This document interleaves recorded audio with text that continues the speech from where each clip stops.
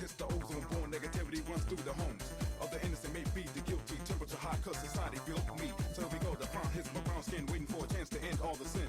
I'm not a devil, but hell I'm racing. Fools I'm chasing, ending invasions. All the hatred ratios that made it. The mission is hard, and alone I can't fade it. Bring on the dark, cause MA is at hand. Ready, as hate hits the fan.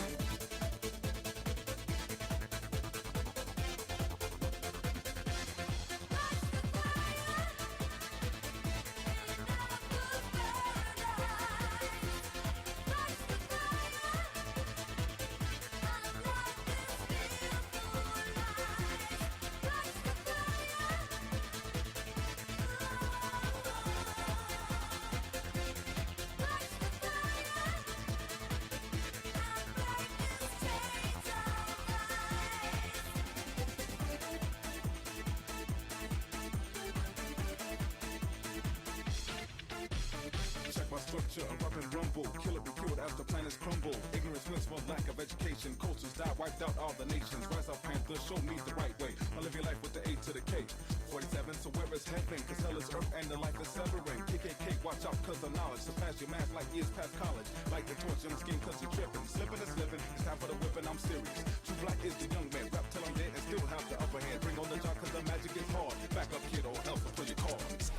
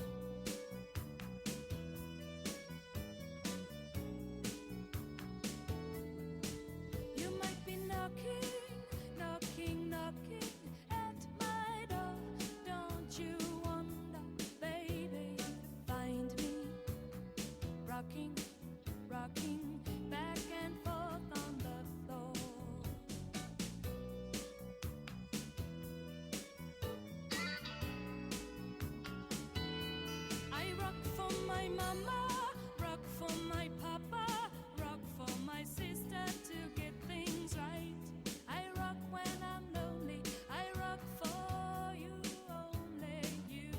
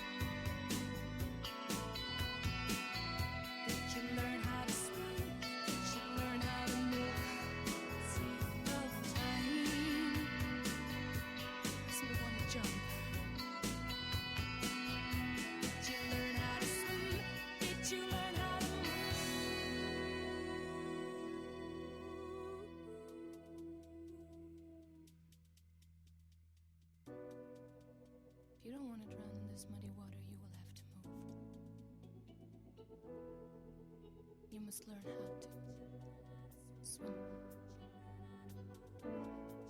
You have to have a plan. Move.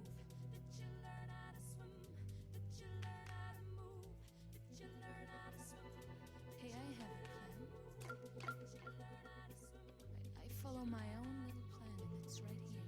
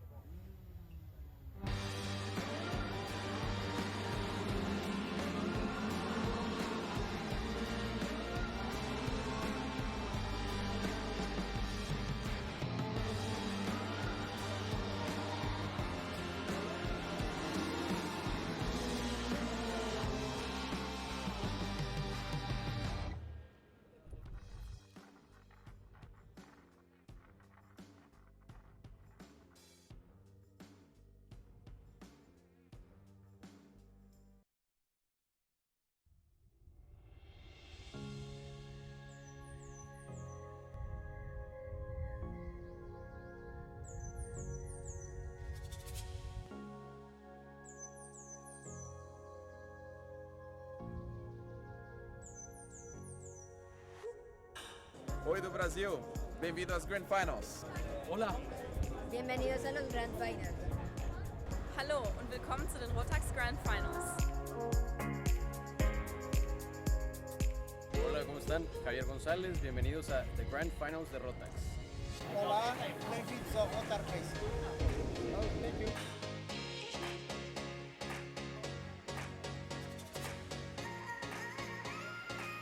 안녕하세요. Hello, welcome to the Grand Finals. Добрый день, добро пожаловать на гранд-финал.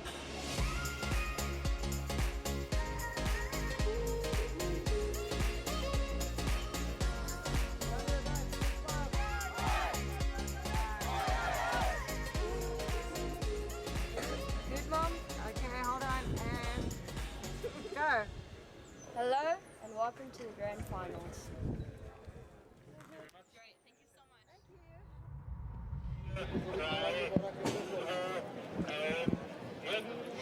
Welcome back to Portimao, the 18th Rotax Max Challenge Grand Finals, coming to you from Portugal.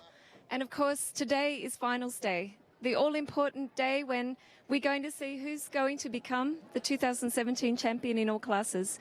First of all, though, we're going to have our drivers' presentation and see the most colourful part of this event, where all the drivers line up along the start grid and present their flags, and they'll also be given a commemorative medal by the people from the organisation and also from BRP Rotax and here in Algarve. We've got a little bit of music, local band from Portimao here to welcome the drivers, all the fans and their supporters. So it's really a truly international event when you see this. Quite spectacular, 360 drivers. Although we've already had the driver's photo, today we're going to see all the drivers presented along the start grid with their helmets and their race suits. So this is where it has really quite a different spirit to a lot of races, where you see all the nations and of course almost 59 countries represented here in Portimao. Please join us as we do this for the next hour or so. We'll be bringing you lots of colour, lots of pictures, the flags, the countries, and the spirit of what is the Rotax Max Challenge Grand Finals. So Ken's going to take over from now. We're going to have a look at all the grid girls lining up there, looking wonderful, and of course all the drivers as they come out. So stay with us, and we've got something special coming up straight after that as well. Don't leave. See you soon. Yeah, thanks, Jenny. And I endorse everything that you said there in terms of one, finals day being very, very special, and two, the colour and the occasion of driver presentation. I have to say, I never fail to be moved by the driver presentation. Likewise, the driver photograph yesterday that Henry conducted in his own inimitable way. Bags of atmosphere, bags of colour, bags of fun. And the driver presentation, when every one of the 360 drivers, if they're able, will come, whether they've qualified for today's finals or not, and will come to the driver parade. They'll come out in their nation's order, and we have 59 different countries to accommodate those 360 drivers from. We'll bring you all of the coverage of that. To those of you that are here at Portimao, do be part of that presentation. It always adds more to the colour when we hear you cheering. We want to see your flags waving. We want to hear the banners. Want to see the banners waving. And it's always, always, always worth taking the time out for driver presentation. Now, I'm Ken Walker. I've been with you for 15 consecutive Rotax World Finals. It's a little different for me today because this is my final one. But I'm looking forward to it immensely. And alongside me in the booth, as you saw just there moments ago, Henry Burdett. Henry, who has been the circuit commentator for I think the last 4 grand finals, and joining myself so that we have a joint presentation. Those of you that are here at Portimao will hear the same output as those of you that are tuned in online. We want to thank all of you tuned in online, you early birds, for being with us, and we hope that we can make the occasion special for you. Well, if you like girls in tight pants, it's a bit special already, isn't it? But I better move on. Henry, take your eyes from the girls off the screen just for a moment. What's your take on the forthcoming day? Well, thank you, Ken. First of all, it's an absolute pleasure and an honour to be sat up here with you to help bring some of the colour that you have brought to this event for the last 15 years. But pictures take 1,000 words. There is a fantastic insight into the colour of this event, the nation's flags fluttering in the breeze, not fluttering as much as they were for the last 2 days. For whilst, as we have been so fortunate all week, the skies are blue, there is not a cloud within sight, the wind has died down. That will affect the racing because the drivers will not be going into such a headwind as they head down the straight from turn 1 towards turn number 2. I confidently predict, you can't predict the winners because this is such an equal event with equal equipment, equal engines. I can confidently predict that the racing will be of the highest quality as we have seen. There are 32 nations that have stood on the podium at this event since it began back in 2000. I think we're going to see a 33rd join that list today, but I can't be quite sure which one it is. Oh, now, you've left me wondering already, but hold your secret to yourself while I try and work that one out. But yeah, the international nature of the event, as you've just said, if we've had 30 plus different nations represented on the podiums, it just indicates how far-reaching the Rotax international scene is, the Rotax world family, as I like to call it.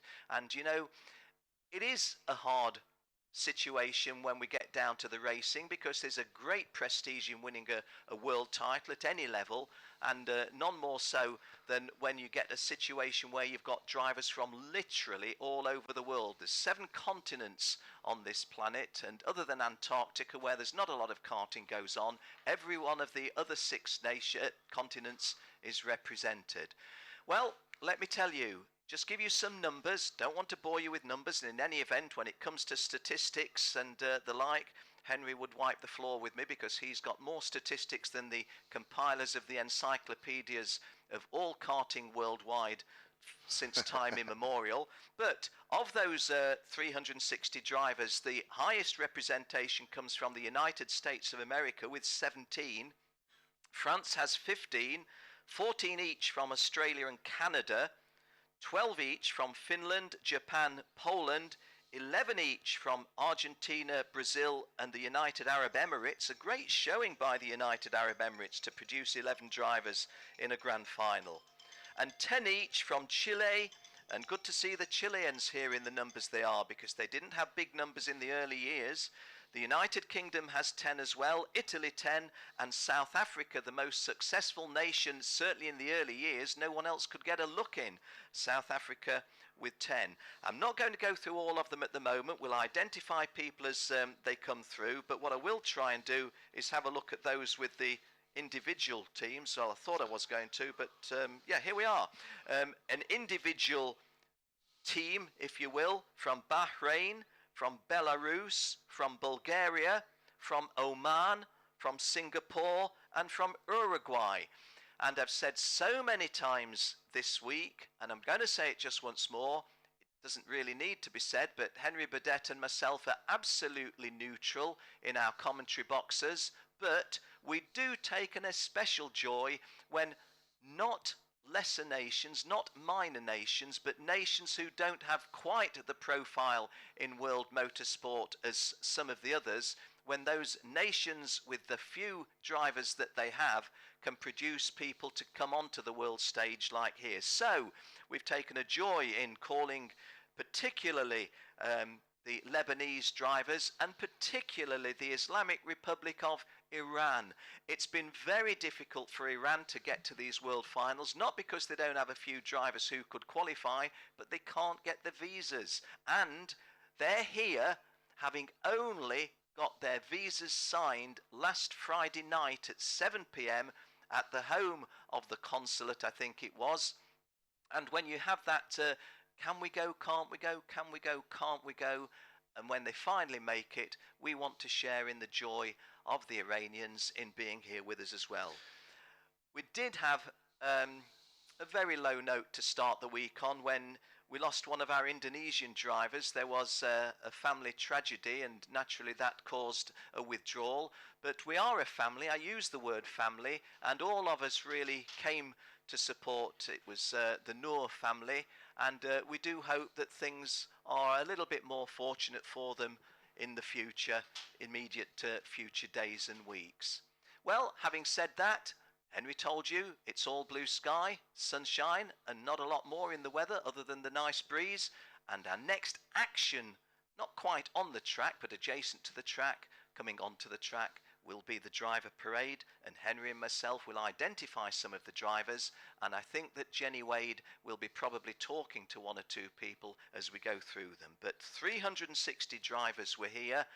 Those that had to withdraw, there were 2 withdrawals early on, were replaced by drivers who were standing by as reserves, and we should be seeing the bulk of them, 300 plus, within the next 20-30 minutes or so. Once again, those of you tuned in online, thank you, early birds. Thank you for being with us. And if you possibly can make it, stay with us all day.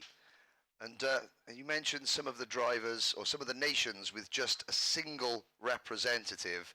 And it's so pleasing that when there is just one driver representing their nation, and that driver can make it. So we've got just one driver from Bulgaria. Well, Mr. Penyov, he has made his final. We have one driver from Oman. Mr. Al-Rawahi has made his final. One driver from Singapore, Romain Larue, has made his final.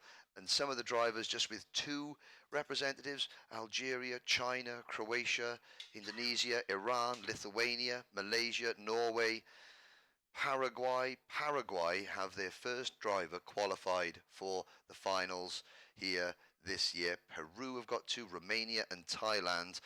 Every year a new nation emerges, and you see them, and I'll use Algeria as an example. Last year, Sofiane Salhi was the first and only driver from Algeria to have made it so far. Well, this year there are 2 Algerian drivers. Neither of them have made the final, but their competitiveness, instead of being 70th out of 72, this year they were knocking on the door of the top 50. And you may think to yourself, well, that's still not qualified for the finals. In terms of their efforts, their achievements, compared to what they race all year, they have done very well. And Ken, the man on your screen, that fine figure of a man, that is Manfred, and I will leave you to pronounce his surname. That was a gentleman whose idea this was. Yes, nice to see Manfred Weisgeber. He and Helmut Vogelsam were the two Rotax employees who, at the turn of the century, conceived the idea of the Rotax Max Challenge. We first, I mustn't say we in the sense of including myself there, because I didn't go to the first three challenges, but the first ever challenge was in Puerto Rico, in the Caribbean, in the Central Americas, and there was just the one class racing. It was just called Rotax Max. It's what we now have as the senior class, and both of Helmut and Manfred, we have to say, we owe you a massive debt, guys. It was a great conception to do what you have done, and you have both said, we hoped it would grow, we hoped it would succeed, we never believed it was going to be this successful. And guys, a big, big heartfelt thank you as the Dutch Lion just makes his way amongst the drivers getting ready for the parade. And once again, that gives you another idea.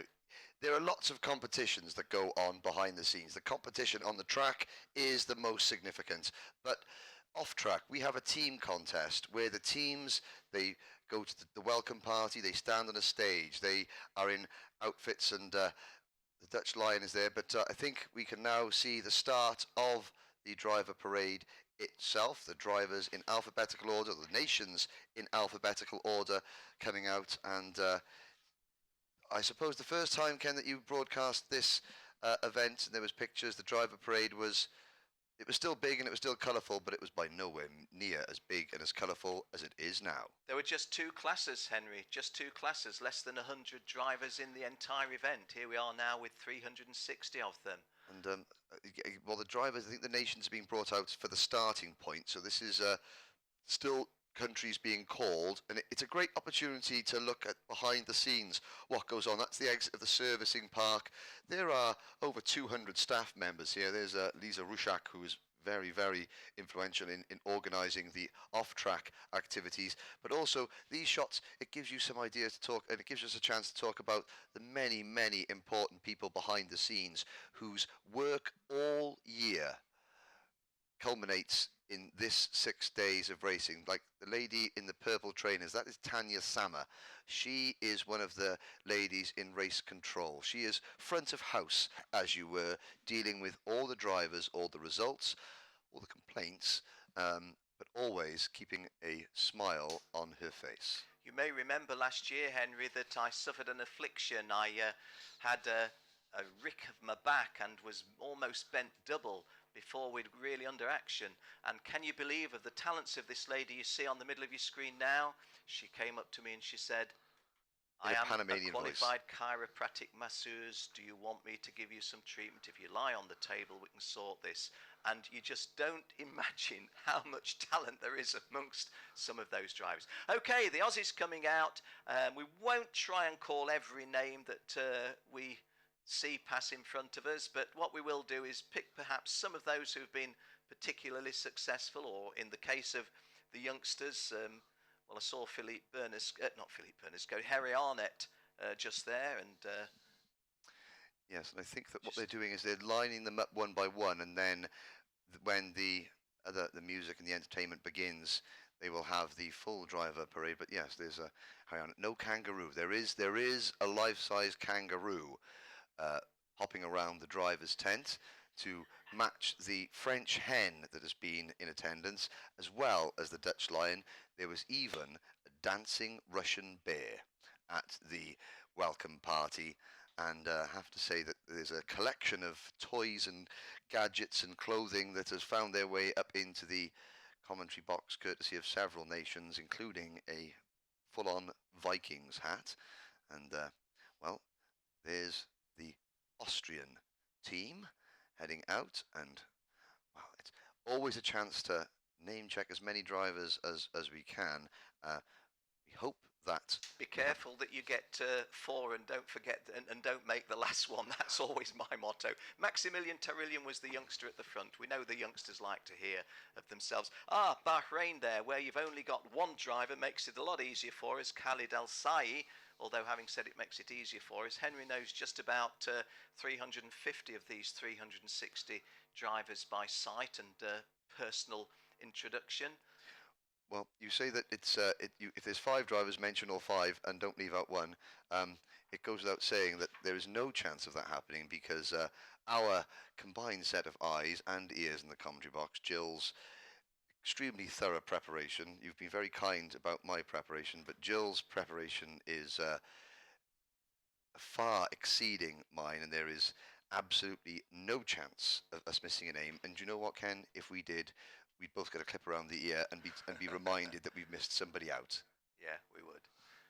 Well, I was going to call the youngsters, but Chris Adams there making sure that we call his name instead because he likes to hang around and wave and say, you do know who I am, don't you? I am Christoph Adams. Yes, that's the Christoph Adams. The Brazilian girl, we shall say without a shadow of a doubt, hi to Antonella Bassani from Brazil. She's been driving in Micromax, and there, well done. We get a little wave of the flag from her. And of course, a Portuguese-speaking nation in Brazil. No doubt she'll have lots to be able to say to her friends when she gets back home. That is Vinicius Tesaro, couple 3 behind her, the lad, the youngster in the Minimax class. It's worth pointing out that looking at Brazil there briefly, we're looking at Team Canada now. A good speedy recovery to Wilton Santos, who was injured in a crash. I have to say that I went out just to double check that everyone was behaving themselves last night, and the Canadians found a karaoke bar, and there was some most unappealing singing going on from Team Canada last night. Not the drivers, but from the parents. Oh, gosh. And there's Benjamin Ramos holding the flag from Chile. And again, Chile have qualified drivers from the final. There are drivers that have qualified from the final from India, from the Lebanon. China have gone through their People's Chile. Republic of Yes. China. Let me give them a mention because it's not been easy politically for them to join us. Nathan Liu, the youngster in Minimax, and Enshi Wang, the driver in the senior class we saw just briefly there. And the grandstand filling up nicely with full of families, friends, mechanics, team members. There are spectators here, and that grandstand holds well over 1,000 people. There's another grandstand down the main straight. Just flashing across the front of your screen there, helping to guide the marching band out, was Arnaldo Frias, the organizer of the grand finals, who does an awful lot of work. And well, it's the Corridas team that helped to organize and put this event on. And there is the marching band who will march. And thank you, Jill. Yes, sometimes when you're looking for a hard word, a simple word is all that is needed. Yes, they will march and they will play.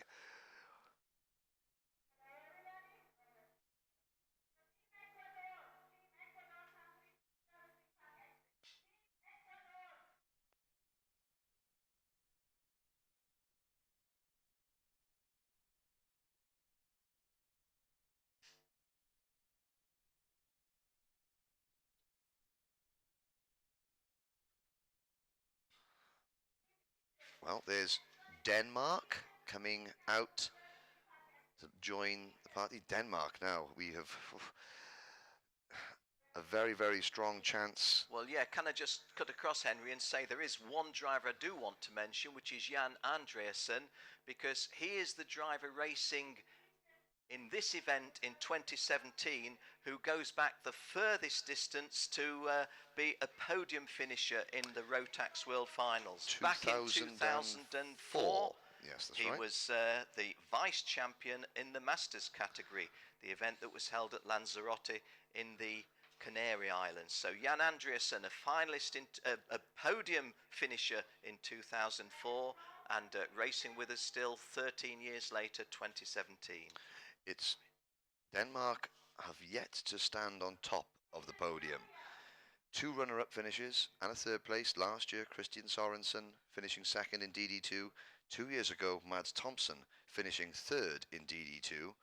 Today, later on today, because of course after this we've got a special event going on at the end of the parade, and then we're into the 6 grand finals the very last race of the day for DD2. Denmark start 2nd and 4th. Can I just make a very, very quick personal message? The Danes, the Danish distributor for Rotax is Hans Ladfoged, and Hans has had some nasty illnesses of late and some really horrific surgery that it would seem from the outside looking in, but he's come here this week. He's been very, very cheerful throughout, and it does your heart good to see Hans looking as fit and well as you could wish in all of the circumstances. So well done, Hans Ladfoged, and great to see you with us. May you have some Danish success. Finns coming out on screen now. One thing you do get, well, I'm going to say what you don't get. I shouldn't really say this, but we don't get a lot of smiles from the Finns, but we do get a heck of a lot of talent. Where does the talent emerge from in Finland? And thank you for doffing your cap, sir. We do appreciate your deference, if you will.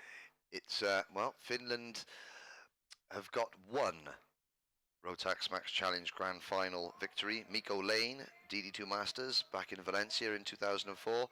Could they add a second one today? Antti Ollikainen will start from pole position in DD2 Masters. And the German team heading out now. There is Tamino Bergmeier getting a nice big smile on his face, and he was a guy who was truly overwhelmed really by the attention that he was getting from, I think Jenny Wade did an interview with him. Henry and myself have spoken with him, and he really sort of feels a little bit overawed, saying, well, how do you know my name? How do you know me? Well, the reason I gave in my own case was because you're a good driver, Tamino, and we have to take note because you're as good as you are. Yes, and some of the drivers, they always get, there's Colombia on there, and one of the Colombian drivers, Mr. Alzate, they had good success. Well, it was his birthday last year. Have to quickly say, yes, don't we? Ferenc Kankshar in the centre screen there for Hungary, coming here as the defending champion and indeed the defending double champion. He's only sustained his first defeat in this class that he's in, the Rotax Masters class, and that was the... You're the stat man. Let me go back. 2014 was his last defeat? 2014, November the 22nd, 2014, in the rain in Valencia was the last time, before Heat 1 here on Wednesday, was the last time that Ferenc Kankshar did not finish first in a race, any race, Heat, pre-final or final, at the Grand Challenge Finals. He has his work cut out. He is trying to become just the second driver in the history of this event to win 3 titles in a row. The first, the only so far, being the most successful driver in the history of this event, South Africa's Cristiano Morgado, who is here watching with his dad to see if his record can be equalled. Yes, he is here and was sitting in the very seat where you were early on, and he gave us some really good, insightful colour analysis, if you will, to the commentary. So always great to see Cristiano, and always great to see his dad Rui as well. And some of the familiar faces, the gentleman in the cap there, the photographer with the Charles Bronson-esque mustache, is one of the photographers from Mexico who is here every year, who is very, very kind and very welcoming every year. Just at the very bottom right-hand corner of the screen, the gentleman there, you just got a glimpse of Helmut Vogelsam, like you mentioned earlier, Ken, one of the founders of this event. And now we are seeing the front straight here at Portimao is very long indeed. This is a 1530 meter circuit, and that front straight needs to be long. You can see Arnaldo Frias in the foreground there, guiding the marching band, and the drivers are having to follow the marching band all the way up to the exit of the pit lane there to fit them all in. And the gentleman in the shorts and the hat with the camera running across the foreground of your screen, that is Michael Hounshut, the one of the 2 filmmakers. You see the daily clip videos that Rotax produce. Well, Michi and Sebastian Funk are the architects behind those. French team on camera that you see now, they are the largest numbers other than the United States, the USA with 17, but France with 15. So well done, the French. French maybe not had as many podiums and champions as they might have, given how big the names are. I seem to recall Sam Galeb being the first Masters champion. Yeah, they did quite well. I mean, they've got 3 wins. Ben Salvatore as a junior in 2004 and Sam Galeb as a senior in 2004. That would have been in, the 2014 was at Lanzarote, as you pointed out, right? But then a blank in terms of the top step of the podium until here, 2 years ago, when Florian Venturi, in what must be one of the most emotional wins of all time, coming the day after the terror attacks at the Bataclan in Paris. And he then raced to victory as the juniors in the junior class the next day. The entire French team with the black armbands. That was a very, very emotional moment, and I think the singing of the national anthem on the podium afterwards was belted out with more passion than it's possible to imagine. Again, looking down at the scene here by the Sky Cam, KART-DATA, the pictures here being brought to you by KART-DATA, the very hard-working team that are broadcasting these pictures all around the world. And Ken, you said you've said hello to people and welcome people. That there are people that have been messaging me. Richard Beauclair, the former team captain of Team USA, has asked me to pass on his regards, saying he's enjoying listening to you, and maybe come out to Mont-Tremblant and Quebec in your retirement. You never have to book another hotel in your life, because everywhere we've gone, said, Ken, you must come and stay with me as my guest. There's no more hotel buffets for you. Yeah, I just want to pick up with Richard. Richard, I'm missing you, mate, because I've not known you over the whole of the time that we've been running the Rotax World Challenge Grand Finals, but I think I said to you once, you're my all-time favourite tumbling clown, because he was actually a very agile gymnast in his youth and was a travelling showman in circuses. And I said, what did you do? He said, well, I did the high wire.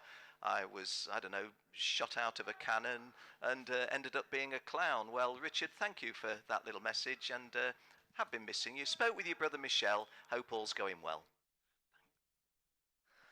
And coming across the foreground now, we're gonna have to go double file here if we're not careful. And if this is taking, well, you imagine trying to get 360 kart racers in their teams with their flags in a line without them wandering off, going to the toilet, picking their noses, something like that. It's a monstrous task, and I have to say it's heartening to see so many, because there's Ryota Harachi. That's Ryota, isn't it? Yeah. And he's happy enough. There was a that's time Mr. when Shota, the Micromax driver, even younger. There was a time when we were taught that they were inscrutable, the Japanese. Well, less so in the modern era. No, and lots of good characters. Japan have got the only driver in the history of this event that has won the junior class twice. Ukyo Sasahara. He was a character, bless him. He was a character. Well, he won it in 2009 and then was still a junior 2 years later. Yeah. So he must have won it when he was about 7 years old. Shows you how good. Yeah, couldn't speak a word of English. And somebody taught him 2 words. And when I went to try and interview him, I said, is there anything you want to say?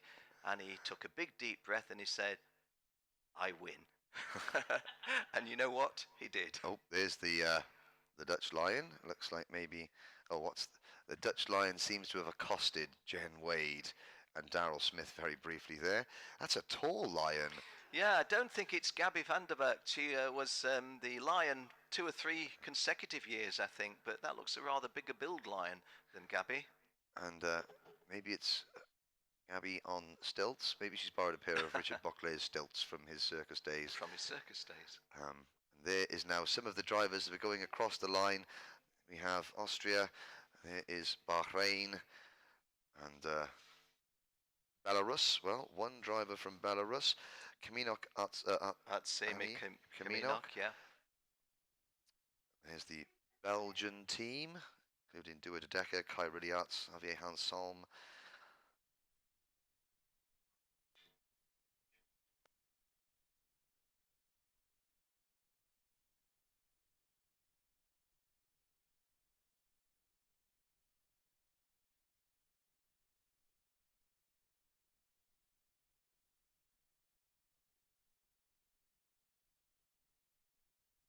Really rather nice the way that Brazilian flag has been, well, not draped, but put on the floor with the helmets there.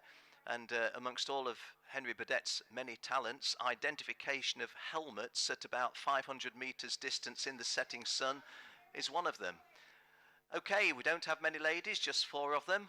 We briefly saw, I think that was Tiff, was it?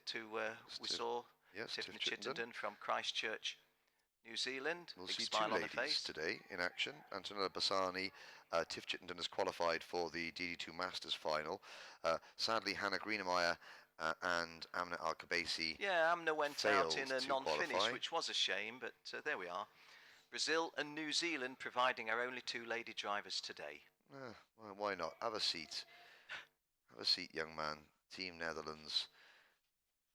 Didn't recognise who that was, but if I can prompt myself, I'll work it out. Mike van Vogt or Robert de Haan. Yeah, I was thinking of Danny van Routen, and I thought it was perhaps him, but maybe not. Yes. Well done, the Canadians. And a little bit of history, almost, not quite, but a Scott Campbell-less Canada. That seems a little odd. We're a Scott Campbell-less Canada. We're not a Dave Campbell-less Canada, because Dave, Scott's father, has been here and helping, not just Team Canada, quite literally helping anybody and everybody. That is the thing. He's just been wandering around, and because he's been here for 12 successive times, it's now Dave Campbell's 13th successive Rotax Grand Finals, which I think puts him in front of Christoph Adams in terms of the 13th consecutive one. Yeah, doesn't matter whether you're behind. I mean, Helmut Vogelsham is first on 18 straight. You're second at 15 straight, and then Dave Campbell slipping into 3rd place there, 13 straight. We often think, don't we? If a driver tells you how many times he's been, you think, well, who should know better than himself? But sometimes afterwards you think, And in the case of Christoph, bless him, who's quite a character, 1 or 2 of the world records that he holds don't always appear in the Guinness Book of Records. Morris McWhirter from the Guinness Book of World Records wasn't there with his stopwatch, but maybe they are. Well, that footwear is impressive, isn't it? Let's just see. That is Mohammed Ibrahim. It is indeed. Well spotted. Well, and he is in the final for India. Ruhan Alva holding not the flag. With the best of fortune throughout the whole week. Exactly. That's a guy who's made the final against merit. a run of some misfortune as well. So well done, Mohammed Ibrahim. India have had a driver in the finals before, Manav Sharma making it last year. Yeah, but and that was Jahan Daravula in maybe. Daravula maybe. Can't just think. That was Manav Sharma. He, with all due respect, he made the final because there was a sudden downpour before the pre-final. Everyone was stuck on slick tyres apart from 1 or 2. He was one of the 1 or 2, and I think that's Jan Andrewsen giving us the wave. And as I say, he was on the podium in the Rotax Max Challenge Grand Finals in 2003. I think it was the 2004 January edition at Sharm El Sheikh, which was actually the 2003 season. So the longest serving one. No, it was the 2004 edition at Lanzarote. So still a tremendous record. Well done, guys. The Finns, we've got some smiles. Well, half smiles. Half smiles and very thumbs up. businesslike. Oh, well done, guys. And again, not all these drivers you're looking at on screen have made the final. Some of them aren't racing today. The pre-finals were yesterday, but so some aren't racing here today, but they are still here. Such is the pride that they take in representing their country. Well, rightly so, Henry, event. because 2 things. The one you've just said, the pride representing the country, but what a fun event to be in, and colourful in the sun here in Portugal. All those of you that haven't qualified, but have come out for driver's presentation, well done, guys, well done, and the 2 girls as well. Really do appreciate your presence here, even though you won't be racing today. It's a sporting thing to do to come out to driver's presentation, even if you've not qualified. Yeah, because you know, you never know if you're going to get this opportunity again to stand at an international event with drivers from 58 other countries, with your national coloured race suits, your flags beamed live across the globe. Yeah, I think on the first day we had 30,000 viewers. KART-DATA were expecting a lot more, maybe upwards towards 50,000 viewers watching today. Just saw Hargatai Sandor, the Hungarian distributor, going through your screen there. He is anxiously but always enthusiastically watching his drivers. And there is the impressively large didn't actually see. building Have you here. just referred to Sandor? Was it you saw? Hargitay, Sandor yes, Hargitay, a former international speedway racer who lost an arm in a speedway accident and then said, I'm going to stay in motorsport, and here he is now, as you've said, Henry, full of enthusiasm. You never fail to get a smile out of Sandor. And do you know what? He obviously has a prosthetic arm, because I did not know that. That was one thing I did not know. You wouldn't know he's a.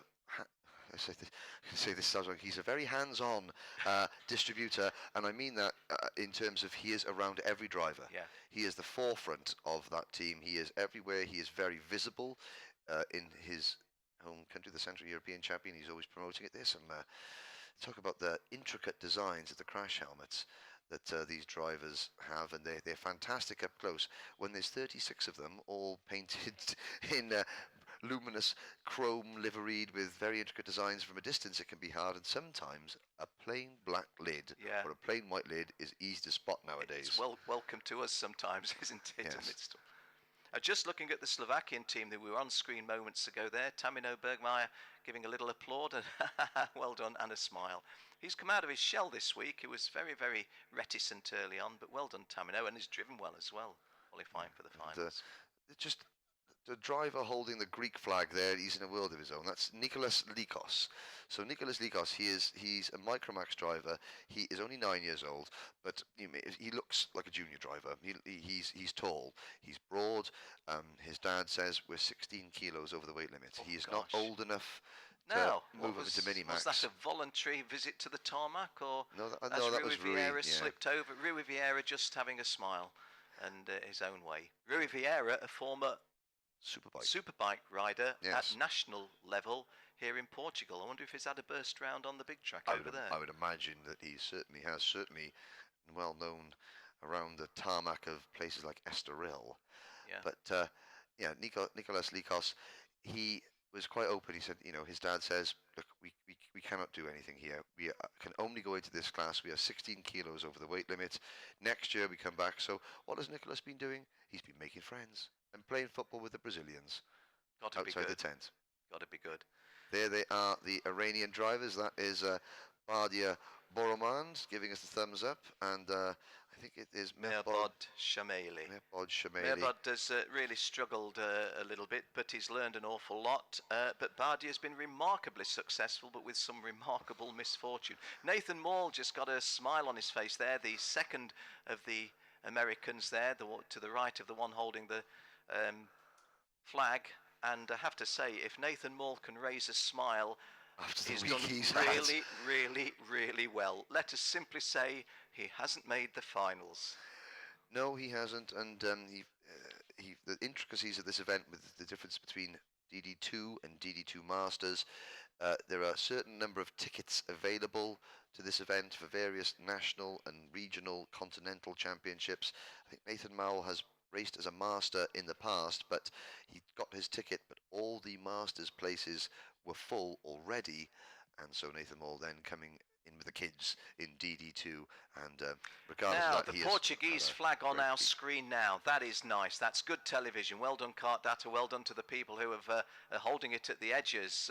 Thank you, thank you, thank you on behalf of the rest of the world to Portugal. We can narrow it down to Caridas and Mr. Arnaldo Frias's team. But thank you, Portugal, for your hosting of this event. Not for the first time, I think for the fourth time, but we've had a great time with you, and long may this association continue. There is Ukraine on screen, and each driver will get a commemorative medal. You can just see Helmut Vogelsam coming into the picture to shake hands and to wish them well. There is the team from South Korea, Chanjun Lee, holding the flag. Chanjun has made the final in seniors. He was very, very fast and has made the final for the first time. Latvia. Yeah, well done, Latvia. The Baltic nations have always been strong in perhaps Lithuania and Estonia a little bit more, but well done.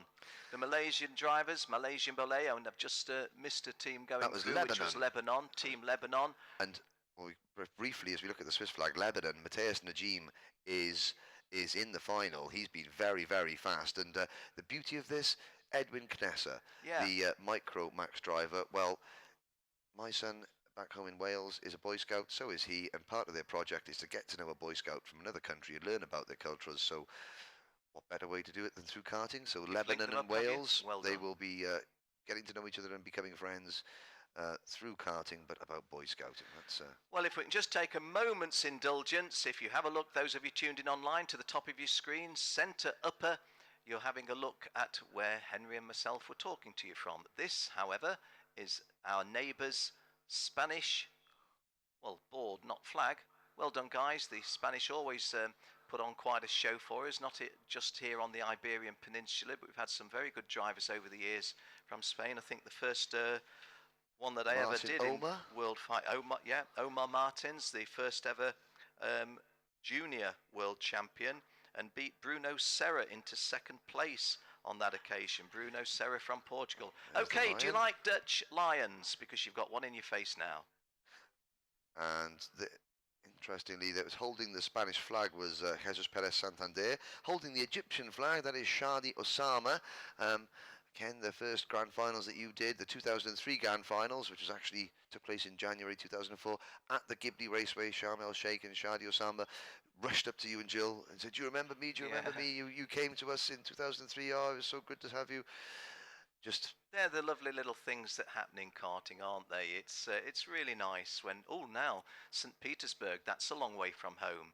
And not St. Petersburg, Florida, I hasten to add, but St. Petersburg in Russia.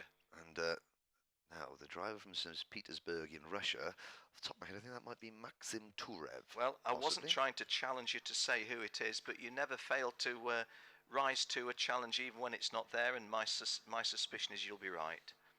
Well, it's like a... The one that I know the most is Igor Mukin, and Igor Mukin came in, what would it be, 6 or 7 seasons ago at the international level, at a time when Russia was just breaking into motorsport from the Eastern European regions, and he was one of the drivers who caused me to write in the column that I used to write in those days, beware, well, not so much beware, just be alert, there's a challenging world motorsport coming from Russia, which at that time was a non-motorsport country, and sure enough we're there, and it's the likes of Igor Mukin that have contributed to his nation's success elsewhere in motorsport. Your point about you can think how of the things spread. Nikita Maspan, Igor Oruchev, indeed, places people, Russian drivers moving up in the world of motorsport, and there are the commemorative medals that everyone get. There is Poland, and there is the best beard in the paddock. Definitely. Thomas Verdin. Thomas has qualified for his first Grand Finals, and I think the young lady whole thing is impressed by the beard. Well, who wouldn't be? That's I was just going to mention the Peruvian drivers who I think were just to the left. It was Patrick Loya and Rafael de Vida. I have to say, the one I saw in view, I wasn't able to identify just who it was. But well done, Peru, producing 2 drivers, as indeed fellow South American country Paraguay, who Henry mentioned previously. And Josh Dirksen had gone really well in the juniors. Diego Dominguez from Paraguay racing in the senior class as well. Okay, just gone off. I was going to say these are the Portuguese drivers, but they're not. This is Team USA receiving the medals from Helmut Volkswagen. Well, we shall... Eventually, we will have to do... They will do a rundown of all the drivers, and I'm not sure if they're doing 2 lots of medal ceremonies or just the one. I think they're doing just the one. Well, they've started at the back. So we've had Uruguay. So Uruguay at the far end of the screen. One driver here, Gaston Rivas, and then it is the United States.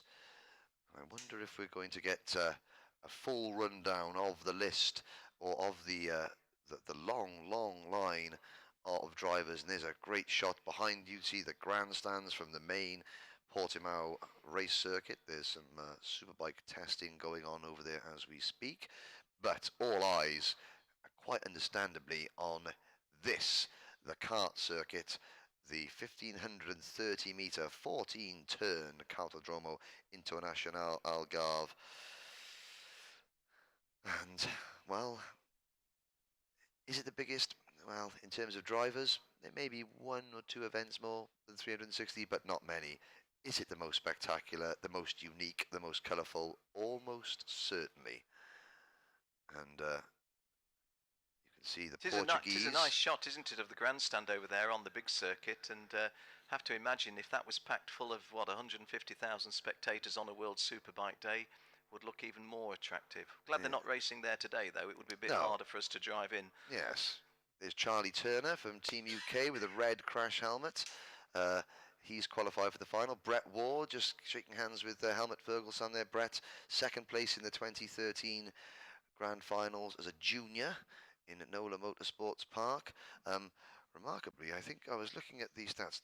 Great Britain have brought 10 drivers here. 9 have made the finals. And the only driver that didn't, Clayton Ravenscroft, well, he won his pre-final, then suffered an exclusion. Again, minor infraction, major penalty. That's before the exclusion, that was a tremendous record for the Brits. But even with the exclusion, 9 finalists out of 10 starters. Very well done to the British team. And of course, there is the Nations Cup contest. The Nations Cup, so each driver scores points. Well, one driver, the best placed driver for each nation in each class, not micro and mini, but junior, senior, DD2 and masters, they score points. The leading driver from each nation, based on where you qualify, where you finish in the heats, and where you finish in the pre-finals, goes towards the Nations Cup. Now, obviously, the drivers, the countries that have entrance in every class, it does favour them, but that's the way it is. At the moment, Australia are ahead in that. They have 4 more chances to score points. Australia lead the Nations Cup, not the teams contest, the Nations Cup with 932 points. Finland a second, and it's interesting that Cody Gillis has been doing very well for Australia in DD2. Antti Ollikainen has been doing very well for Finland in DD2 Masters. The United Kingdom, we've got Tommy Foster starting on pole position in juniors and Jordan Brown-Nutley starting on pole in seniors. They are third with 850. Germany and France rounding out the top 5. But, well, Argentina receiving their medals. Otto Fritzler, the very diminutive young chap in the middle of the thing. He's made the final, I believe. Let's have a quick check of the juniors. He was our camera cart yesterday. And Otto Fritzler, yes, despite a crash in the pre-final, he still earned enough points over the 3 heats and the pre-final to put himself in the final for the first time. He'll go off row 12 later on today. Yeah, well, Ken, just in the foreground there, will we see that man closest to the camera just shaking Arnaldo Frias' hands? Gabriel Zagella, will we see him take a victory? Jen Wade, though, has somebody to chat to. So now you are right on the end of the line, long line of drivers. Are you happy to be here in Portugal? Estamos muy contentos, muy agradecidos por la experiencia que tenemos y que obtuvimos al venir. Y nada, esperamos que se dé todo muy bien y que termine de la mejor manera. Y muy contentos por estar acá. Are you happy? Yes. Uruguay, right on the end of the driver's presentation line. Thank you. Gracias. A vos. Well done, Uruguay. Well done, Gaston. We say it not just mechanically, really mean it. My joys over the years in being part of this event has been to see new countries coming in, or countries who haven't been represented previously rather than new countries, and great to have the Uruguayans with us, and indeed the strength and increase in numbers from South America as a whole. Pleasing. Mentioned previously a couple of Paraguay drivers, 2 from Peru, and Venezuela, the only absentees, which surprises me because the Venezuelan government were sponsoring drivers to come to race on the international stage. So that's the only little disappointment from South America. Yes, they were, and then they got the crash damage bill from Pastor Maldonado's 2 seasons in Formula 1 and thought better of it. Just quickly, Ken, a shot there of the marshals, the men and women in orange, the most important people in all of racing.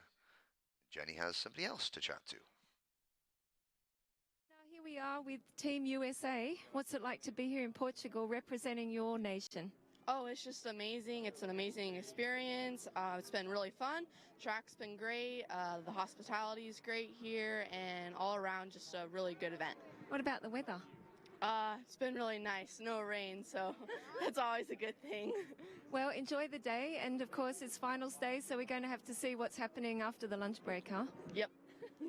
Thank you, and great to have you here. Thank you. Well, Hannah Greenmeyer, on her driver bio that we got hold of, we usually get a few little pieces of statistical information. In the case of Hannah, we got a quote at the very bottom of it. I don't chase boys, I pass them on the racetrack. Nice one, Hannah. Cool. Yeah, the driver from Parker, Colorado. One of the things, here's something that I need to ask the question. She says amongst her hobbies is playing hacky sack. Now, I saw that and wondered what it was. I'm wondering, is it because I'm an old man I wouldn't know, but you're a lot younger than me. Well, I don't know what that is, but I mean, the Americans were playing two square we'll as try well. And find that out, but in the meantime, let's go down for an interview with Jenny again. Now, all the way from United Arab Emirates, are you enjoying being here in Portugal? Yes, very much. And tell me, you've been very fast this week. Do you think you're in with a good chance for a podium? Yeah, I think I can. What do you think about the event here in Portugal? It's very organized, very hard.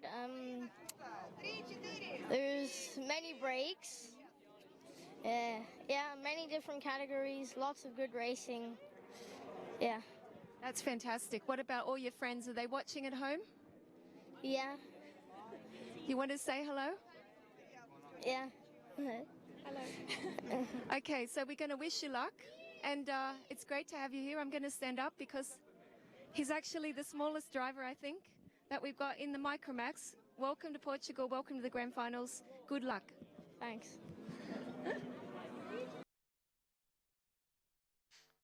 Well, Orlando Frias having a high five there. This is the Belgian team. I have to say, individually, I didn't think that the Belgian race suits looked overly attractive, but as they stand in the Portuguese sunshine there, it does look rather attractive. The Red Devils of Belgium, and as Jill points out there, they are quite easy to spot, which is something as Xavier Hansom receives his medal, a driver that is in the finals, but has not performed as well as he would have liked. No, that was a disappointment, and likewise with Glenn Van Parijs, we might have expected just a little bit more from Glenn Van Parijs. I think alongside the next to come, I think it was Christoph Adams and then Felix Wargier, both of whom have done a lot better. Felix having provided us with some of the action that you and I have got our tonsils round with a relish. And he starts on the front row of the grid for the senior race later on.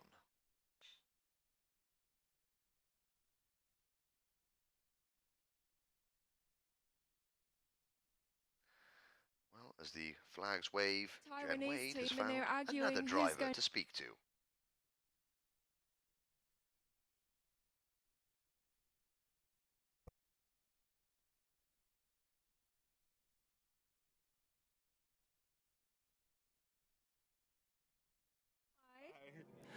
I always see you on the live before come to Grand Final.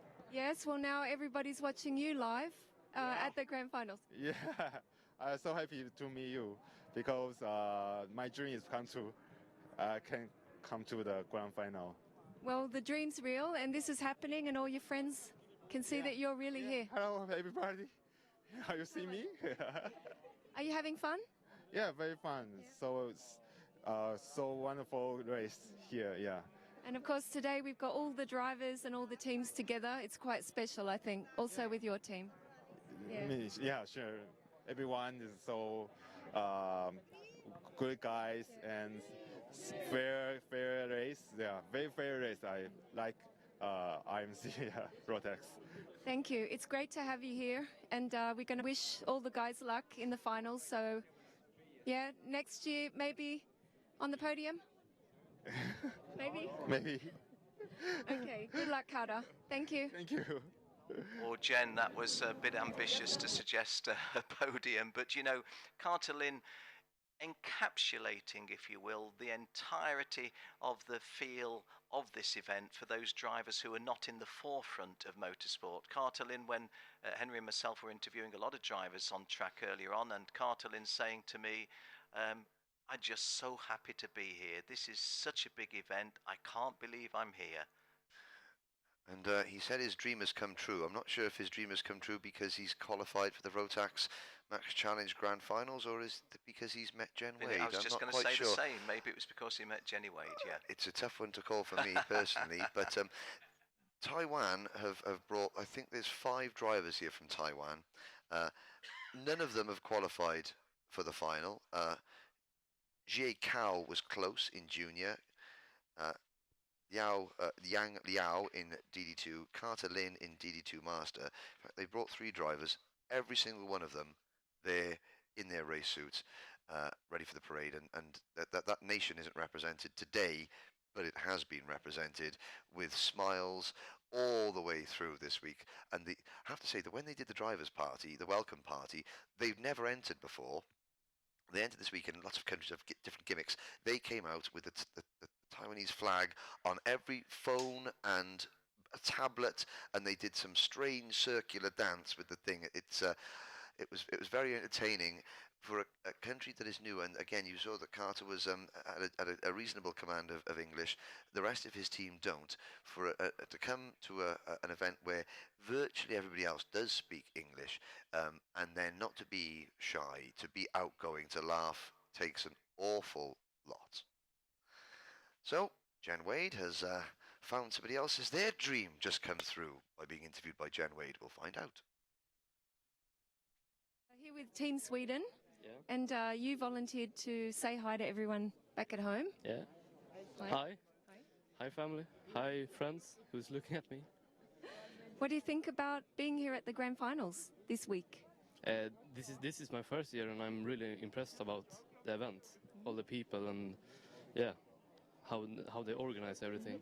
It's a lot of drivers, isn't it? Nearly 400 drivers, almost 60 countries. Yeah. A lot of organisation, all brand new karts. Yeah, it's really fun.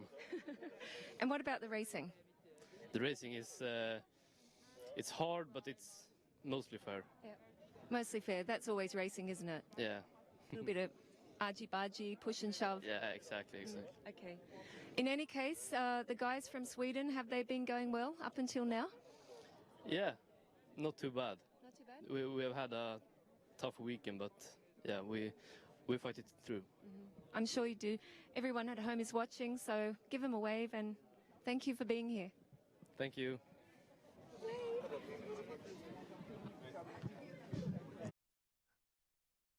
Well, thank you to David Hrame there. But one thing I'll just pick up on as you look at the beautiful scene is that one of the junior races saw, we mentioned this yesterday, a driver cannoning across the track into the leading pack. And a few people on Facebook said, oh, you know, terrible driving at the Grand Finals, what have you. Well, actually, I checked with the scrutineers and the chief scrutineer, Paul Klassen, and his team, and they confirmed that driver, who was from Sweden, the brake disc had shattered, and there was no brake disc at all in that kart. So the driver in question thought, tyre barrier at 80 miles an hour or a big grass field to try and scrub off some speed. He chose that. So that is the reason behind the Facebook. Oh, and there's been a change of roles there. Is that one of the South African team holding a camera there, Ken? Can't just identify, but I think we'll check it out. Has Jenny got someone else to speak with? I think she does.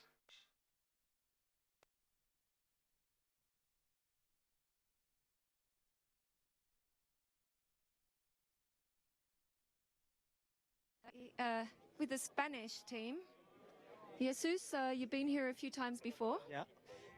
This is my 7th trip to the Grand Finals, my 7th final, because I reached the final stage again. And in this track, I think it's my 3rd time in Portimao. So I am a classical driver in the DD2 Master class in Portimao. I like very much this track, these facilities, and obviously the atmosphere, incredible atmosphere of the Rotax Grand Finals. Is no one in the world is like this event. No, that's right. And what about your team? Are they having fun? Yeah, a lot of fun. I think it's the first time all the Spanish drivers reach the final stage, so we are very happy of that. And the young drivers are very good.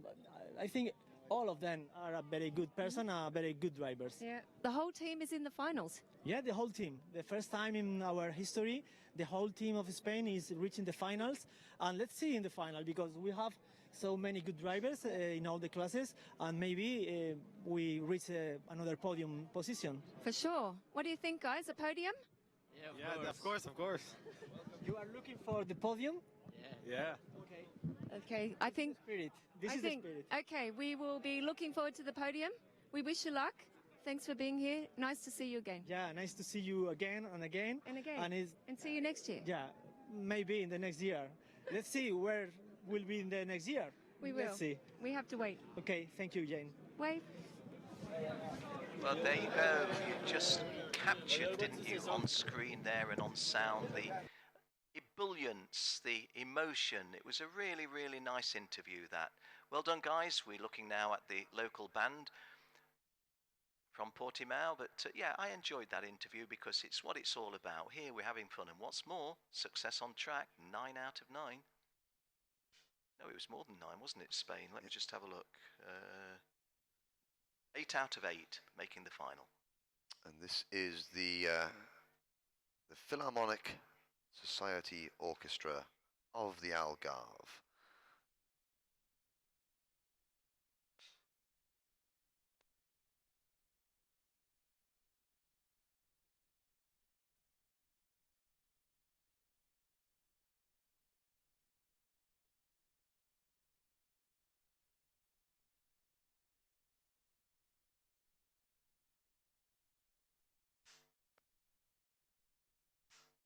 Just the track.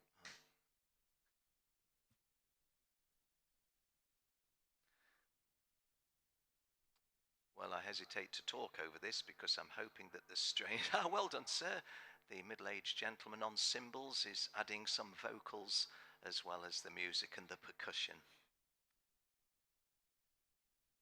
And there's Daniel Earhart, the lead person from Rotax, who is the responsible for the Rotax organizational side of this event. You have Arnaldo Frias, who is in charge of putting this event on at Portimao, and he has done that job extremely well for 5 or 6 years now as Arnaldo. And Daniel Earhart is the head man at Rotax that puts on the Rotax side of things. Just dashing through your screen. Just to give a little extra credit, Henry, I hope I'm not being pedantic. Yes, Arnaldo has been the last 5 or 6 years consecutively, but of course he first emerged on the scene for the Lanzarote. It was Corridas and Company with Mr. Arnaldo Frias organising that one, and of course that was where Jesus Santander turned up independently with a television company. And hey, small world, isn't it? Small world. And now you can see the drivers being led off the circuit, so they're walking down to the end and then they're walking behind the marching band in alphabetical order. And we haven't attempted to name check all 360 drivers.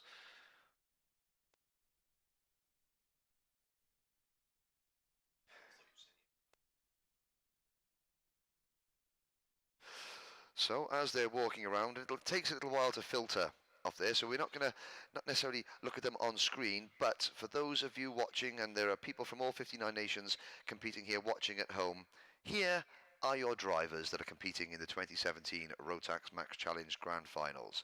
From Algeria, Malik Tlemceni and Sofian Salhi. From Argentina, Felipe Bernasconi, Manuel Burgert, Andres Brion, Luca Bodanovic, Otto Fritzler, Aleo Cravero, Juan Pablo Pilo, Ramiro de Bonis, Gabriel Zogella, Esteban Simonetto, and Gaston Amboade. From Australia, Harry Arnett, James Wharton, Jack Preston, Jaden Pope, Brock Feeney, Cameron Longmore, Cody Brzezinski, Brad Jenner, Cody Gillis, Josh Fife, Ryan Kennedy, Troy Woolston, Scott Howard, Chris Walton. From Austria, Maxi Terillian, Frederick Yerrick, Mario Novak, Konstantin Schürl, Robert Pasevsky and Manny Tenshirt.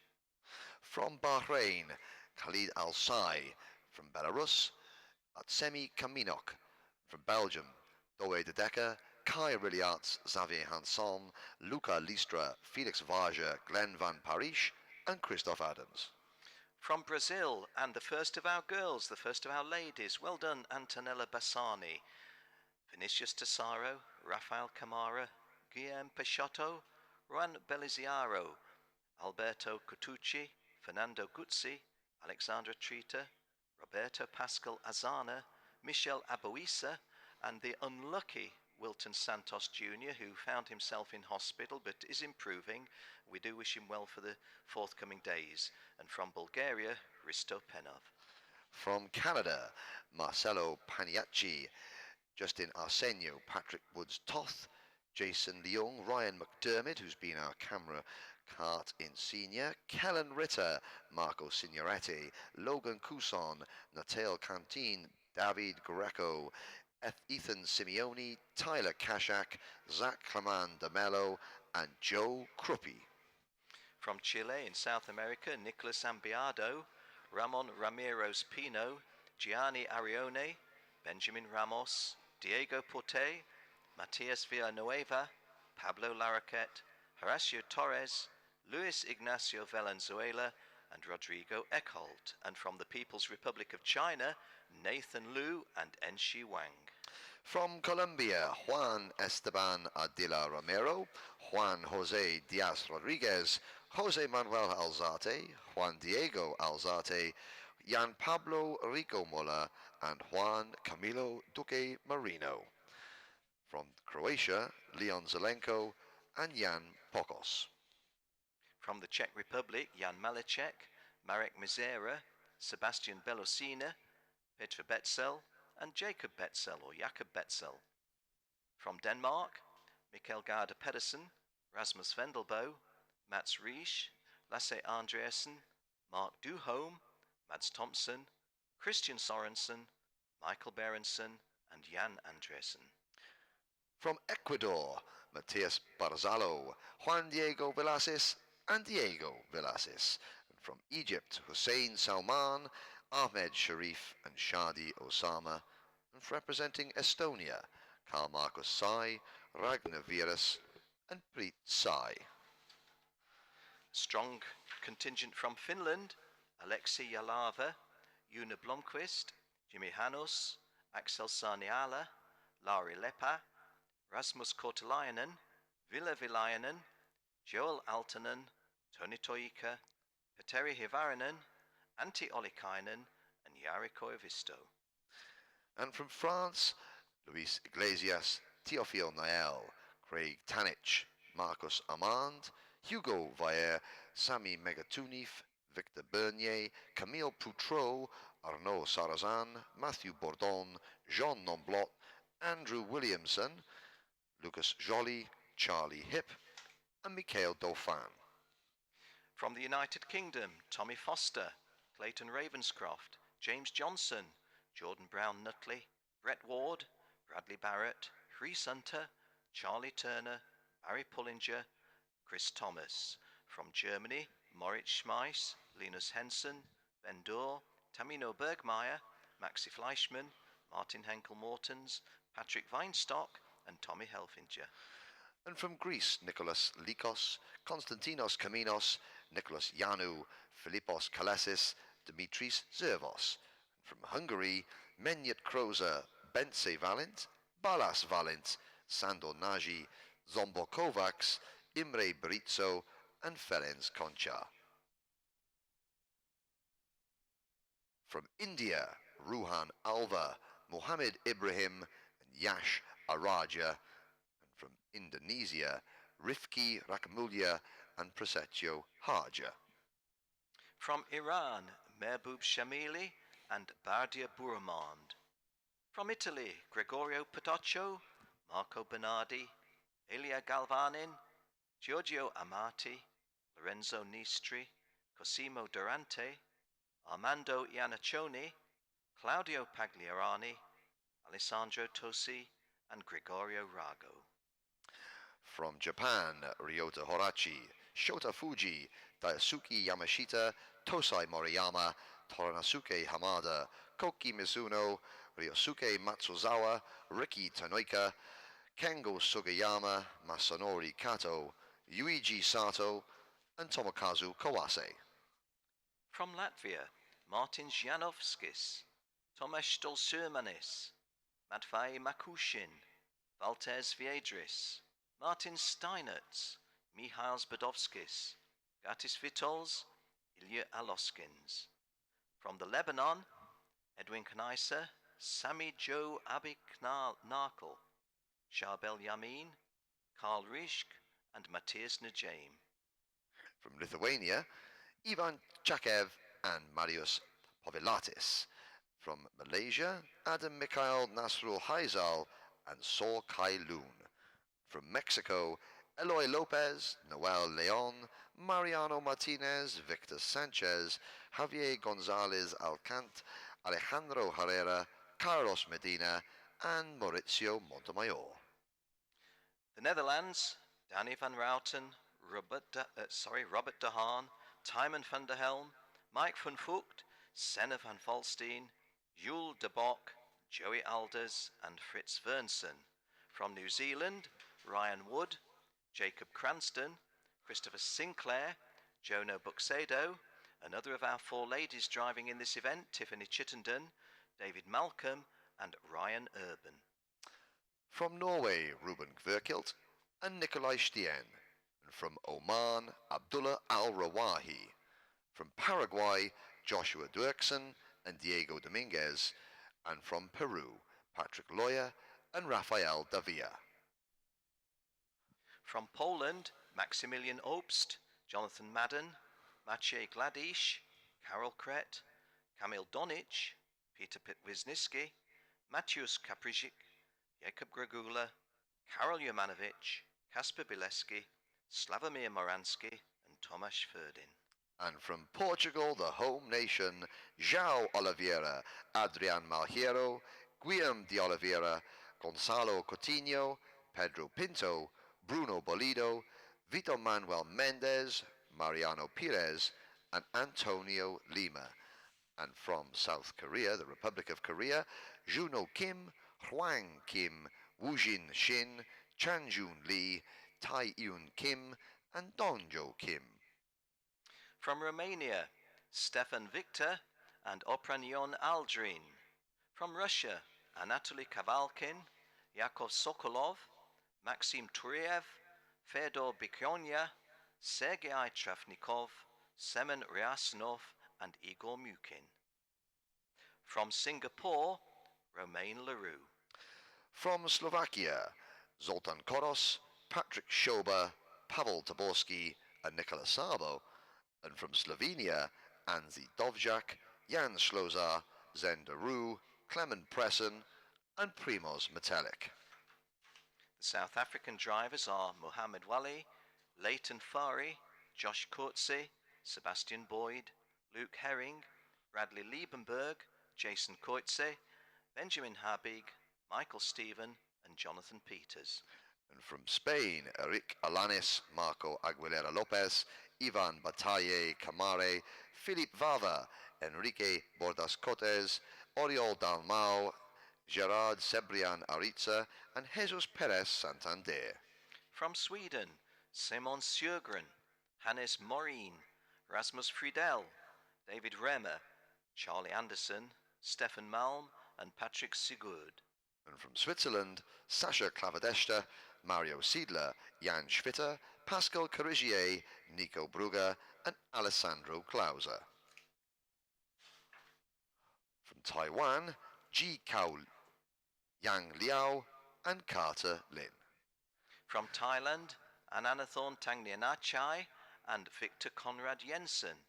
From the United Arab Emirates, Keanu Al-Azari, Jamie Day, Theo Kakati, Lachlan Robinson, Liam Crystal, and another of our ladies, Amna Al-Kabasi, Jacob Robinson, Lucas Peterson, Anthony Hogg, Kevin Day, and Kyle Blockley. From Ukraine, Rostislav Kostina, Alexander Bondarev, the youngest driver here, just 8 years old. Daniel Kukurzov, Hirohei Krasko, Denis Chernisov, and from Uruguay, Gaston Rivas.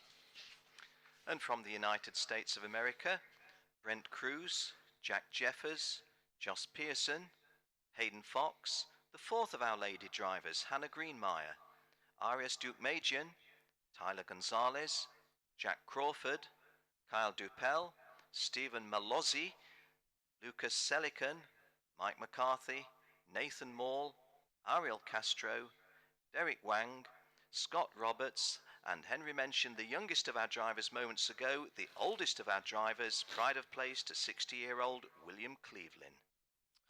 Well, ladies and gentlemen, those of you watching at home, you will not see all those 360 drivers racing on track today. Some of those names, some of those nations have not made it, but those are the 360 drivers who have made this event what it is on the track. We have seen many of the people who have made this event what it is off the track on your screens, but those are the drivers on track that have done the talking, and of course the man who has brought this event to a global audience for 15 years, Ken Walker, just there on camera, studiously studying the timetable and doing his research. And well, 6 races. Before we get to those 6 races, there is a very short break in the timetable, and then at 11:35 we have the sound of thunder like you've never heard before. After the break.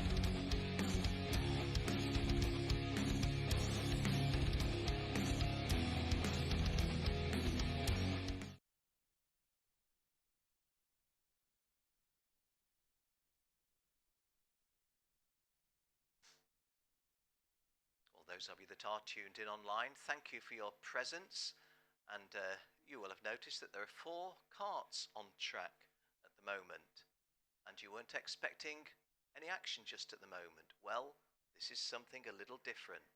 The drivers that you're watching, number 12 that you see there is Takao Matsuya, the 2004 Rotax European champion. We've also got kart number 7, Ben Cooper, 3 times a grand final winner. 62, Mats van der Brand, a European junior champion. And number 5, Daryl Smith, the 2001 Grand Final Masters winner. So some considerable talent in those 4 drivers there. Number 12 on your left is Takao Matsuya. Next to him, 62, is Mats van der Brand. Alongside Mats, number 7, Ben Cooper. And on the far side of your screen, top of your screen, or the extreme right, if you will, that's kart number 5, which is Daryl Smith. As I say, the 2001 Grand Final Masters winner. That 2001 Grand Final certainly seems a long time ago now. It was held at Langkawi, Malaysia, where we also visited a second time in 2005. Well, these are the sound of thunder. And as Henry Burdett cued us in, the sound of thunder like you've never heard it before. Because these are e-drive carts, electric motor types. A permanent magnet synchronous motor, PMSM, set to a maximum of 20 kilowatts. It can be boosted to 24 kilowatts. Just having a little bit of more data coming towards me. Maximum torque 56 Nm. Electric motor max RPM is 7,800. The system voltage 96 DC. And the recuperation, well, there's different levels available and they can be adjusted by the driver. Gear ratios are interesting. 3 speed up to 90 km per hour to 110 per hour, and top gear 130 kilometers per hour. It depends on the setting of the primary gear ratio and the battery setup, but that's a fair indication, something like 90, 110, 130 kilometers. So, in other words, they don't hang about. Now, and they also reverse. We were not expecting this, Henry, and a little bonus for all of us. Well, they also reverse, and this is, well, the carts are Sodi DD2 chassis, so Sodi Kart have partnered with Rotax for this project. The powertrain is known as Thunder, so it is, this is raced like never before, and just giving us a quick way, there's Takao Matsuya, and there is Mats van der Brand, and there is Ben Cooper, and there's some Australian bloke who works for Rotax, and that's unfair. That is Daryl Smith, who works for Rotax and has been at the heart. He's their official test driver. He was the 2001 Max Masters Grand Finals winner, and he's selected reverse gear. Now, he's normally known as just Jen Wade's taxi these days, he asked me to say, but a very successful driver in his own right. Yeah, there you are. Hello, Daryl. And this is a concept that has been 2 years in the making. The partners at Sodi Kart and IET Spa have worked on the powertrain and the chassis, and this is, and I've checked this with the very kind people at IET, you are looking at what will be the highest performing direct drive e-kart in the world. There are other e-karts around, but none are bespoke racing e-karts. And the journalists and distributors had a glance at this, and a couple of them had a test drive yesterday in secret. This was launched at the A1 ring or the Red Bull ring as now it's called. We call it the Österreich ring, as it should be called in Austria, at the end of September. And starting next year, they have a fleet of these carts. Starting next year, these will be going on sale, and there will be Rotax challenges happening all over the world very shortly, I feel. And the idea is that we will have the Rotax Grand Finals for the Max engine, which in itself is celebrating its 20th anniversary. There will be a separate Grand Finals for these carts, the Rotax Sodi carts, before long as well. And we're about to see just how fast these carts are, because what is Thunder? It's pretty quick. We'll be able to see, but we might not be able to hear too much. Well, you say that. They, for those of you that have ever watched, land speed record attempts at Salt Lake, the whoosh as they go past, it's quite impressive. I did say when I was speaking to Michael Ahama from their marketing department at Rotax, the e-kart department, that as long as they don't sound like a Toyota Prius, you'll be doing okay. And they don't. They sound far more interesting and exciting than that.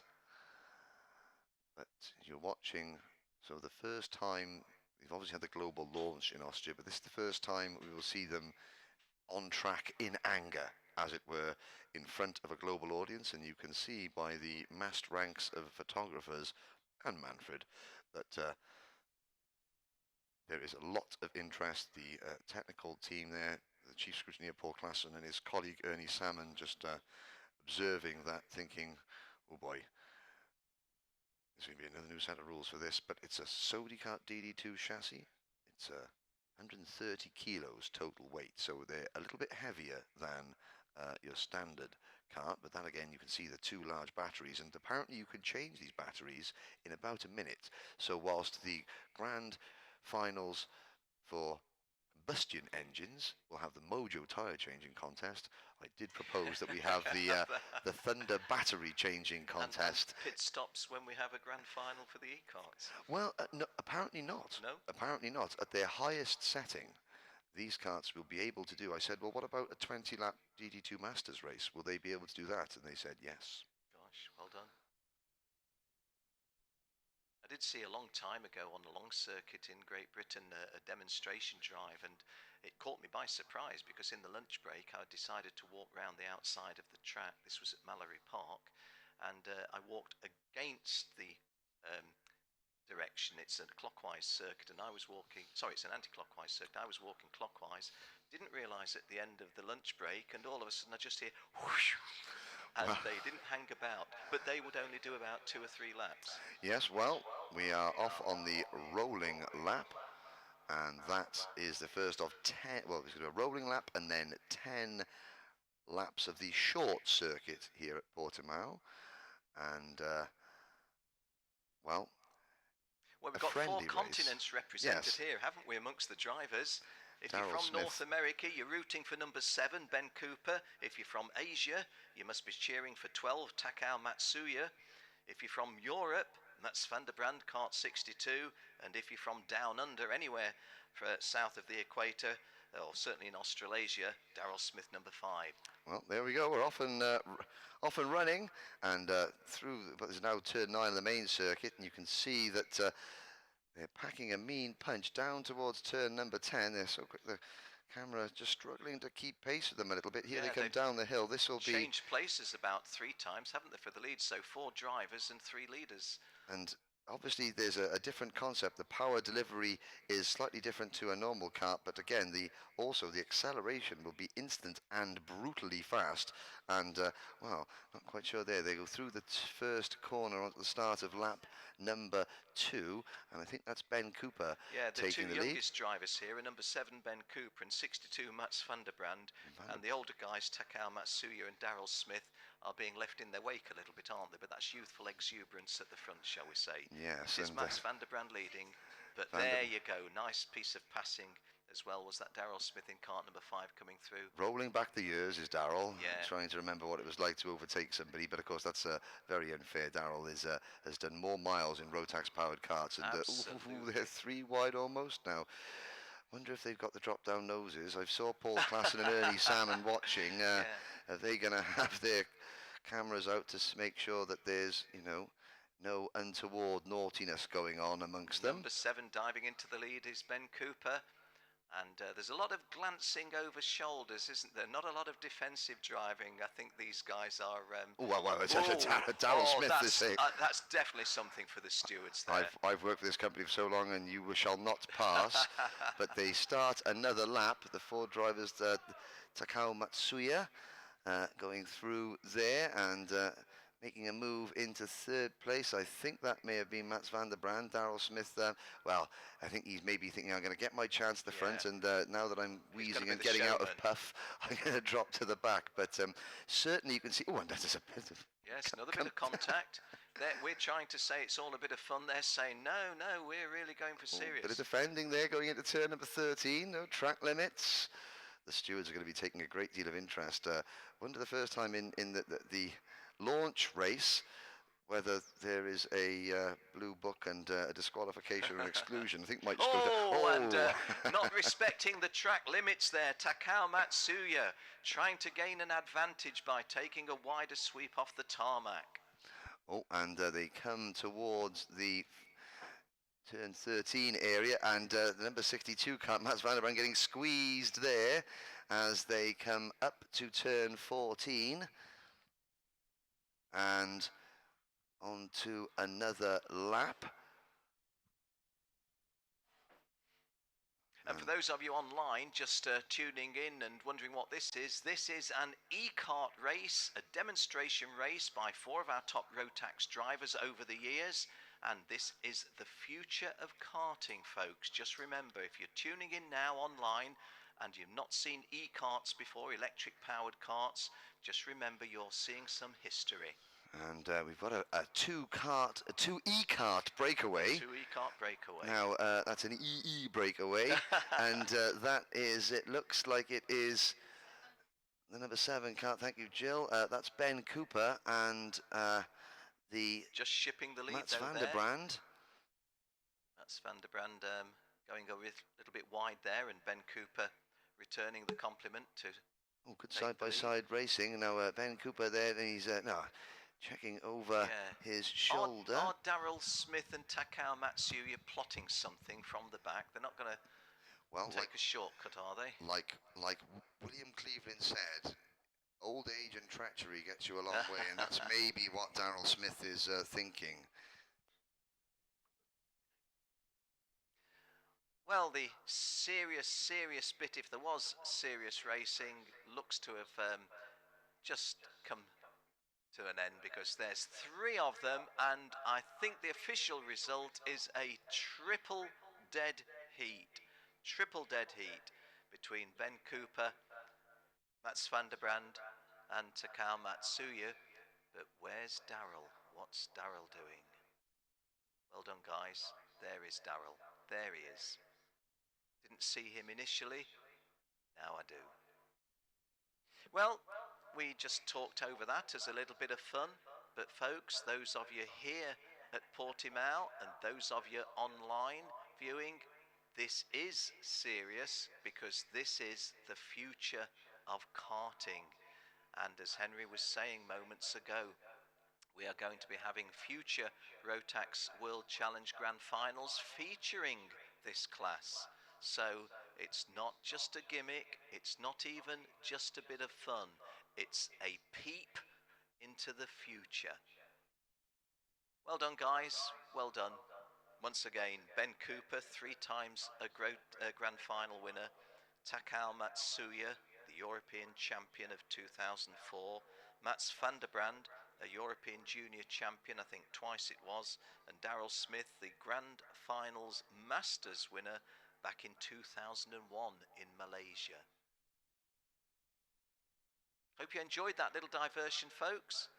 But if you forget everything else, just remember, I remember on a day in the middle of November at Portimao in Portugal, watching these e-karts, and they were quite swift. Okay, let's pop down to Henry, who's moved out of the commentary box down to the trackside. The first Rotax Thunder e-kart race has concluded, and the 4 drivers, Mats van der Brand, Takao Matsuda, Daryl Smith and Ben Cooper, are taking the plaudits, having their photographs taken for the global press. And these e-karts, they are not designed to replace the combustion engine powered Rotax Junior, Senior, DD2 and Masters. This is a new concept, and I'm sure that in a few short years we'll be having the E-Max Challenge Grand Finals as well. And you can see the drivers taking their shots for the press, and we're going to have a chat with them very shortly, where we're going to see the faces behind the e-kart drivers themselves. They'll be familiar faces to many of you watching Rotax racing over the years, and we'll get their impressions as to what it is like to race one of these Rotax Thunder e-karts. Like we said, it's a Sodi kart chassis, 2 Thunder batteries powered by IET Spa batteries, one of the partners in this new project. And of course, e-racing, the Formula E Championship with the FIA that Rotax are working with in partner and looking to become part of. Here come the drivers, and we'll get the thoughts. Well, firstly, we won't interview the winner because I think it was technically a dead heat. Oh, Ben Cooper instantly. Right, okay, so I'm going to say Daryl out the way. We're going to get Daryl out the way. No, I'm joking. Actually, no, it's only fair that we speak to Daryl first. Daryl, you have been with Rotax for so many years, and you have been at the forefront of all the developments, not only of the Rotax and the Evo engines, but now the Thunder. Yeah, it's something different. It's not for everyone, but for us it's a lot of fun. We had a ball out there, so it is the future, I believe, and like I said, it's not for everyone, but I think it's a new thing. It's a new incentive. It's certainly spectacular to watch, and the power delivery is very different from any other kart that you've ever driven, isn't it? Just we'll get the thoughts of the I won't say the drivers, because you're apart from Ben, you're the only Grand Finals champion, but certainly it is it's an intense experience, isn't it? There's a lot of torque, immense amount of torque, and we have a boost button on there which gives you another 10 kilometers an hour within a second, so it's immense. It's really good, a lot of fun.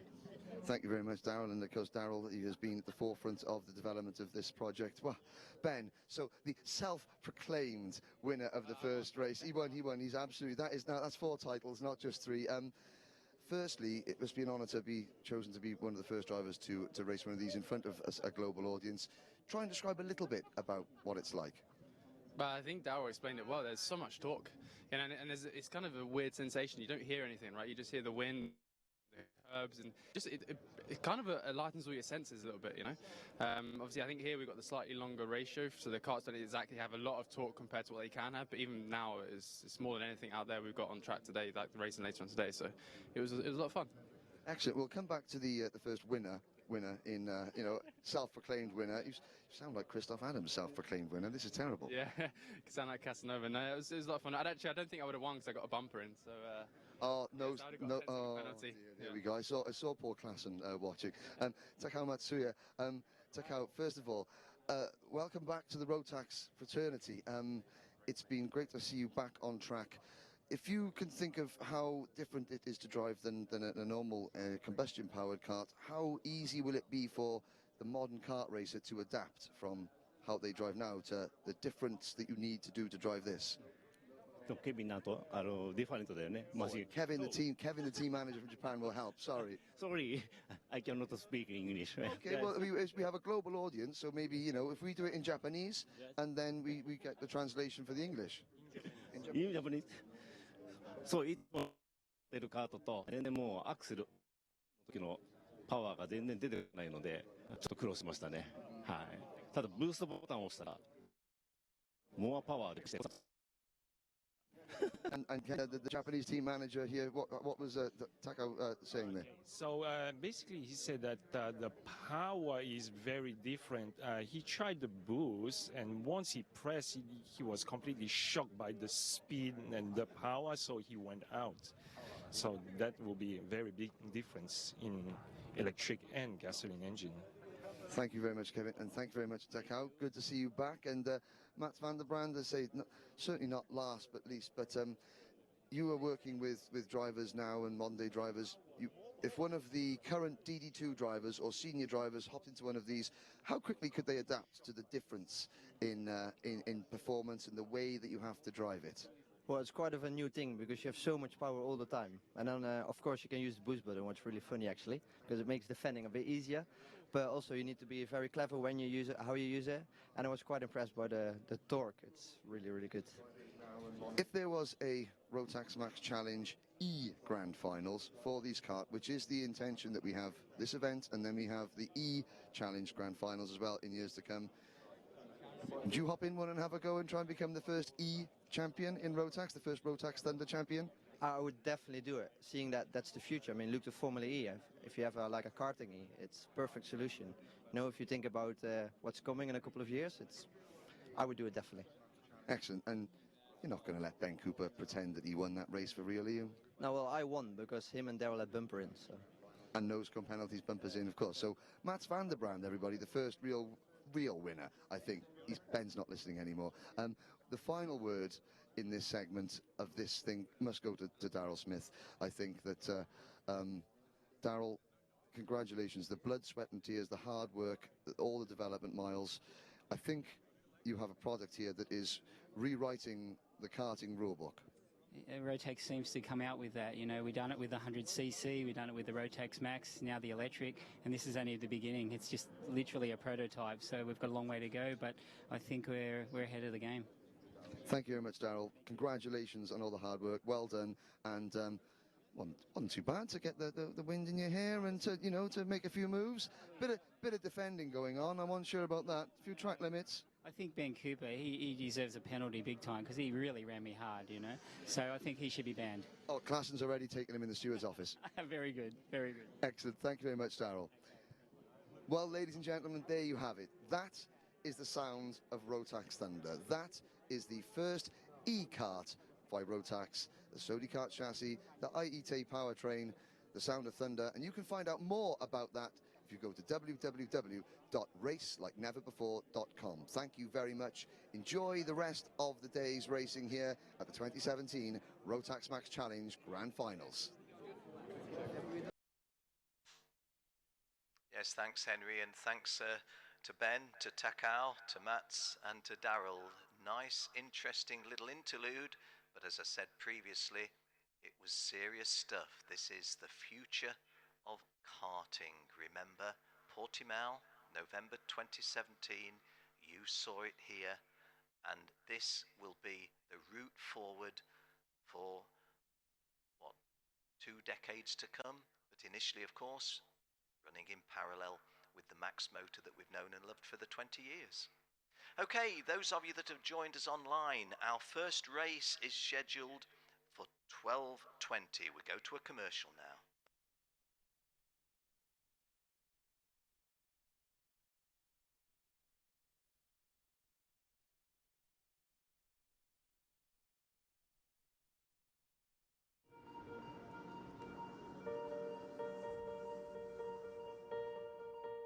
My name is João Crispim.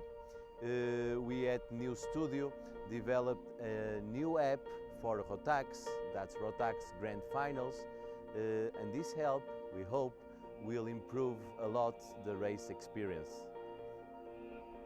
So you can find the time schedule, the live timing, live results, notifications and bulletins, the YouTube channel, the track map, the entry list, pilot's entry list, and all the information people need and use.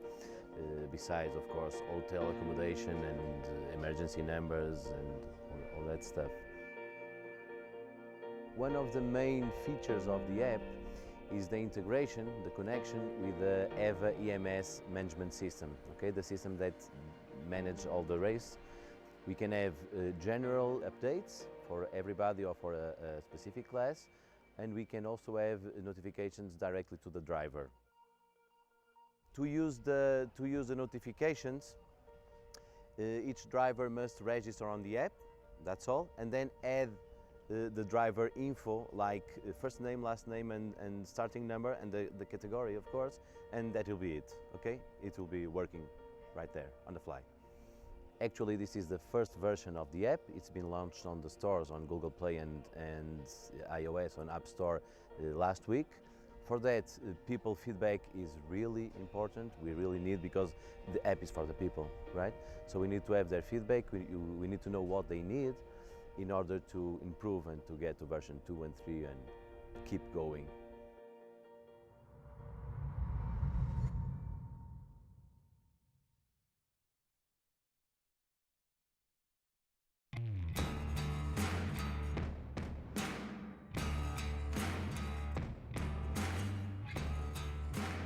Me gusta mucho, es bastante rápida, tiene unas curvas cerradas, tiene curvas rápidas, frenadas muy duras, muy duras. My favorite part is coming to the street and braking really hard for the first corner.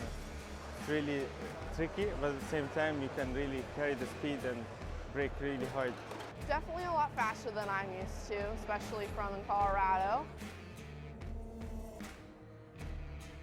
think it's a fantastic track. It's really flowing, and I love flowing tracks. Y con las llantas que están bastante suaves, pues tienes que curvar, acelerar más del rato de curvar. Está muy divertida. There's some pretty good passing opportunities. Tienes que tener mucho cuidado porque la pista es muy rápida, las frenadas muy duras. Tiene muchos puntos para pasar. Before the finish line, it's really technical through there. If you don't get it right, you can kill the speed, and it's really important to carry the speed through there.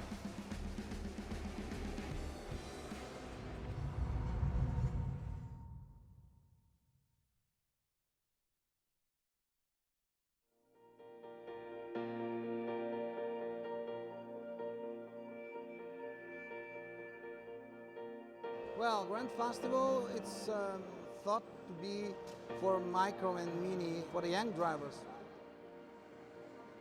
Last year, Rotax decided to include those two categories inside all the events, for the kids to feel that they are part of this big international event. We realized that for the parents and for the kids, this was the best opportunity to be. And it's a unique event, and they are proud to be here. They feel like a star here because they are amazed with this event. But not only the kids, this is also important for the parents because the parents, they are really amazed with this show that they have here. So they feel comfortable together with all the most important drivers in the Rotax world.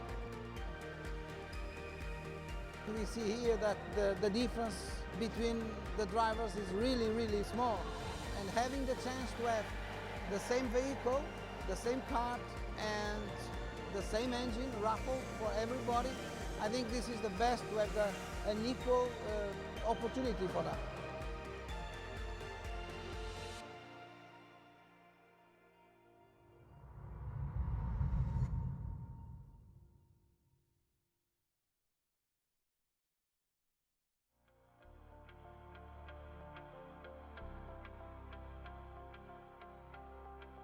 What attracted me to photography was probably like I grew up loving motorsport, Formula One and all kinds of motorsport. And my dad he was doing karting photography at the time, and his company was obviously growing and they needed a photographer, so I sort of stepped in to help out. Just loved it from the first time I took photos. It was great, like, you know, like just to be able to capture all the drivers' memories and, you know, like their emotions of winning and sometimes, unfortunately, the bad emotions of not doing as well. It was great, you know. I love karting. Like I always think it's, to quote Ayrton Senna, like I know everyone does, but it's the purest form of racing, and I love it, and that's why I love the Rotax Max Challenge Grand Final. The fact that it's like the Olympics. All the drivers come from all over the world, and they get the same kart, the same engine, and it's then up to them to try and do whatever they can to be the best, and I love that about karting.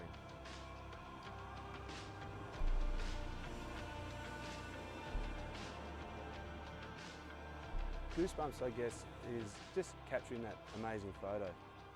Yesterday I was out and we were getting them coming through the corner, and you just see them like you're just waiting for them to, you think, oh look, they're getting that curve, and they just hit it, and the wheels are up, the kart's wheel standing. It's like it's perfect, and that's when I just go like, yeah, great, I love doing it. So yeah, so it's good.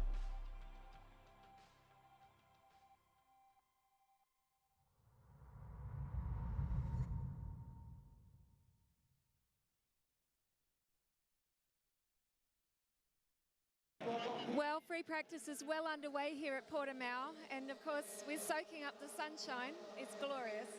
In front of me, the impressive 1,532 metre circuit at Algarve, and behind me, the paddock area. I thought, just to give you a bit of insight into what's going on and take a look around today, I'll explain to you where everything is, and we'll see what kind of activities going on back there in preparation for tomorrow's qualifying. Here we are in the big tent. This is where everybody's made their home for 1 week. A little workshop, makeshift workshop, working to get the karts all set up. And of course, right in the middle, we've got a nice little barbecue going on there. and a coffee machine, so it's quite civilized. You'll find that as we walk through the Big Ten, there are guys from the manufacturers, representatives also from Rotax, just there to support the customers. A little bit of fun and also some quite serious work going on here in preparation for qualifying. And here we are in the manufacturers alley with Birilat, with Sodikart and also with Praga, the supporting manufacturer partners. It's a little bit quiet at the moment because everyone's on track or they're obviously in the big tent. So yeah, I think we go have a look inside. Here's our Rotax parts shop and all the merchandise, so we'll have to look in there and do some shopping. This is where we find all the results in the race office and any questions, information, and of course the officials, but hopefully there's nobody in there. Here we are by the organisation and in the press room where everyone gets the information from the media. And for our special guests, we've got the VIP area, air-conditioned, great food, and of course, some refreshments. And here we are in the restaurant where everyone gets more energy, eats all the yummy food, and enjoys the delicacies of Portugal. This is the Park for May, tyre and fuel compound, and also scrutineering.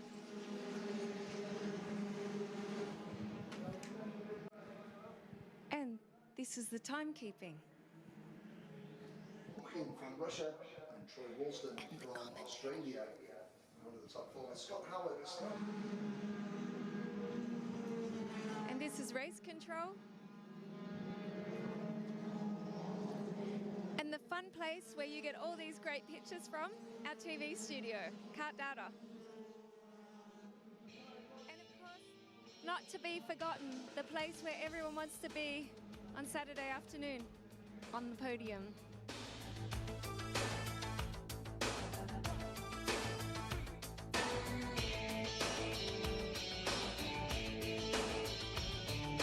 Walking like a man, hitting like a hammer, she's a juvenile scam. Never was a quitter, tasted like a raindrop. She's got the look heavenly bound, 'cause heaven's got a number when she's spinning me around. Kissing is a color, a loving is a wild dog. She's got the look. She's got the look.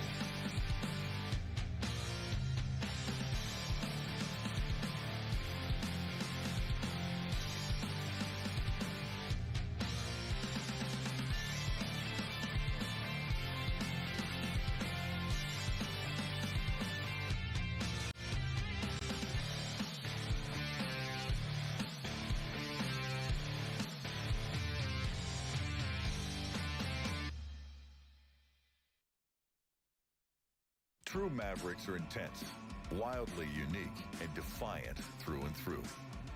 Which is why only the most exceptional and powerful side-by-sides are fit to carry the name. But there are times when even a Maverick wants to bring the family along for the adventure.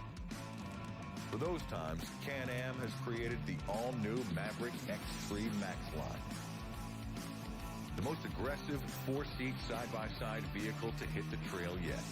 The X3 Max line is a full-on assault on the senses.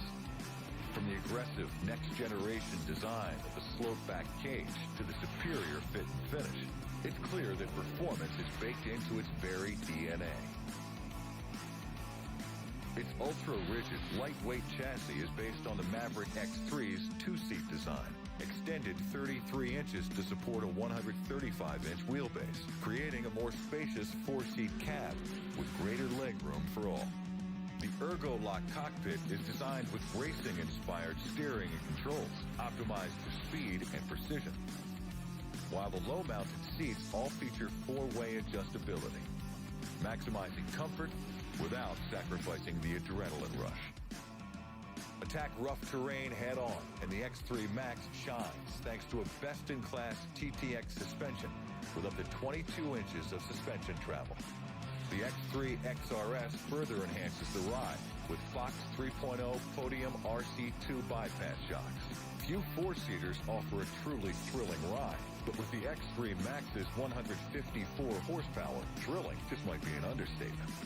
Powered by a turbocharged, intercooled Rotax Ace engine mated to a QRS XCVT shiftless high-performance transmission, the X3 Max delivers hard-in-your-throat, press-you-in-the-seat power. And with an airflow system that has been optimized from intake through exhaust, the X3 Max's engine stays cooled and responsive in even the most extreme situations. Whether you prefer trail, desert, or performance conditions, the X3 Max can be customized to master them with a full line of Can-Am factory accessories. To blaze new trails with the whole family in the ultimate four-seat side-by-side vehicle, the all-new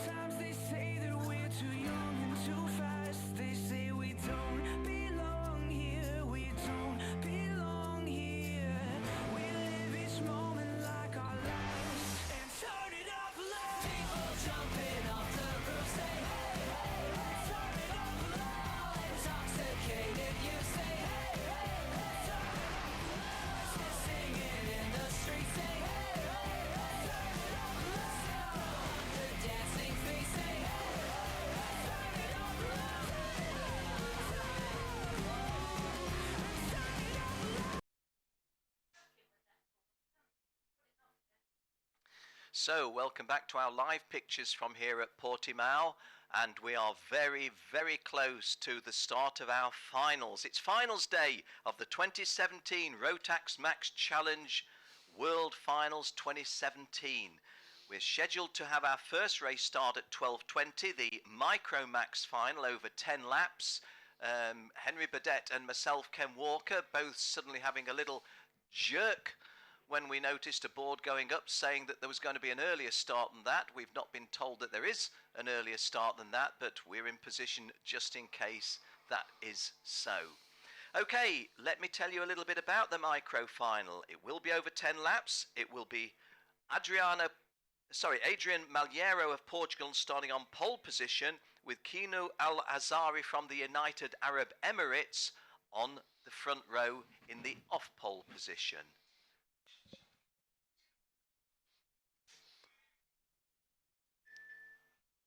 Well, we are watching the young Emirati driver, one of several 9-year-olds in the race. The second time that we have had the Micromax event as a main class. Last year, the winner was Diego Larocque from the United States, with Robert de Haan from the Netherlands and Chris Hannon from the Netherlands on the podium.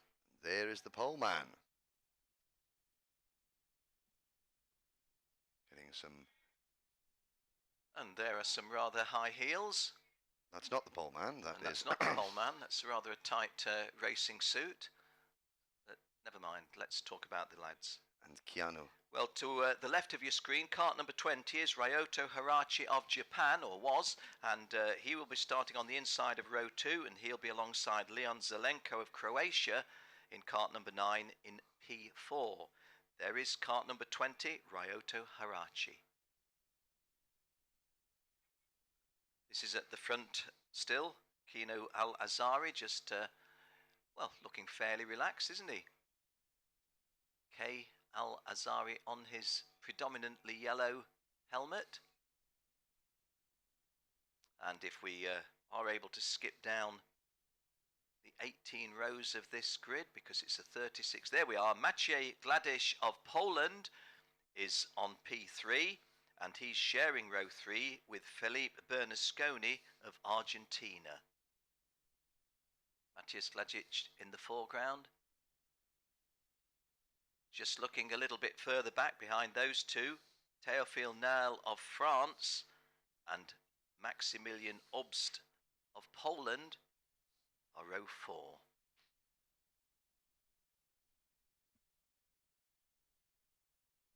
So 28 nations will be represented in this race alone. 36 drivers, the youngest 8, the oldest just 10. Although we do have 1 or 2 11-year-olds that have at the very upper end of the age bracket, who will be the second driver to write their name on the Rotax Max Challenge Wall of Fame in Micromax. Will it be that man, Théophile Niel, the French driver, who is as you can see, his kart is in P4, wasn't he? Philippe Bernasconi kart 33 we've cut to now. He starts. Well, his mechanic's loose enough, yes. isn't he? Yes. Everyone having a good time. Bernasconi in kart number 33, 11 years old, from Trenque, South American champion. See the rosary there. Strong Roman Catholic country, of course. Oh. Kart number 5, Antonelli Bassani, the lady from Brazil. And there she is. And a keen footballer when she is not karting. Pretty good, wasn't she, in the car on the car park tarmac pitch? She certainly was, showing the boys how it's done on the track and on the soccer pitch.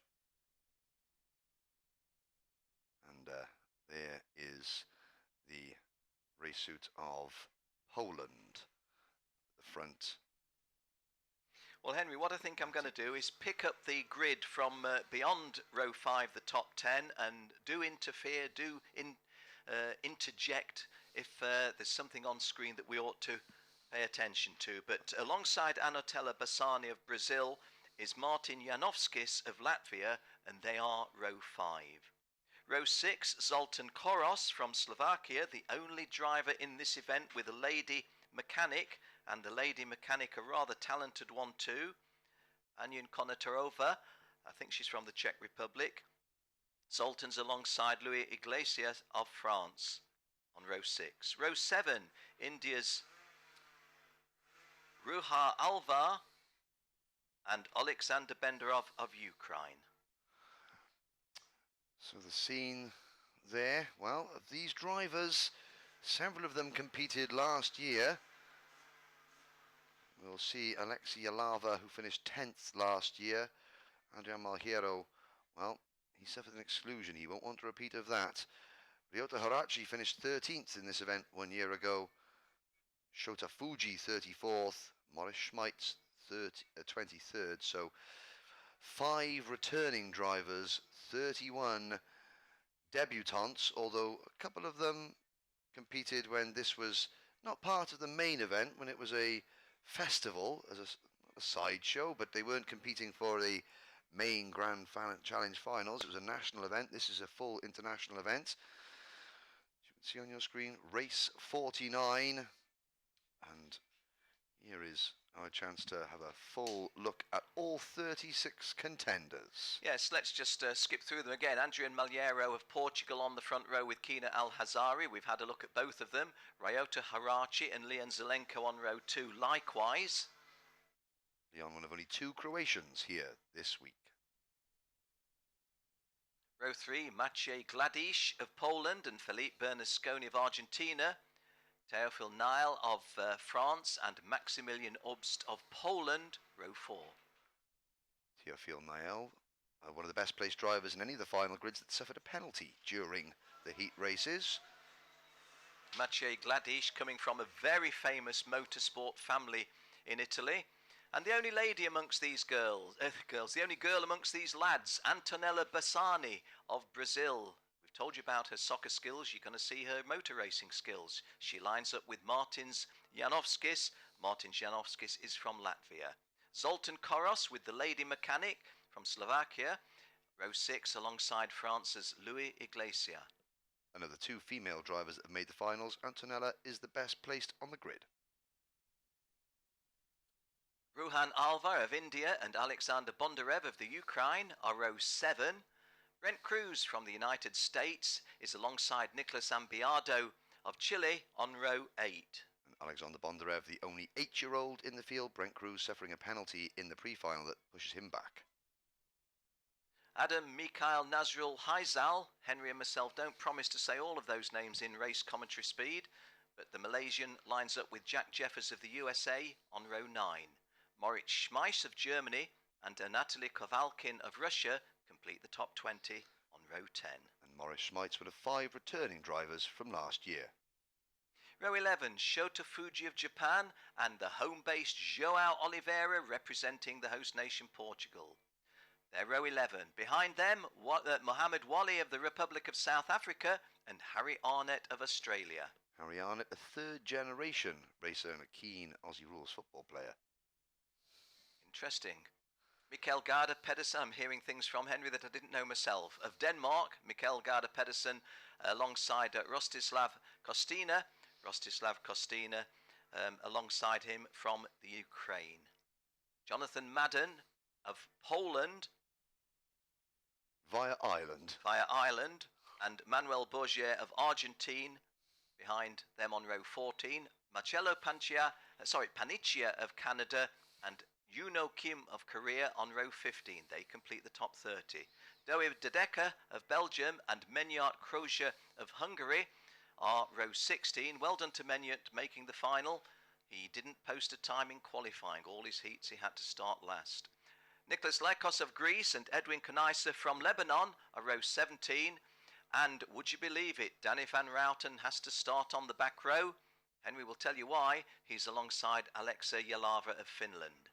Yes, a last lap incident in the pre-final while Van Routen was battling for third place means that the driver of cart number 10, the 11-year-old from Tegelen, the Dutch champion, starts on the back row of the grid, and Alexei Yalava, well, his mechanic is nicknamed Crazy Turbo. He's going to need some crazy turbo power to get from 36th to 1st inside 10 laps.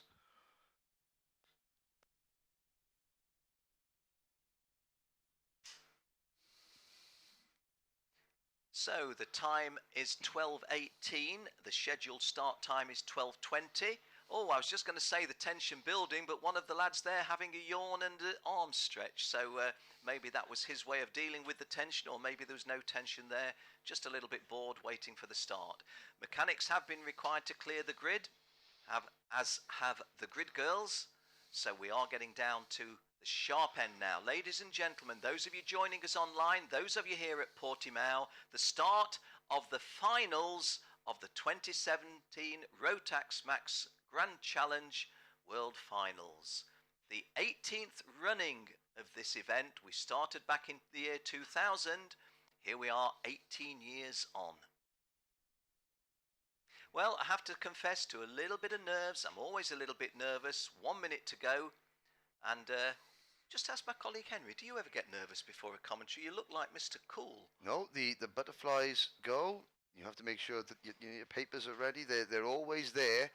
For many years, I was a reluctant commentator because in the rolling lap, I was thinking, I wish I was still back out there. I wish I was still out there. But now, it just gives me great pleasure to be able to join with the likes of yourselves and hopefully bring a bit more colour and flavour to what is already a very colourful event. Well, you certainly do, mate. Let me interrupt you and say you certainly do. I don't know any other motorsport commentator anywhere on the globe doing what he does with a Viking helmet on and two sharp horns on it. Well, yeah, there is Ramiro Brito, so our new race director for 2018. And, oh, well, Ramiro, luckily he is fleet of foot because one of our Micromax drivers, maybe warming the tyres a little bit too much, managed to almost send our race director into a spin of his own. And certainly, whilst our former race director Nigel Edwards is watching on keenly back home, Ramiro Brito doing a fantastic job. There's nerves in the commentary box. Are there any nerves on the track as Ramiro sets off on his first outing, the finals? And talk about nerves, I suppose the 36 most nervous individuals might be on the track right now, although as a former driver of no great talent, I found that when the engines fired out onto the start line and you were on the rolling lap, the nerves disappeared straight away.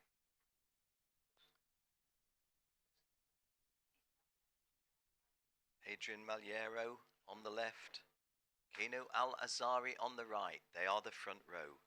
Ryota Harachi and Leon Zelenko will be row 2. Maciej Gladish and Philip Bernasconi, row 3. Teofil Nile and Maxi Obst, row 4. only girl amongst these boys, Antonelli Bassani, is on row 5 alongside Martin Janovskis. They are the top 10 of these 36 starters. 10 racing laps ahead of them, and at the end of it, what kind of a prize? Well, you may be 8, you may be 9, you may be 10 years of age, but one of these 36 is going to be able to walk away from here and say, you know what? I'm a world motorsport champion. We're going to find out who it is. Adrian Mayero on the left, Keno Al-Hazari on the right, and well, slightly untidy start, and Keno Al-Hazari took advantage of what I thought was a gap that he was not expecting to find there, and Leon Zelenko has gone with him, and they are the first two as they go round at the bottom of the hill. And our friends at Alain Raceway, who we know always support us on World Finals Day, you've got off to a great start, guys. Significantly, all 36 drivers safely through the first couple of corners. That is something that you really want to see everybody able to at least get into the swing of this race. But already some defending going on. Oh, Malchiero trying to make a move. Oh, he vaults up over the back of the driver there. I think that was Ryota Harachi, well, number 9, in Leo second. Zelenko, Oh, it was a Croatian driver, and Malchiero bouncing over the top of the rear end of the Croatians' kart, and 3 wide down at the bottom. There's Zoltan Koros in the middle with the white, red and blue race suit, but look at the gap that Keanu Al-Azhari has gained with Zelenko, and yellow flags waving in the background. Well, Malchiero, has he damaged his nose? He certainly damaged his track position. Yeah, they'll cross the iron at the end of lap number 1, and Malchiero is down in 11th place. He's certainly paid the price for a tardy start from pole position. Didn't do any favours to Ryota Harachi immediately behind him, nor Maciej Gladish. But Keno Al-Hazari, well, he must have thought that Christmas has come really, really early. A great feature of micro race throughout is you can have a race from start to finish where you've got a block of 6, 7, 8 drivers simply swapping places. This is a huge lead in general terms. It is not, however, a race-defining, guaranteed race-winning lead. But it's a pretty healthy one as we're at, let me see, 2.5 laps into this 10-lap race. Coming to the quarter race distance already. What the drivers in 2nd, 3rd, 4th and 5th need to do, Zelenko, Obst, Iglesias and Janovskis, they have to work together. If we see them battling side by side as, there is 14 is Théophile Nile of France. He started on the 4th row in 7th place. He is not going to finish the race. Neither is Juno Kim of Korea. He's also left us in the early stages. And now, this is where the pack in 2nd place are not helping each other, because they were side by side there. The gap to Al-Azhari was 1.06 seconds. But Al-Azhari is driving into a headwind. It's not a stiff headwind, but it is still a headwind. The slipstream effect will take good, well, will play into the hands of the chasing pack. But as you can see, there's the number 9 of Leon Zelenko, the bright red crash helmet, almost half looking over his shoulder. The number 5 kart making a move there. That is Antonella Bassani, the young lady from Brazil, up into P5. And they have to work together. Lap 3 out of 10. These karts on your screen, they're still too wide. There's the Janovskis, the Latvian driver with the dark red with white stripe race suit on. And let's have a check of the gap. We have a change for 2nd. Maximilian Obst from Poland in kart 1 is into just 2nd. Behind those two, Louis Iglesias set the fastest lap previously at 68.796. So the fastest driver on the circuit is the guy who, well, it's changed. And now we're looking at some teamwork. We have a French and Croatian alliance, as it were, because they have worked together. Zelenko pushing Iglesias. It's not Obst, it's Iglesias. Obst is now into 4th place, leading the 3rd pack of karts. You've got Al-Azhari is going to come into our screen now, then the 2nd and 3rd, then 2, 4, 6 drivers battling for 3rd, led by Obst with Bassani, Janovskis, Ryota Harachi and Zoltan Koros in that group. Alexander Bondarev, 8 years old, is 9th ahead of Brent Cruz, Ruhan Alva, Maciej Gladic, Felipe Bernasconi, Nicolas Ambiado and Maurice Schmeitz round out the top 15. Just to illustrate a point you were making that there and made early on, working together for the chasing pack. Wow.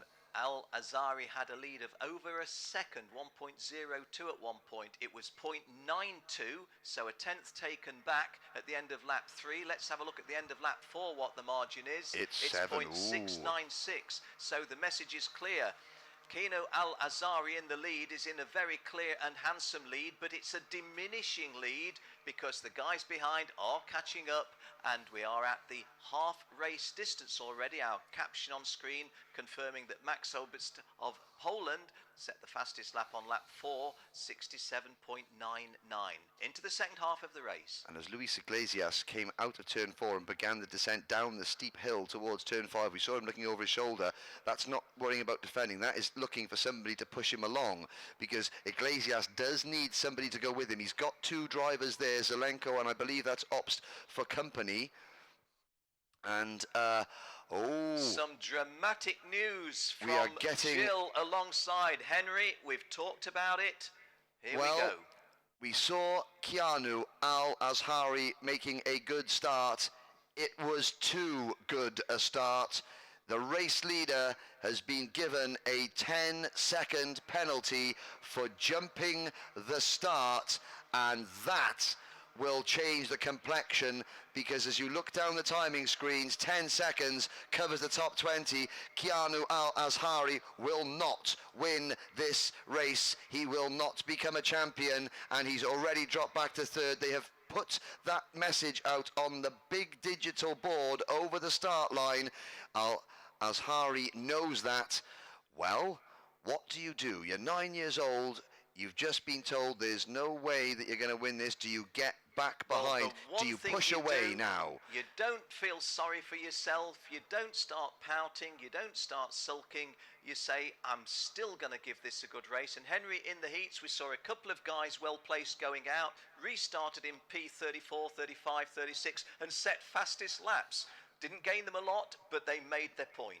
Well, in Micromax racing, a gap can open up very quickly, it can close very quickly, but if Al-Azhari can push, he needs to push Iglesias and Zelenko for all they are worth, and hope that behind them we have a good battle. We got Obst and Horace scrapping over fourth. If they continue to battle and Al-Azhari pushes, it's unlikely.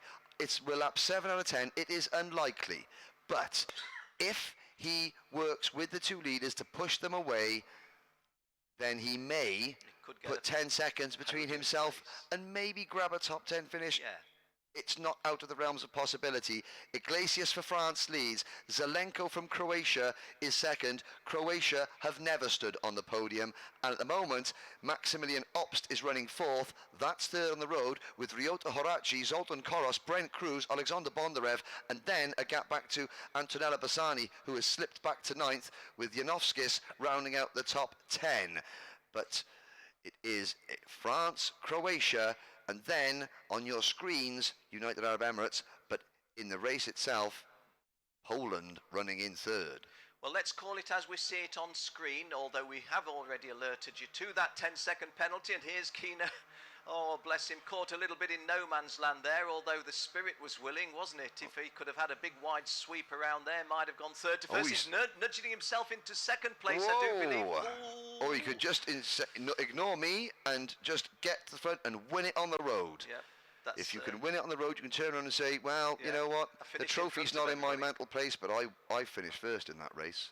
Yeah. Okay, we are late in the race because there's 1 2/3 laps remaining. It is the Micromax final, and although we've not got a half a dozen en bloc at the front, we've got an interesting and fascinating situation, not least because of the presence of Kino Al-Azhari, who's racing like it's a full straight arm's length race, notwithstanding. And that's a lovely piece of driving. And the point you made moments ago, well, maybe there's some mini bragging rights to be had, even if you lose the race in the steward's room. and already we've got a situation where we've been told he's got the penalty. I think that's a judge of fact situation, not appealable. Well, also, every driver has seen that. Iglesias and Zelenko will have seen that same message. So why do they say, well, we'll let you go? Yeah. We'll let you go. We'll dispute it ourselves because Iglesias has now gapped Zelenko by about 4 or 5 kart lengths. He's got the best of both worlds because he's getting the tow from Azari without the need to go past him, and as you say, putting distance between himself and the following pack. Well, it isn't a pack, the third place driver. Good driving by these lads. The Croatian, Leon Zelenko, the Frenchman, Louis Iglesias, effectively battling for 1 and 2.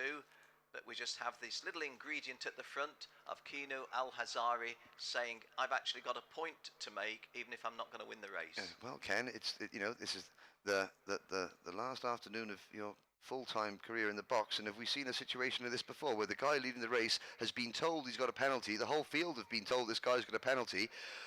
It's a very, very strange situation for Iglesias to be in. Iglesias, does he try and defend? Does he try and attack? Or does Al-Hazari defend? I mean, he'll want to win, but I mean, Luis Iglesias, as we start the final lap, has got this one. All he's got to do is push Keanu Al-Hazari round, and Iglesias, at the moment, from what we understand, will be the champion. The battle for second or third is on. Zelenko, Horaci and Obst. The battle for second and third is on Mega. Oh, and having said that, there was perhaps a bigger gap than I anticipated. I rather thought that, let me see, Leon Zelenko, Ryota Harachi and Maxi Obst were closer to each other than they are in fact. Well, Al-Hazari is defending. That's going to slow Iglesias down. Zelenko's got a slight break. We're less than half a lap from home, Ken, and it certainly looks as though Luis Iglesias, well, Al-Hazari looks like he's going to win it on the road. Al-Hazari looks like he's going to win this on the road. Iglesias doesn't want to make a move and then realise that, oh, I didn't need to do that. But we'll see what happens. This is Micromax Racing. Anything can happen, Ken Walker. Yeah, well, what a strange race to call for the first of our finals. But on the track, Kinu Al-Azari from the United Arab Emirates. He's punching the air as if to say, yep, that's good enough for me. A little bit more agitated, animated punching of the air by Louis Iglesias, who comes home in second place on the track, but probably knowing that he's got the victory from Leon Zelenko, who would finish third, Ryota Haruchi, who would be second, Ryota Haruchi would be third, and Maxi Ost in fourth place. We didn't mention Brent Cruz other than early on in commentary. He's come home in the top 5, it would seem. From the 8th row of the grid. Now on screen we're getting the adjusted timings, and Al-Hazari is now classified 14th. So out of the top 5, Alexander Bondarev 6, Zoltan Koros with his lady mechanic. They have a very, very handsome return for their joint efforts, P7 in the final. And the lady from Brazil, we don't often get ladies in any class finishing the top 10 in a final. Antonella Bassani of Brazil has done so in Micromax. Martin Janowskis 9th, and the very, I suspect, very, very disappointed Adrian Malheiro from Portugal.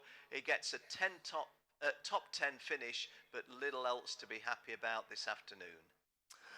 Well, for those of you who like facts and figures, the youngest driver in the class, Alexander Bondarev from Ukraine, finishes 6th. The only driver out of the 360 with a female mechanic, Zoltan Koros, takes 7th. And Antonella Bassani, the first lady racer in Micromax, finishes in 8th. Here is your provisional results on screen. Ruhan Alva, I would believe that is India's best ever finish in a grand finals. 12th place, Keanu Al-Azhari, the winner on the road, but 14th place in the final reckoning. Doe de Decker from Belgium, from the 16th row, 31st place on the grid to 15th. Portugal's João Oliveira finishes in 17th place. And of the drivers, well, Ryota Harachi a returning driver rather, and mentioned that there was 32 nations. That's the first provisional podium that Croatia have ever had at this event. Danny van Routen, who started on the back row and after having made his presence felt considerably so in the preliminaries, he respectable position at 23rd after having started in 33rd position, no, 35th position. But there we are. It's a little disappointing. And likewise, Maciej Gladish from the major motorsport family in Poland, well, outside of the top 30 was not what he was dreaming of when his head hit the pillow last night. And I did see Maciej have a spin up at turn number 8, about mid-distance. It dropped him. I couldn't tell the number, and it dropped him. But okay, we have, looking down at the pits, there we are, drivers shaking hands. That was the Slovakian driver Zoltan Koros and Ryota Harachi shaking Leon Zelenko's hands, and it's great. Ryota Harachi speaks very little English. I doubt Zoltan Koros speaks any Japanese, and yet they are chatting away, discussing life, the universe and everything, or probably just the last 10 laps on the circuit. But the Latvian driver as well in there at the bottom of your screen, Janowskis. And a good little bit of It's banter. an animated conversation, but you don't really need words, do you? It's amazing what arms and hands and fingers can do, and facial expressions. Well done, guys. Well done, the little girl. Don't want to say little girl. That sounded a very patronising thing to say. Well done, the very talented lady, Antonella Bassani. Well done, all you young guys. And I shall keep close tabs on your careers as you go forward from here. Commiserations to Keanu Al-Hazari. It must be a bitter-sweet afternoon, but he does have the knowledge that he had the beating of these people. Sadly, he's got the knowledge that he just went a little too earlier than he might have. But you say an animated conversation, it was, but it was an animated conversation with smile.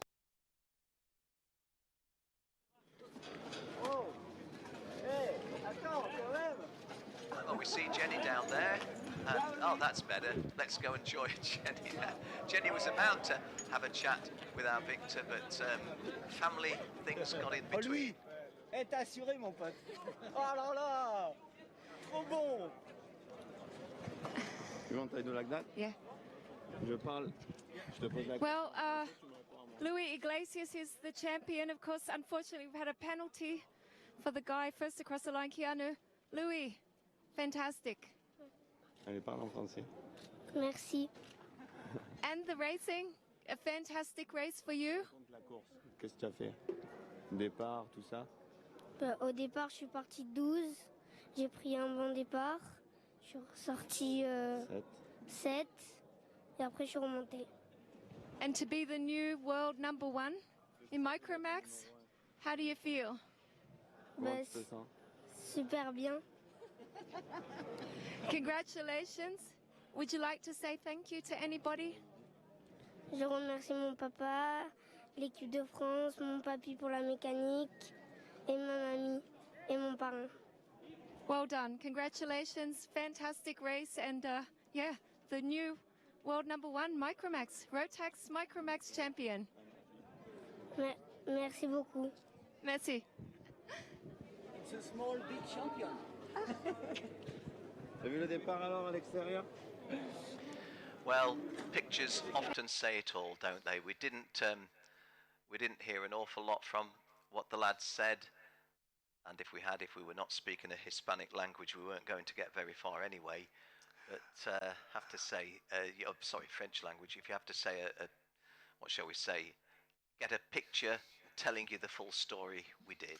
It's I think shock and just disbelief, and it takes a little while to sink in. And I think what happens is these youngsters, they have that initial burst of, yes, I've won, and oh my goodness, and then things kind of, especially at an event like this, interviewers, photographers, and it's all a bit of a blur.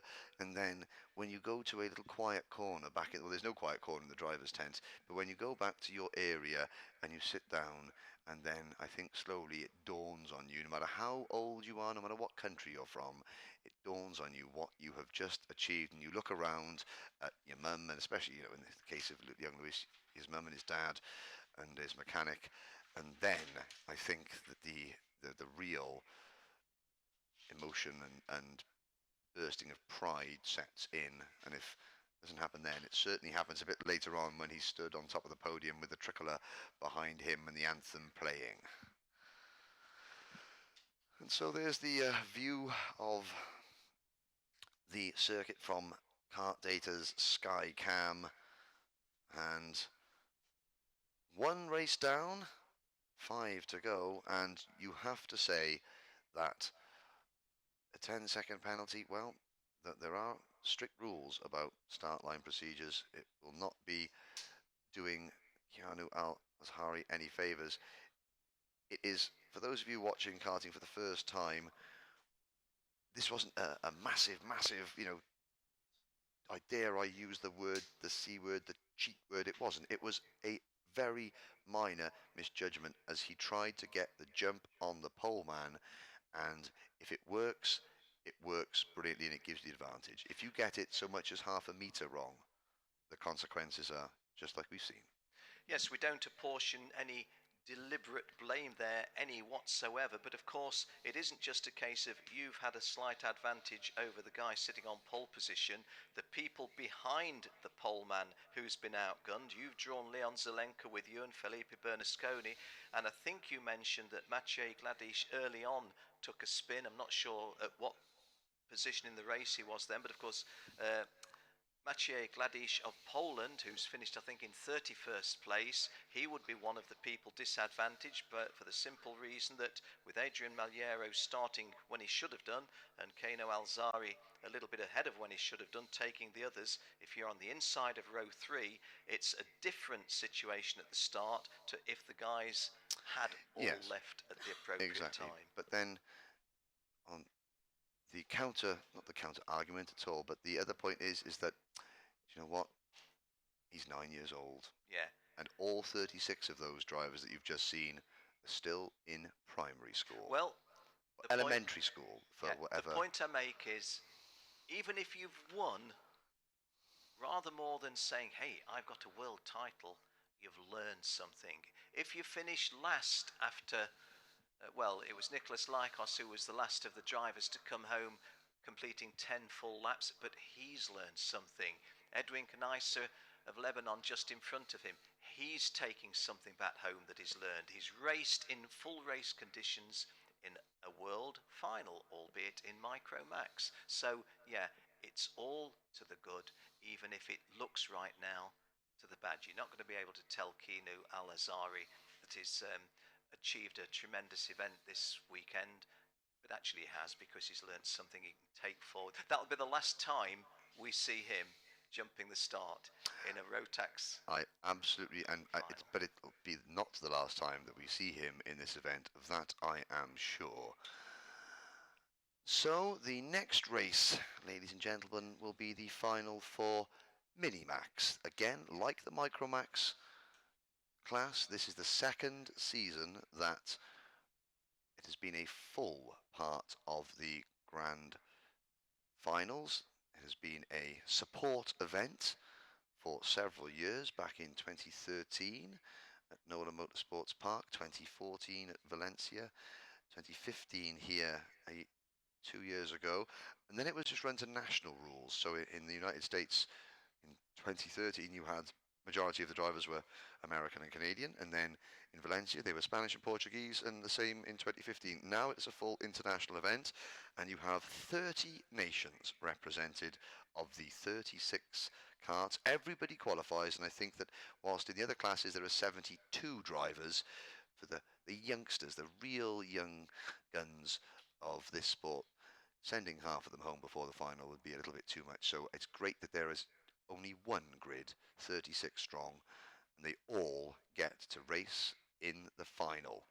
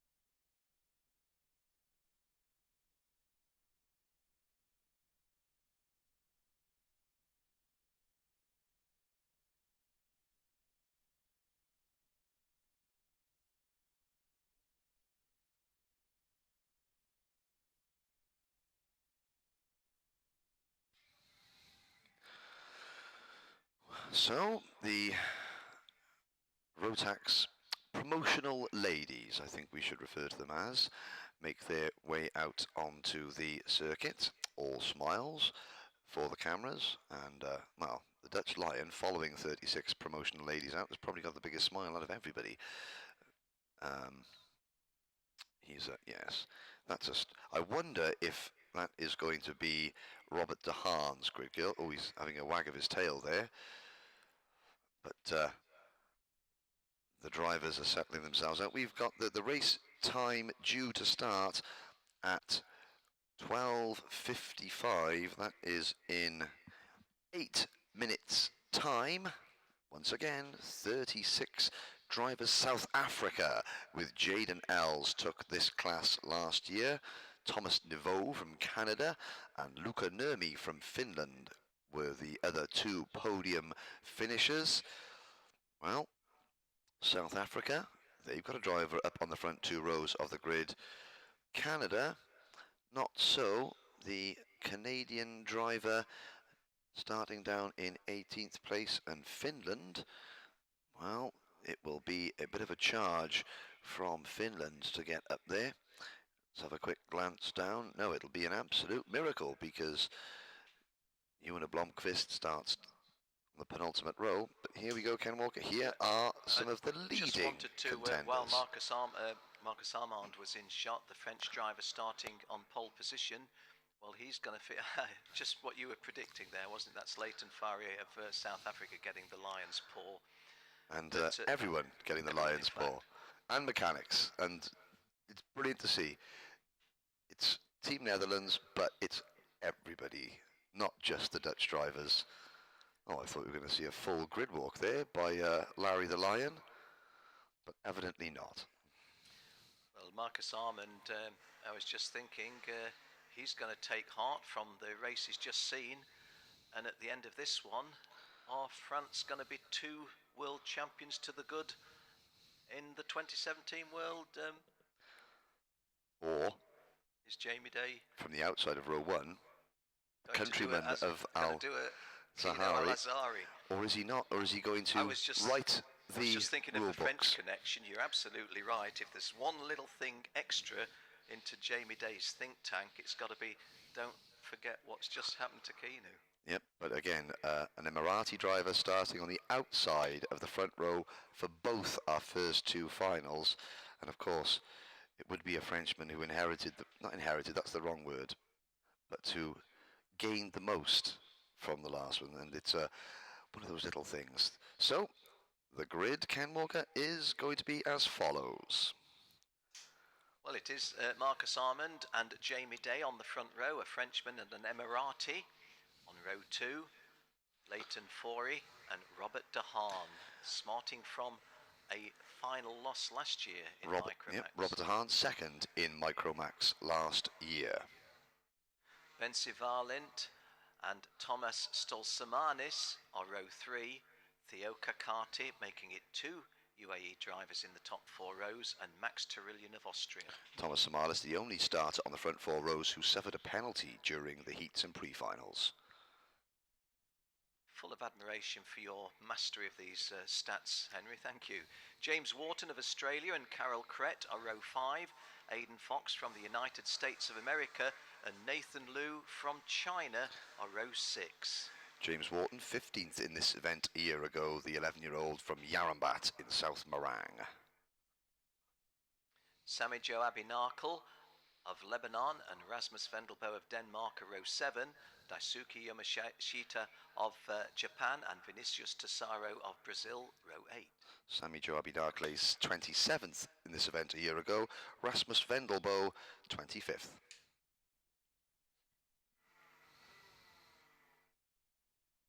On row 9, Juan Esteban Ardilla Romero and Justin Arsenault, and the top 20 completed by Lugas Podanovic and Andreas Brion, an all-Argentinian row 10.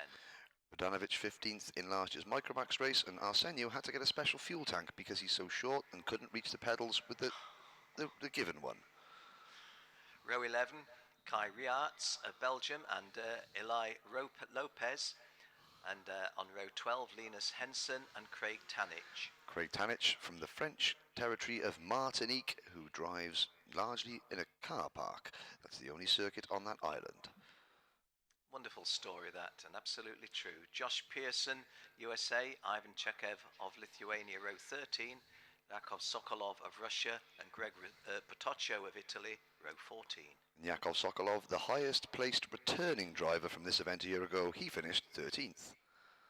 Daniel Kukuruzov and Sacha Klavadetcha are row 15, Balazs Valint and Ramon Ramirez Pino, row 16. Balazs, the younger brother of Betsy Valint, one of 4 sets of siblings in this event this year. And our grid completed by Una Blomqvist and Eric Alanis on row 17, Marco Aguilera Lopez and Hwang Kim on row 18. Una Blomqvist trying to do what Luca Nurmi did last year and finish on the podium in Minimax for Finland.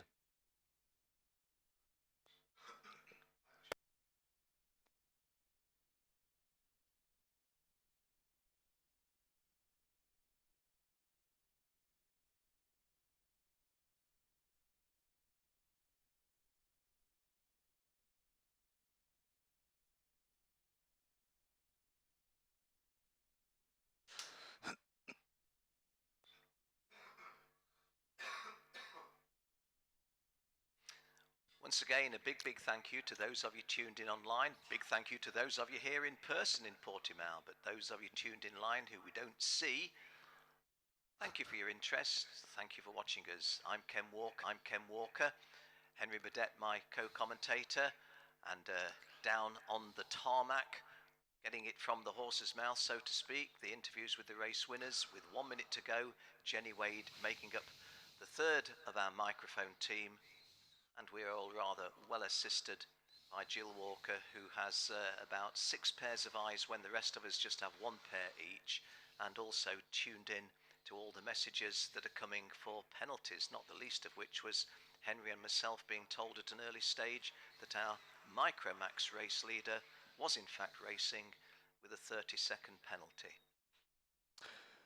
6 pairs of eyes, 1 pair of binoculars, an awful lot of statistics, and luckily for Ken Walker and myself, a very large brain. Well, okay. There is the signal. Sorry, Ken. There is the green flag. Here we go with the second race of the afternoon.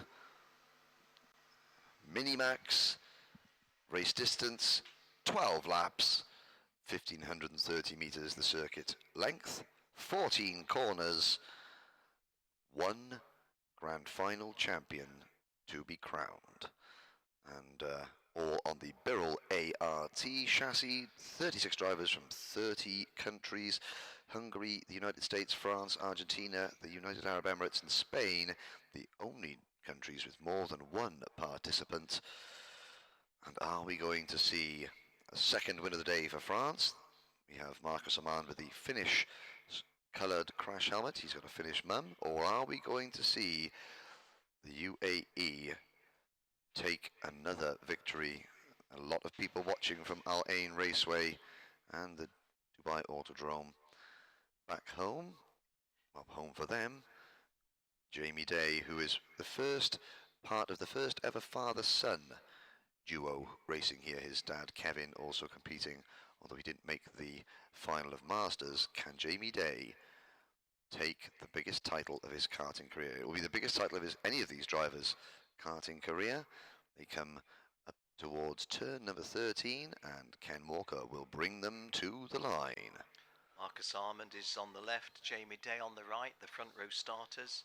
Leighton Forey and Robert DeHaan, row 2. Ben Sivalint and Thomas Stolzamanis, row 3. Theo Kakati and Maxi Tamerlian, row 4. And James Wharton and Carol Crett, row 5. Here we go. It's an aborted bit of an untidy start. Start. And I have to say, that was the third place driver, Leighton Forey, in kart number 128. I thought for a moment that he had got his nose cone caught on the rear bumper of the pole man, because Armand was kind of wedged half out of the tram lines on his side, and Leighton Forey was wedged half out of the tram lines on the inside of the track. and well, Leighton Forey trying to make it 2 wins in 2 years for South Africa and emulate Jaden Ells' achievement from last year. The starts are critical. A 12-lap race is the longest race these drivers have done all week. You can never win a race at the first corner, but as we have just seen, you can lose it, and you can lose it even before you get to the first corner.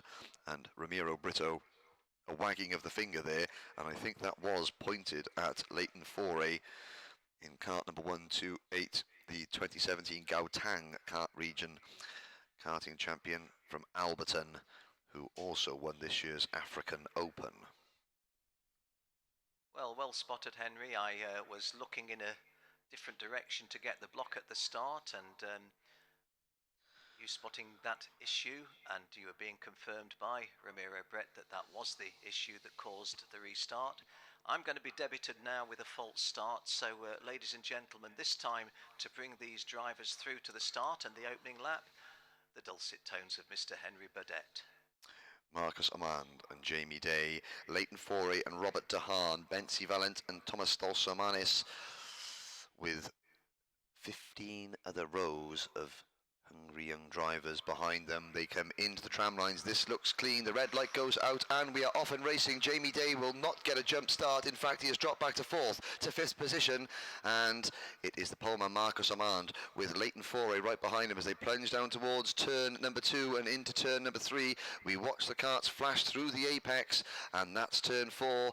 Everybody just sticking off the curbs there. A couple of drivers running wide on the exit. Oh, and there's a spin in the middle of the pack there. 2-3 karts getting turned around. Somebody ran wide onto the grass, and that has skittled several drivers off the circuit, and half a dozen drivers and more all involved in that. There was one driver that ran onto the grass blocks, came back onto the track, clipped into the cart, that spun him round in front of half the field, and there's a lot of damaged carts, but everybody managed to get away. But that has really kind of split the pack. We've now got the first half of the grid clear, and here they come down towards turn number 11, but behind them there are big chunks of space, but all the leaders are through cleanly with Armand leading. Well, one of those front runners, it's questionable, isn't it? Jamie Day, having made a start that I do believe was affected by the earlier race start, the way that he had behaved. He's in P5 at the moment. Marcus Armand, who in the non-qualifying practice sessions was faster than everybody right from the start, so it seemed as if he'd got a handsome cart bin allocated to him in the ballot. And looking who we've lost, Josh Pearson and Eli Lopez. Yep. Eli Lopez of Mexico is absolutely out. Josh Pearson at the back, and I think our Martinique driver, well, Henry just saying it's a group of 6, 7, 8, isn't it? Yeah, it looks like we've, Max Itarillion, Una Blomqvist, Jakov Sokolov, Sasha Klavadeshka, Linus Henson, Craig Tanich and Josh Pearson all involved in that collision, and it was Maxi Tirilion, who started 8th, who was the driver that got pushed out wide, and the drivers in the middle of the pack, it was a case of, I think, which way you went, blind luck you got through, but the leaders, the front 6 or 7 starters are all still there. A circumspect start from Jamie Day, but he's still in with a very strong chance, because you've got 2, 4, 6 drivers breaking away, and then a gap back to Robert De Haan in 7th. He's been chased by Vinicius Tesaro, but it's Armand Forey, Kakati, Valent, Bense Valent, and Day with Wharton and De Haan next. Well, you say Day in with a great chance. Yes, he is. He's in P5, and we're only just on lap 3 of 12. But if I was anybody else in the race, bar the driver in kart number 111, I think that's an ominous sign. If Marcus Armand, right from the ballot of the karts, getting out in non-qualifying practice and going round half a second quicker than everybody else on each of those opening, certainly 2 sessions, and I think a 3rd session he was pretty swift too. You might just, and the way he won yesterday's pre-final, you might just think, oh my God, that kid's already gone, and are we going to catch him? Side-by-side action there for 4th place. Jamie Day moving past Bentley Valent, Theo Kakate also there, so that Theo Kakati and Bentley Valent. In fact, Kakati up in the 3rd place. That move, wasn't there? Yes. Wasn't as cleanly executed as it might have been. James Wharton now getting involved as they go through turn number 1, but the top 3 have broken clear. And it's Armand, Faure and Kakati. So we do have a driver from the United Arab Emirates up in the top 3, but it's not the outside pole man. It is Abu Dhabi's 12-year-old driver, Theo Kakati. And he's had a last lap of 64.615, which was well quicker than Marcus Armand and Leighton Faure in positions 1 and 2. So my little story about the front one is already well away, and the second one with him. Well, Theo Kakati's answer to that is, actually, mate, I'm driving quicker than both of them. And I'm getting closer to Leighton Faure, and if I can just get past him, I'll hunt down that Frenchman as well. And they're soon going to be joined by Jamie Day, by the looks of it, because Day, who was a little bit muscular in his attempt to pass James Wharton and Bency Valent, shall we say, he is closing in on these lead trio. Well, it's actually not the lead trio, because Armand still has a lead of 0.7 of a second, so he's pulling away, but now Kakati and Faure will work together to close that gap. Day on his own in 4th place. And there goes the move there. They were working together well, but Theo Kakati deciding, no, I'm not working with you anymore. I want to chase this Frenchman. And both of those guys, well, Theo Kakati principally, showing on track the times that could be done. Just looking at the quickest lap by Marcus Armand, 64.66.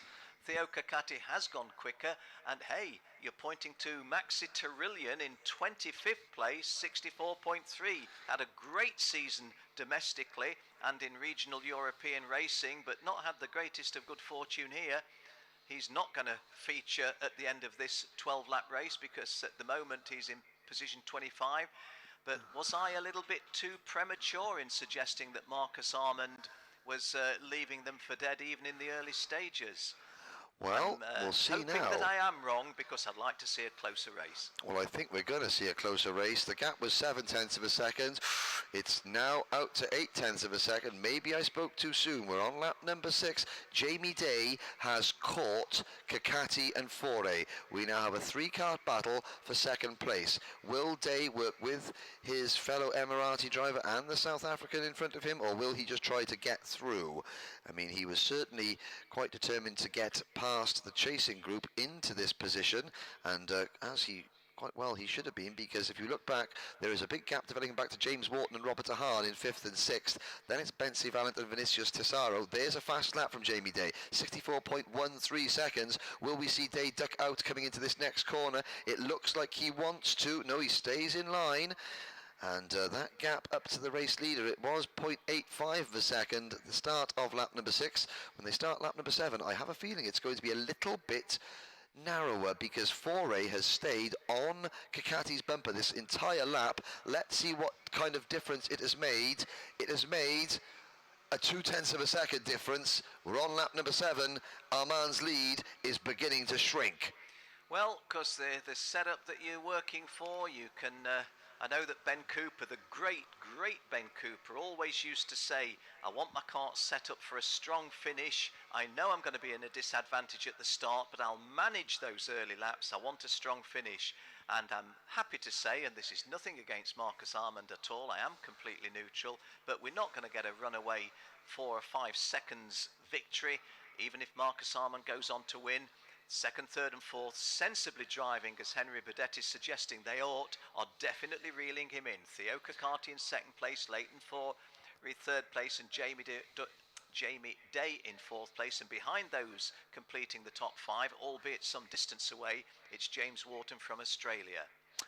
Well, also Wharton and Dehaan, you can see flashing to the bottom of your screen, they're also driving sensibly, because they can see, although Armand had a very good second half of the lap there, but I think the game is up for Marcus Armand. I think when they get to turn number 3 on this lap, there will be no gap left, and indeed there is now no kart lengths between Armand, Kakati, Faure and Day, with Wharton and Dehaan doing their best to try and drive their way into contention, because they'll be thinking these guys are going to start battling at some point and we need to be in striking distance. This is lap 8 out of 12. Behind them, Aidan Fox, Vinicius Tesaro and Thomas Stolsamanis, with Bency Valent rounding out the top 10. Then it's Carol Krett, Kai Rilliart, Rasmus Vendelbo, Jose Ardia Romero, Ivan Tkashev, Nathan Habite and Justin Arseneau, with Daniel Kurzov, Eric Alanis and Potoccio right at the top 20. There's a move. Jill Walker spots quite correctly that It's Jamie Day getting a place back on the South African, Leighton Faure. And my first thinking was, look, Henry and myself have been saying how well you're working together. Don't let the guy who you've just reeled in wander off again. But of course, if you happen to be Jamie Day in 4th place, Jamie Day in 3rd place would sound a lot better. And I think he's the one with the bit between the teeth. And again, Marcus Armand's lead, which did get just a little bit more of a cushion during that move, notwithstanding that the 2nd place driver remained the same. It does look vulnerable. Having said that, Henry, you and I were convinced that, was it Mads Thompson was about to be caught in one of the previous races, and he sat there and just wouldn't be. Yes. Well, Jamie Day in 3rd place, pushing along his teammate and countryman Theo Kakati, who he knows well, who he hangs around with the Pelican, who knows exactly how that person's going to drive. Sounds even better. Marcus Amand's kart seems to struggle the first half of the lap, but look at it through these turns 11, 12 and 13. He seems to be able to open up a couple of kart lengths. That could be significant towards the end of the race. It gives him a bit of breathing space onto this part of the lap. Oh, I think we're going to have a move coming up, Ken.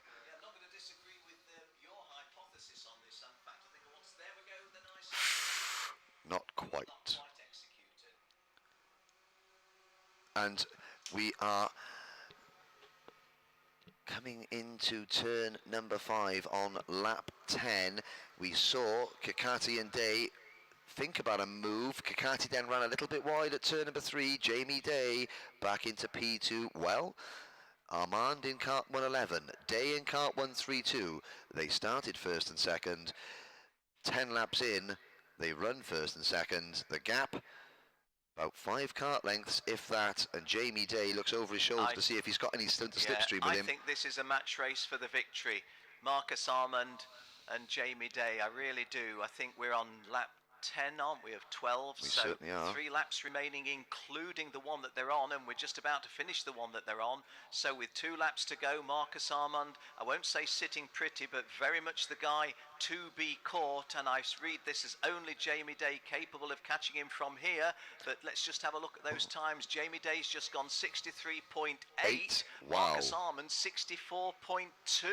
The fastest man the last time around, 63.92 for James Wharton, who has taken 4th place. So Wharton has got past Faure, so we have now 3 groups of 2, Armand and Day, then Kakati and Wharton in 4th position, and in 5th and 6th, Faure and Robert De Haan, the Dutchman. 1.5 laps to go. Jamie Day is within 2 kart lengths, yellow flags waving a little bit further back in the pack. Apart from Eloy Lopez, also the remaining 35 drivers still running, with Samijo Abinakle in 35th and Bogdanovic in 34th.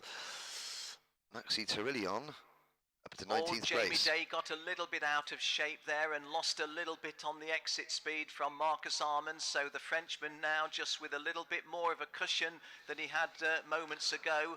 And in view of the fact that this is the last lap, that might have been an error, minor as it was, that Jamie Day will rue when he looks back. I think he will, Ken, because he's not in the slipstream yet, and he's running out of time. This looks like a turn 8 move coming up, if anything at all. Already clatters over the curb again. Jamie Day is... This is not the time to kind of lose your cool. He may have one opportunity. It's going to be either turn 8 or turn 11. If he gets there, there's a look over the shoulder from Armand and from Day. Wharton is up into 3rd. Day's having to defend. Day defends and doesn't attack, and that potentially gives Marcus Armand the break he needs. Yes, you can't blame Jamie Day, can you? It's one thing to say I need to defend, but hey, the checkered flag's only... hailing distance away from here, as we're 2/3 the way round the final lap. And if Jamie Day just positioned his kart where he needed it to be, but the grunt just wasn't there, he wasn't close enough. So you go, Henry. Marcus Armand comes across the line, fist in the air, takes the victory. That is 2 wins out of 2 for France. Jamie Day finishes 2nd for the United Arab Emirates, and the UAE, who have never had a runner-up finish. They've had a win and 2/3. James Wharton finishes 3rd for Australia. There'll be a happy kangaroo hopping around the paddock very shortly, I feel. Theo Kakati finishes 4th. That is 2 drivers in the top 5 for the UAE. Guy Sheffield and his team will take some consolation with that. Robert de Haan finishing 5th for the Netherlands. Well, 2nd last year in Micromax, 5th this year in Minimax for Robert de Haan. Leighton Foray for South Africa comes home in 6th position. Vinicius Tesaro finishes 7th. Bensi Valent is the best place of the 2 Valent brothers from Hungary in 8th. Karol Kret from Poland in 9th. And Thomas Stolsomanis takes a well-deserved top 10 finish for Latvia. Ken, Jamie Day made one, you picked up on it very expertly, about a lap and a half from home. It was one wheel off track into one little patch of dust that unsettled the kart, and that meant that Day was not able to put in the final lap challenge that he wanted to. But we'll look down, there's some shaking of hands and sportsmanship in the paddock, and there is 111 Marcus Amann, and that is brilliant to see. Yeah. Every other one of the top 5 finishers straight over to shake Marcus Amann by the hand. Yeah, it does your heart good, doesn't it, to see a sporting situation like that. Well done, guys. So, as our caption is about to unfold, confirmation of the second French victory, as Henry has just said. Marc Armand's victory was by a margin of 0.45 of a second over Jamie Day from the United Arab Emirates, with James Walton from Australia in 3rd place. Good battling drive in 4th place by Theo Kakati. And Robert de Haan, well, does he feel, I'm destined to give a tremendous performance at every Rotax Grand Finals, but I don't just get my nose in front and my feet on the podium, top step of the podium. I think, to be fair though, Robert de Haan last year had a kart fast enough to win and didn't. This year, he didn't have a fast enough kart to win, so a 5th place will almost be a bit more satisfying in some respects. Max Turillian, whose domestic season promised more than a P19, he goes back to Speed World in Austria with perhaps a little bit of a disappointment there. Elsewhere, Josh Pearson, I think, would have been hoping for better than 25th. Sasha Klavedeccia of Switzerland, his mechanic Kevin Ludi, who's no stranger to Rotax racing, he's going to be disappointed with 26th, I think. Craig Tanich, he was caught up in some of the early problems, so the driver who just races around a car park in the Caribbean, well, let's hope he's learned well from the experience, but it's a P32 finish, which on the face of it, you'd be disappointed with. I think, Ken, that having run in the French team under the watchful eye of Anthony Abbas, Craig Tanich has achieved an awful lot this week. He is a man to watch. Yeah, he's definitely got some, what shall we say, inherent, if raw, talent that can be honed into something special. I agree with you absolutely. And in accordance with our frequently expressed view of nations that aren't to the fore of motorsport, hope it does do well. Albeit Martinique is not a nation in itself, but part of a major nation, France.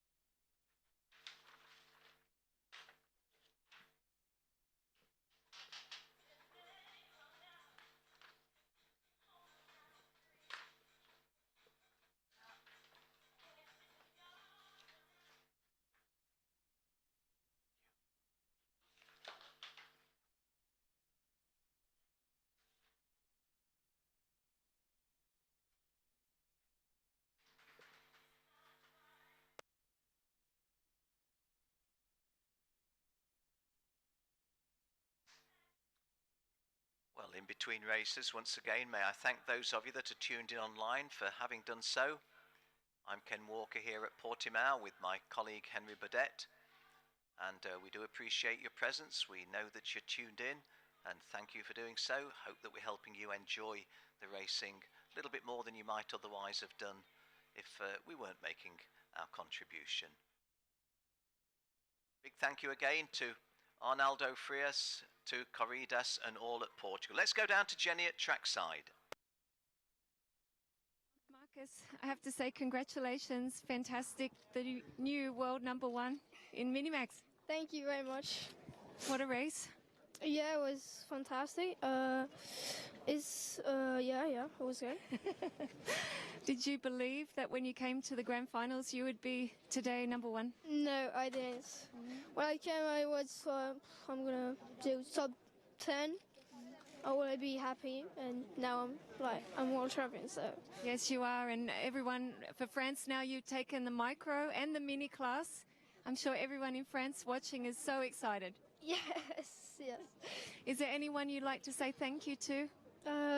So my mechanic, Bertrand, my mom, my dad, my sister, and yeah. And everyone out there in France watching. So there's some Finnish guy who's watching, so moi. Congratulations, really great racing this week and a deserving winner, the new world #1 in Rotax Minimax. Congratulations. Thank you. That's a nice picture. Félicitations, Marcus, champion du monde. What a wonderful day this has been in his short life thus far.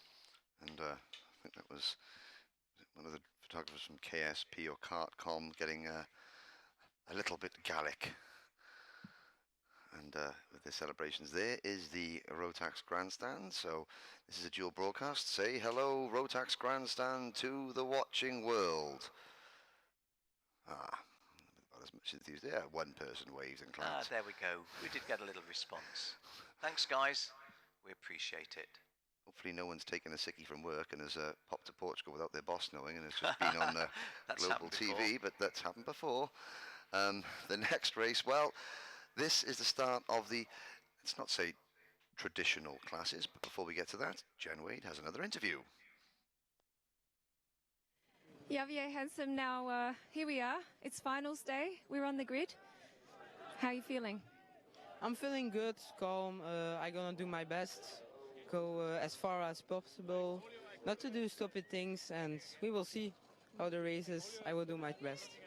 Of course, it's a lot of laps to do for the final, and you have much experience, so I think you're considering a strategy, what you've got ahead of you, you'll do your best, but what's your expectation?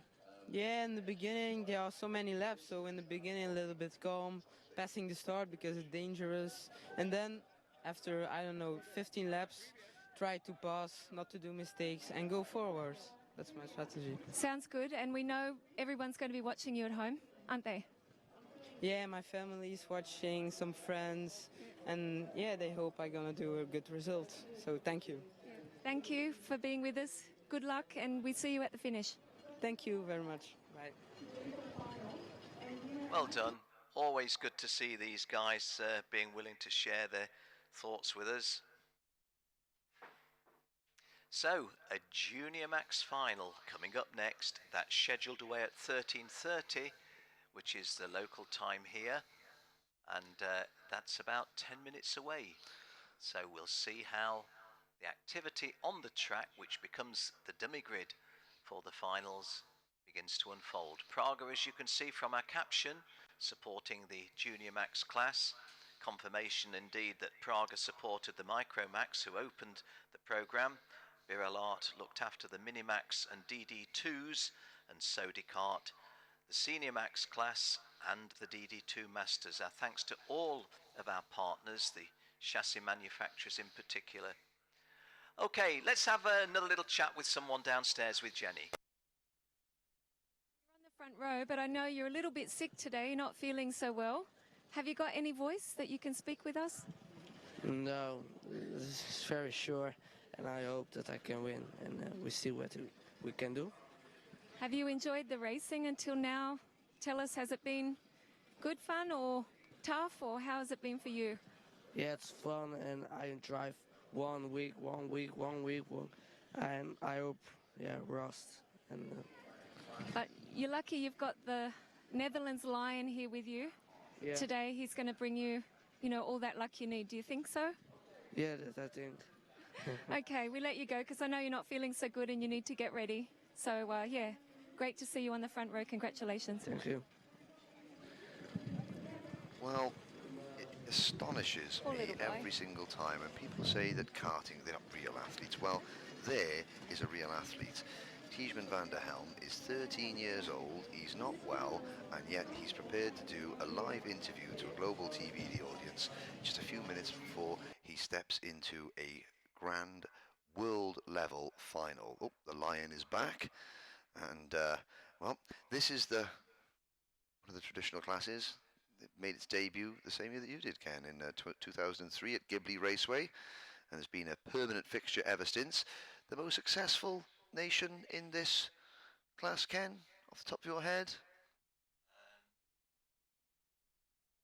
Sorry, I wasn't switched on air then. Most successful junior class, there's been a wide range of juniors actually. Portimao Portugal have gone well. I'll think about it while we have an interview. With you, you're carrying our onboard camera, and I know all the Aussies up there. Oi, oi, oi.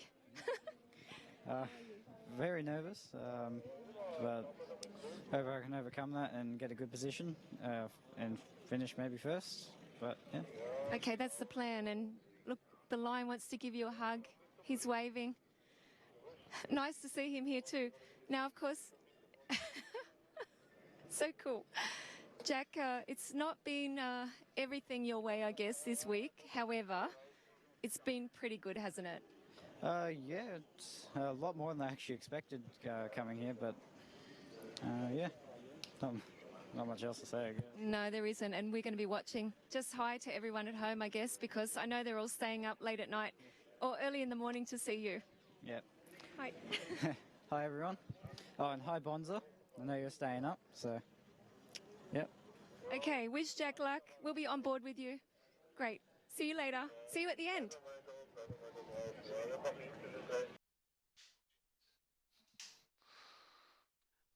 Well, Henry, being the bloke that I am, you asked me a question and I feel it's only gentlemanly to answer it.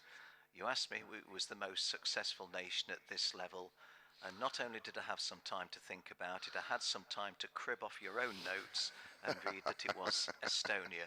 And we had superb ones. Kevin Korhus was probably the best ever junior champion in my opinion, because when he won the first time it was a strong field.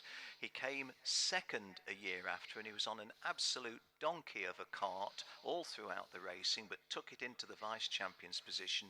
But Kenneth Hildebrand before him and Yuri Vips were very good drivers. And I remember thinking, you just don't have motorsport in numbers coming at you from Estonia, and yet they're producing these kart races. I think they won, but for a disqualification and a little bit of the Martin Rump victory, they would have been the Nations Cup winners in 1 year. Yeah, it's how they have, again, just such a hotbed of junior activity. We do have, well, we started off with one Estonian in this class, and that driver has made the final. 5 minutes to go. Carl Markus Sai, he is tasked with trying to get Estonia's 5th victory.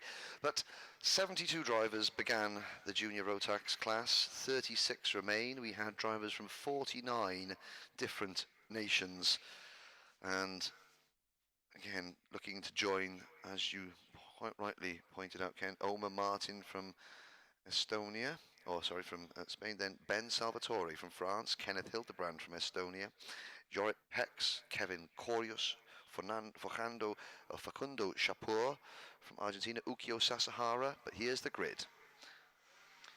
Well, Tommy Foster, and I love the story that Henry's been telling us about him. He starts on pole position with the not overly healthy Tijmen van der Helm on the front row. Sanne van Valstein and Jack Preston, row 2. Jack Preston, our camera cart, Sanne van Valstein, this year's European champion. Camille Proutot of France and Jack Crawford of the USA, row 3. Jaden Pope, another Australian, and another Frenchman, Sami Magtounif, on row 4. Jack Crawford finished 27th as a Minimax driver 2 years ago.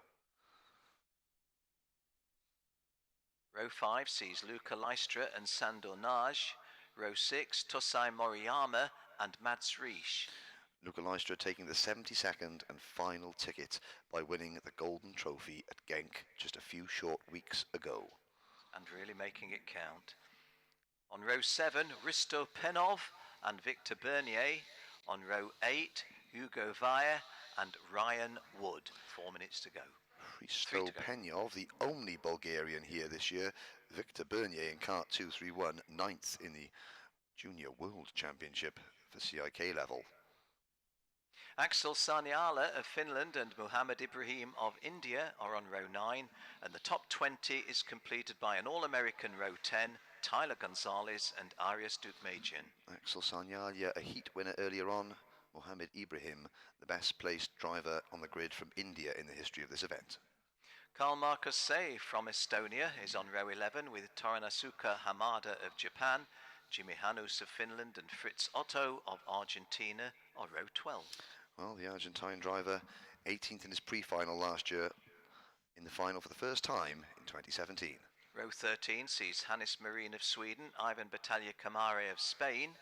Behind those two, Joshua Kurtze of the South African Republic and Noel Leon of Mexico. Ivan Battaglia was a Micromax driver in the Grand Festival back in 2014. Top 30 completed by Xavier Hansheim of Belgium and Josh Dirksen of, my mind's going blank. Paraguay? From Paraguay. Row 16, Brack Feeney of Australia and Patrick Woods-Toth of Canada. Xavier Hansheim, the CIK FIA Academy champion. Joshua Dirksen, the first Paraguayan driver to ever make the final.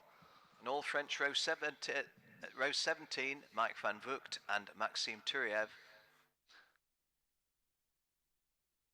And on row 18, Jan Pokoš and Roman Leroux. Roman Leroux from Singapore, Jan from Croatia. Mike van Vugt retired from the Minimax final while in a winning position last year. And Romain Leroux, the only driver here this year from Singapore, making the final for the first time in his career. 17 laps is the race distance of the junior final, and there you can see the 1 minute board. And Tommy Foster. How long has Tommy been racing in this unique, almost situation in the 21st century? Well, if Tommy Foster and his dad don't mind, they are from Newquay in Cornwall, St Evell kart track, the corporate kart circuit down in that neck of the woods. They bought a second-hand cadet kart from another racing family, brought it to, well, of all places, my home track at Landau in South Wales, put it down, started it up, went off, won the race, thought this is brilliant. Mr Foster, who's not a kart mechanic by trade, didn't realise that you had to change the jetting and the carb settings to go to different circuits. They went to the next circuit, came last by a lap. They have always run as a lad and dad team. They've never been with one of the big teams. It is just Mr Foster and young Tommy with help from Mrs Foster on the catering and logistical department.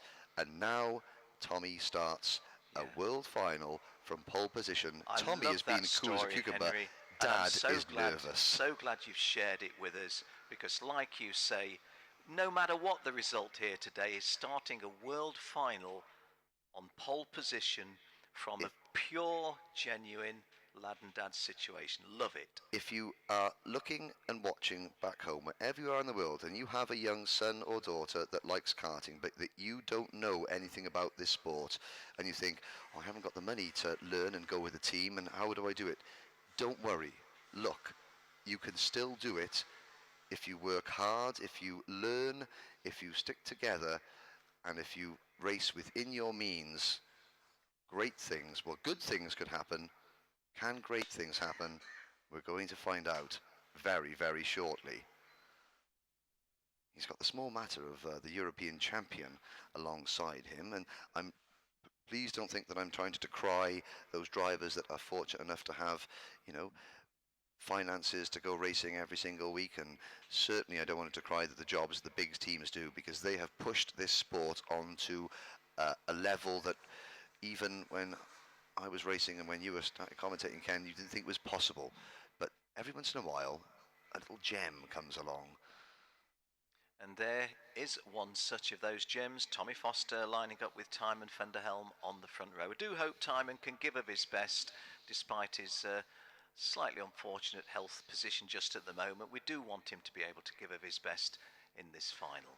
So, Tommy Foster on the left-hand side of your screen, Tiemann van der Helm on the right, and we are going round again. This is an aborted start. We are not racing. And Henry, there's a pattern emerging here, which is when I try and take the start, I produce a false start. When you take the start, you get them away cleanly. I think you better take the restart of this one. I was going to suggest that if I fill the airwaves with some inane statistics, then I can hand back just before they get underway. We talk about penalties, nose cone penalties. There are 72 drivers in this class. There are only 17 drivers on this grid that have not received a penalty. Nobody in the front three rows, Foster, Van der Helm, Van Valstein, Preston, Pruteau and Crawford, they have not had a penalty at all this week. Jaden Pope and Sammy Megatooniv have, but of the drivers that have received a penalty, 49 drivers received at least one penalty for either driving infractions or a drop nose or an exclusion of some kind. 30 of those drivers are not racing here. Only 19 of the drivers that did get a penalty have qualified. There were only 6 drivers who aren't in this race that didn't get a penalty. So the key is, don't get a penalty at the Rotax Grand Finals. It's a very stark statistic, Henry, and you make it very, very pointedly. It is a relevant factor. You need your skill, you need your speed, you need your good fortune, but you need that innate sense of just staying out of trouble.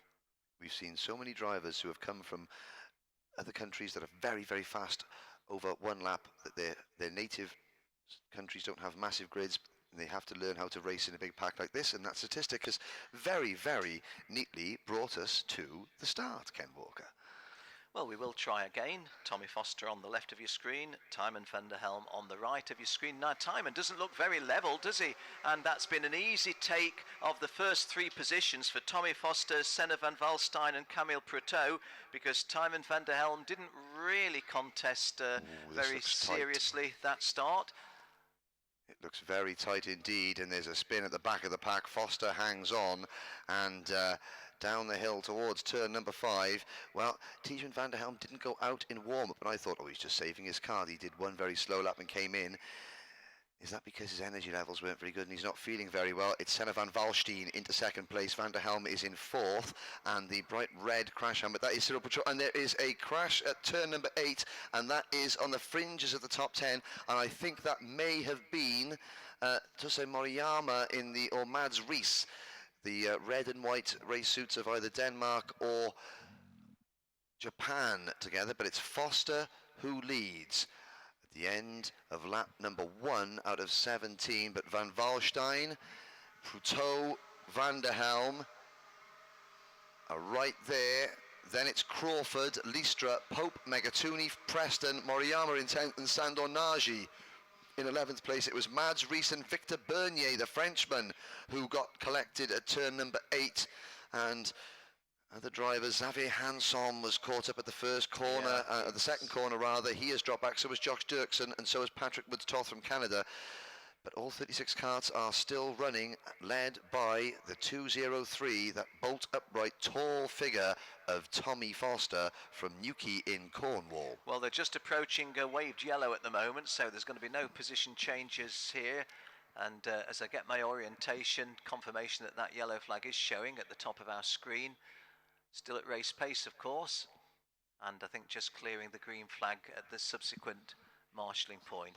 Well, Tommy Foster, it's funny. I wonder if when you go, lad and dad, you have a relaxed attitude that you can take even to the big events and think, look, I'm just doing what I always do, rather than perhaps get a pressure if you were, if you will, a works driver. Now, we've lost somebody going grass track racing. I was not ignoring you, Ken. I was wincing because I saw that move coming. That looked like it possibly was Megatooniv and Moriyama trying to go side by side. Megatooniv was trying to, Moriyama was trying to make the move on Megatooniv. The gap was closing, and I think on the outside, Megatooniv was the one that went grass tracking there at about 80 kilometres an hour. Well, he had a nice white race suit to start this race. The top 10 place apiece for doing that between them, because that's now a top running 8 drivers, isn't it? 1, 2, 3, 4, 5, 6. And there's the gap where they would have been. And Listra, Crawford and Pope were just in front of that. Jack Preston, I think, would have gained some ground there. There's Listra in the yellow and red Belgium race suit, makes the move, and that puts the Belgian driver into P number 4 at the expense of Camille Pruteau. And creeping into the top 10 is India's Mohammed Ibrahim. And this well, could Tommy be a good Foster's result. lead as we start lap 4 is 0.34 of a second, but more... It's changed. It's nothing at all It's not now. a lead. He's lost it. I was just going to say, it's an insignificant set of numbers because the attack is potentially there, and as I was speaking, it did come. Well, Tijmen van der Helm from the sickbed to the race lead. He's gone ahead of Senna van Valstein, and now he's ahead of Tommy Foster. So it's a Dutch 1-2 at the moment. And the Netherlands have never won this class. They've had a couple of runner-up finishers over the years. Jordi van Moorsel was a runner-up. Janen Erschmeier was a runner-up, but never on the top step of the podium.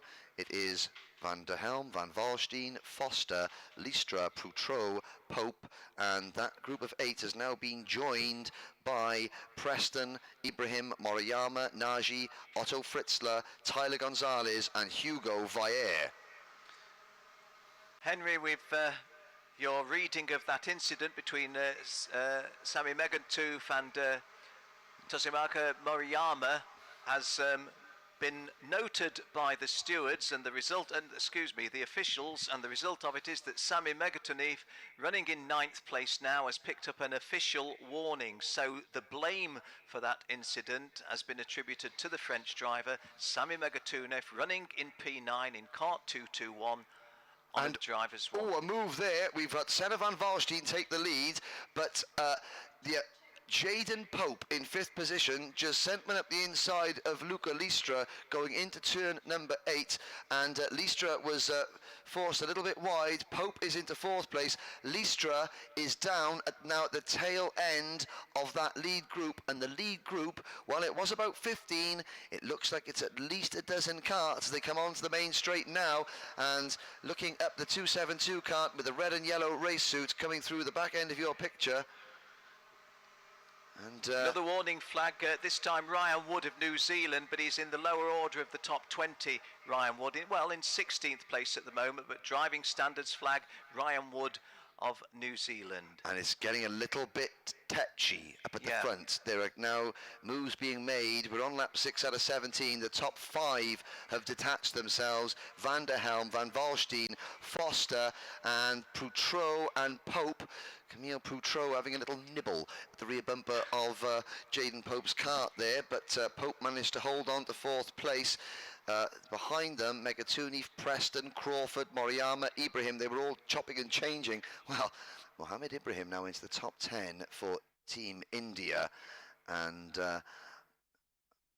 they come through turn number 14 to start another lap. On to lap 7, 10 to go. It's a Dutch 1-2 with Britain and Australia hot on their heels. Well, the Dutch 1 and 2, but in favour of Tijmen van der Helm at the front. He's got 0.3 of a second on Senna van Valstein, and we watched those in the heats having a good inter-Dutch challenge between themselves, and you have to say that notwithstanding the fact that he's not feeling in the best of health, Tijmen van der Helm looks as if he's got a real grip on this one at this stage. Having said that, maybe he's lost just a half a kart length on when they passed me previously. I like these views from Jack Preston's kart, and sure enough, what I thought was a bigger advantage for Tijmen is perhaps now just a little less. It was 0.3 of a second. The fast lap, by the way, is with Jack Preston carrying our camera, 60.26. And Tijmen van der Helm, well, on this part of the circuit, which is where I looked at them before, that's where he does fly, because he makes a big advantage when he goes down to the start-finish line, and that is him in the front of your screen now, but you can see that immediately behind him, Senna van Valstein is putting the pressure on, and Jack Preston back in 5th place. It's a really good front-running 5, giving us a good dice, and whilst I'm not going to say that Tijmen van der Helm is under immediate threat of losing the lead, he's still nevertheless under an almost permanent challenge from Senna van Valstein. Well, now Mr. Preston is making his presence felt to his countryman Jaden Pope. Off our screen, Jan Pokos in kart number 211, the Croatian driver from Zagreb, has retired. Christoph Penyov, it has not been a happy final for the only Bulgarian. Penyov is also out, and I believe that it is Hristo Penyov that was the cause of that yellow flag that just flashed up on our screen. He is pulled off at the end of turn 11. Josh Dirksen from Paraguay is 34th. Josh Kurtzy, 33rd. Carl Marco Sai is down to 31st. Here comes the move. Is it the move or not? And you can see, no, the two Australians staying in line, trying to work together. And Axel Sanyala has had a problem and has fallen to 30th, the Finnish driver that we were expecting quite a lot from, and he has faded to 30th. For sure. Xavier Hansom has recovered to 25th at the moment. Romain Leroux up 14 places to 22nd from Singapore. Arias Dukmajian has dropped to 19th. Mike van Vught is 17th, the Dutchman. Luca Listra, well, that one move that one of the Australians, I forget it was Pope or Preston, put on him, that has really spoilt his momentum. He's down in 14th and yet place. He found a very, very fast time the previous lap. I think he's joined the back of this group on screen, this league group. It's still led by European champion Tejan van der Helm. Tommy Foster is now back to 4th place because Jaden Pope has gone through. It is Pope in 3rd, Foster 4th, and Preston pressing Foster's rim, and that is working together. That is the clearest example you'll get of Preston just leaning against the rear bumper and just working. 8 wheels travel better than 4 is the name of the game, and the top 5 are breaking clear, primarily because Preston doesn't want to pass Foster yet. He wants to work with him, and the gap back to Megatunief in 6th is growing, Ken. Yeah, just picking up on something you said moments ago, Xavier Hansen disappointing, falling away at the back of the field, actually being brought in on a mechanical defects flag. So the Belgian, who came here with quite a little reputation, it hasn't gone right for him all week, and it's not gone right for him in the final. Senna van Valstein has just put a move on his countryman and teammate Tijmen van der Helm, going into turn 12 rather, not expected from Tijmen van der Helm, and that has concertina the leaders together, and there was a little bit of wheel banging between the two Dutchmen, and I hope that hasn't done any damage to any nose cones, because van der Helm did not look like he was expecting that, and had to take evasive action. There's the move from Preston, well executed, good move. Foster now back to 5th, so we've got 2 Dutchmen followed by 2 Australians, and then someone from the UK, although Foster fights straight back. Well, that's a nice move by Tommy Foster back. And Brock Feeney is one of the Australians who's not going to feature. He's also being brought in on a mechanical defects flag, as was Xavier Hansen moments ago. Josh Dirksen also retiring, the Paraguayan driver. So Paraguay made their first final, but it's not going to be a happy ending. And now Foster having to defend 4th place. This could be crucial. Oh, here comes Preston up the inside of Foster. Foster on the green access road. Respecting track limits, not respecting track limits, gaining an advantage thereby. Well, discuss. It could go either way, because certainly if Foster had come across there to take the racing line, he would have found our camera cart there, and that could have been a collision. What do you do in a situation like that? Well, the fact that Foster's defending, that he's watching the podium disappear. Yeah, that is the problem. That's absolutely right. You've talked about the need to keep cool. And there's more contact there. This is going to be curtains for the camera cart, and Foster's gone with him. Oh, that was, Foster was defending, Preston was making a move. It was front wheel to rear wheel, up and over, as we saw on screen, and you can scrub Tommy Foster and Jack Preston from the list of potential winners. The top 3 are now clear with 5 laps to go. And it's going to be Van Valstein, Van der Helm and Pope who dispute the lead. And I can't even see who's moved up to 4th place. It is Jack Crawford and Tyler Gonzalez. Well, I'm the first to say it ain't all over till it's all over, but that collision really, in my opinion, has cemented this front-running 3 as your podium trio, barring mechanical defects on their part, and our television camera captures it perfectly. The little, what shall we say, it's not human error, it's human poor judgment, but we understand why. I mean, if they'd have quietly cruised around for another 2 or 3 laps, they would not be getting a sniff at the podium, as it is. I have to say that it looked like Foster was beginning to struggle a little bit, and I think that Preston thought it's now or never. sadly, for both of them, it turned out to be never. Van Valstein Early leads. glance over the shoulder, I feel, for saying this is only lap 13 of 17, and for a driver who's been in pretty much, what shall we say, solid form, to say that Senna Van Valstein surprised me with that glance then. There's another one, far more frequent and far more intense. Tijmen van der Helm in second place, just ready to pounce if he can. Exaggerated body lean to the left there. And Jayden Pope in that situation we often find when you think, yeah, if you're in third place right now, what do? Just sit there, mate, because there's scope for a barn door to open in front of you if these two do anything silly as between themselves. Well, it has to be said that Senna Van Valstein has been coming second to Tijmen van der Helm all season in the Dutch Championship. Van der Helm won. Van Valstein finished in second place. When they were joking about on the simulator, the KART simulator early this week, Van der Helm said, it's okay, I let him win on the simulator, but I win on the track. And Senna was laughing and said, not this week, not this week. But the fourth place battle, Gonzalez, Crawford, Moriyama, Otto Fritzler, Megatunif, Mohamed Ibrahim and Luca Listra, they are the remainder of the top 10, and just behind them it's Sando Nagy and Camille Poutreau. Ryan Wood is 13th. I'm looking down the order to see where Jack Preston is. The answer is he's 20th. Tommy Foster, and there 26th. is the move that we were looking for. And he's gone wide. Senna Van Valstein's gone wide. Sorry, Ken. Okay, go on, carry. Well, that's opened the door for Jayden Pope. What did we say moments ago?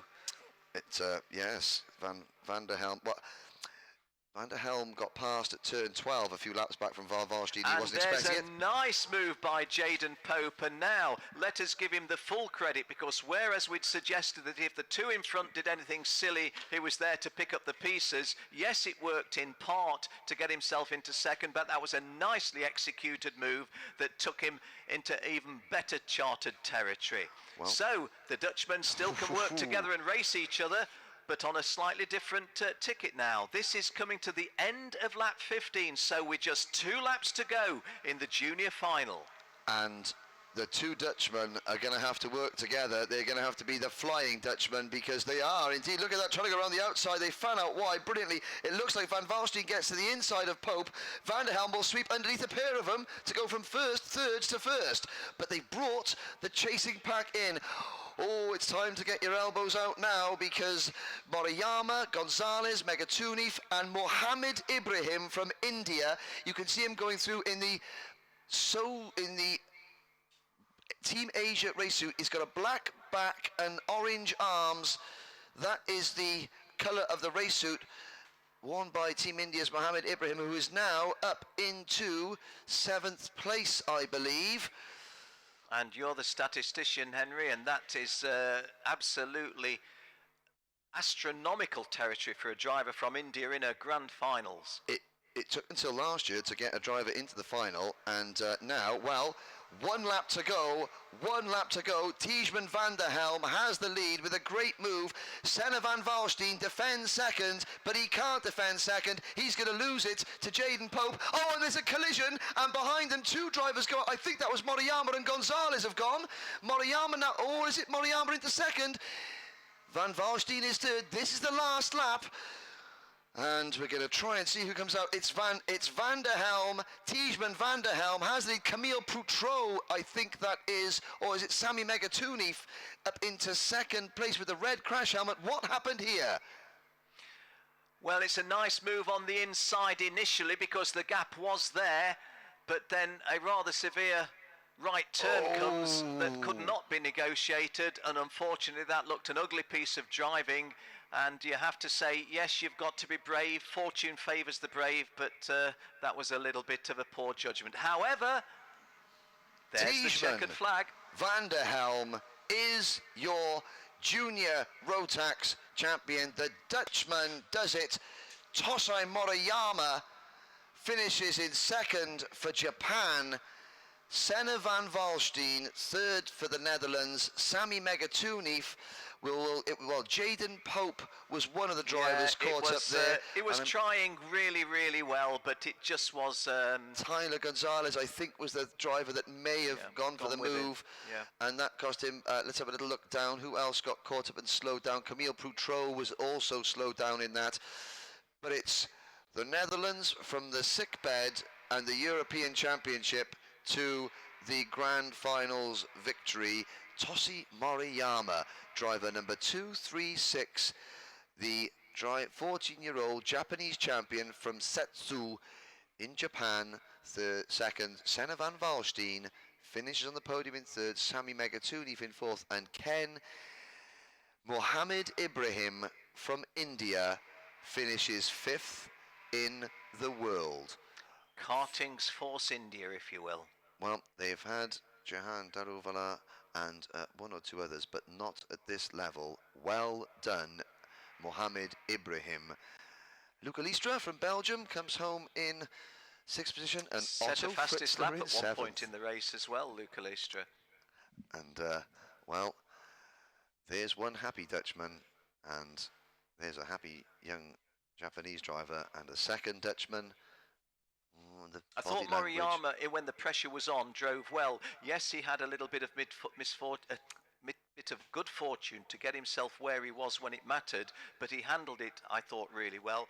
And although you can put in arguments that maybe Senna van Valstein over the entire race deserved the runner-up spot rather than the Japanese driver, I think Moriyama held himself together a little bit more neatly, perhaps. Sami Megatunov, we've said all along this week in our commentaries, in consistency terms, not inconsistency, in consistent terms, Sami Megatunov, he's just never been far from the, well, what I was saying previously, 5th, 6th, 7th and 8th positions, and he thoroughly deserves his position of 4th in the final. Impressed by that drive and impressed by his efforts all week. But you can't take it away from Timon van der Helm. If anybody wants to say, not really, all he's got to do is say, would you like to have a look at my results this year? And the bottom of the page you're looking at on screen, the list of coulda, woulda, shouldas. Mike Van Boekten 11th, Camille Poutreau only 10th, Victor Bernier had a chance 15th, Jack Preston had more than a chance in 16th. Oh, Jaden Pope back in 30th place, but you can't blame a guy for giving it a go when he thought he might have had an opportunity. Yep, Axel Sanyala, a race winner this week, 21st, Tyler Gonzalez 22nd, and the winner is with Jen Wade. Timon, now that was an exciting race. Some good and some bad going on behind you, but in the end, junior world number 1. Yeah, in the end was good, and I fighting for my place, and I winning. It's fantastic. Yeah. I'm happy. What did you think when you lost that initial first place and you went back a few spots? What were you thinking then? I think it's okay, and I drive where? With the slipstream, huh? The slipstream is very well. Now, of course, you're the European champion in Rotax. Now you've got the world number 1. So Netherlands champion, a race, AK champion, and world champion. Yeah. Okay, what a great day! What a great way to finish it. Yeah, it's fantastic, and I'm very happy with this result. And what about your friends and family and everyone that supported you? Yeah, my friends, my family, my parents for the sponsoring, and my sister. She's very good for me, and yeah. And what about your mechanic? Is he excited? Yeah, he's very good, and I hope that next year that we do it again. Yeah. Okay, congratulations. And yeah, it's been fantastic. Well done. Well deserved. Thank you.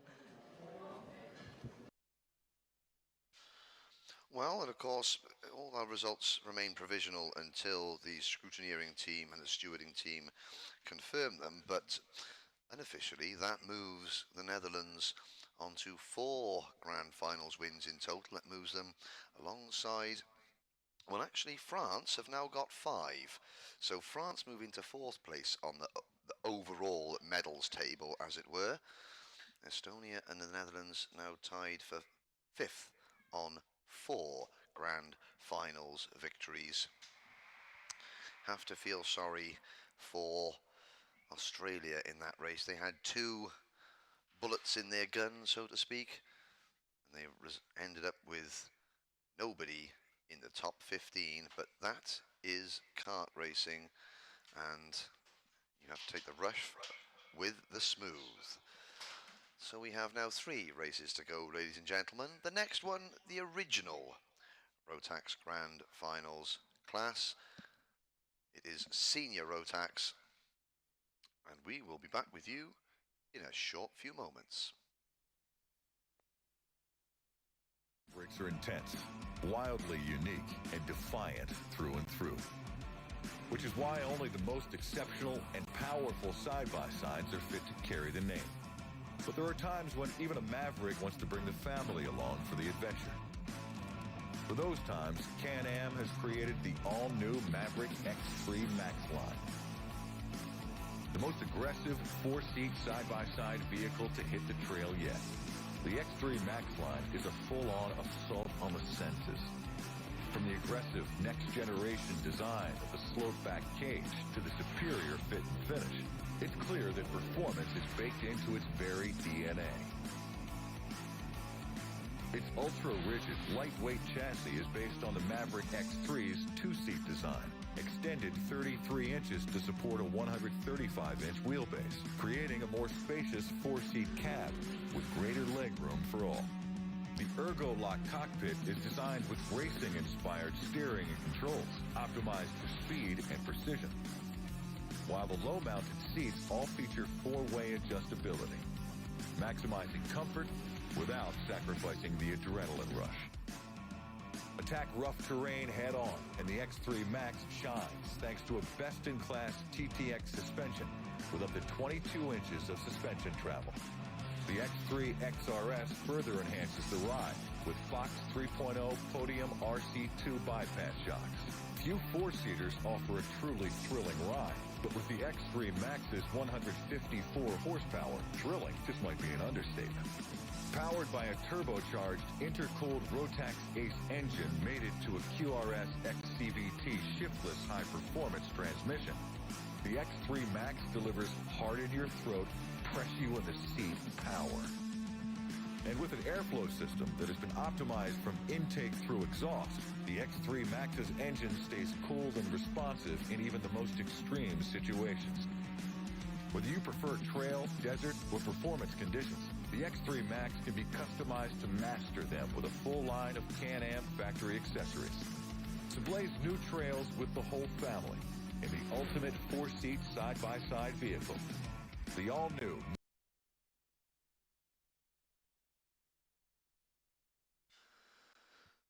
So there's the scene here at Portimao on the Algarve, the southern coast of Portugal, looking back over turn 13 towards the pits and paddock area, the large building on your left. Well, I think on the left now, the graphics showing you exactly where we are, the southern western tip of Portugal.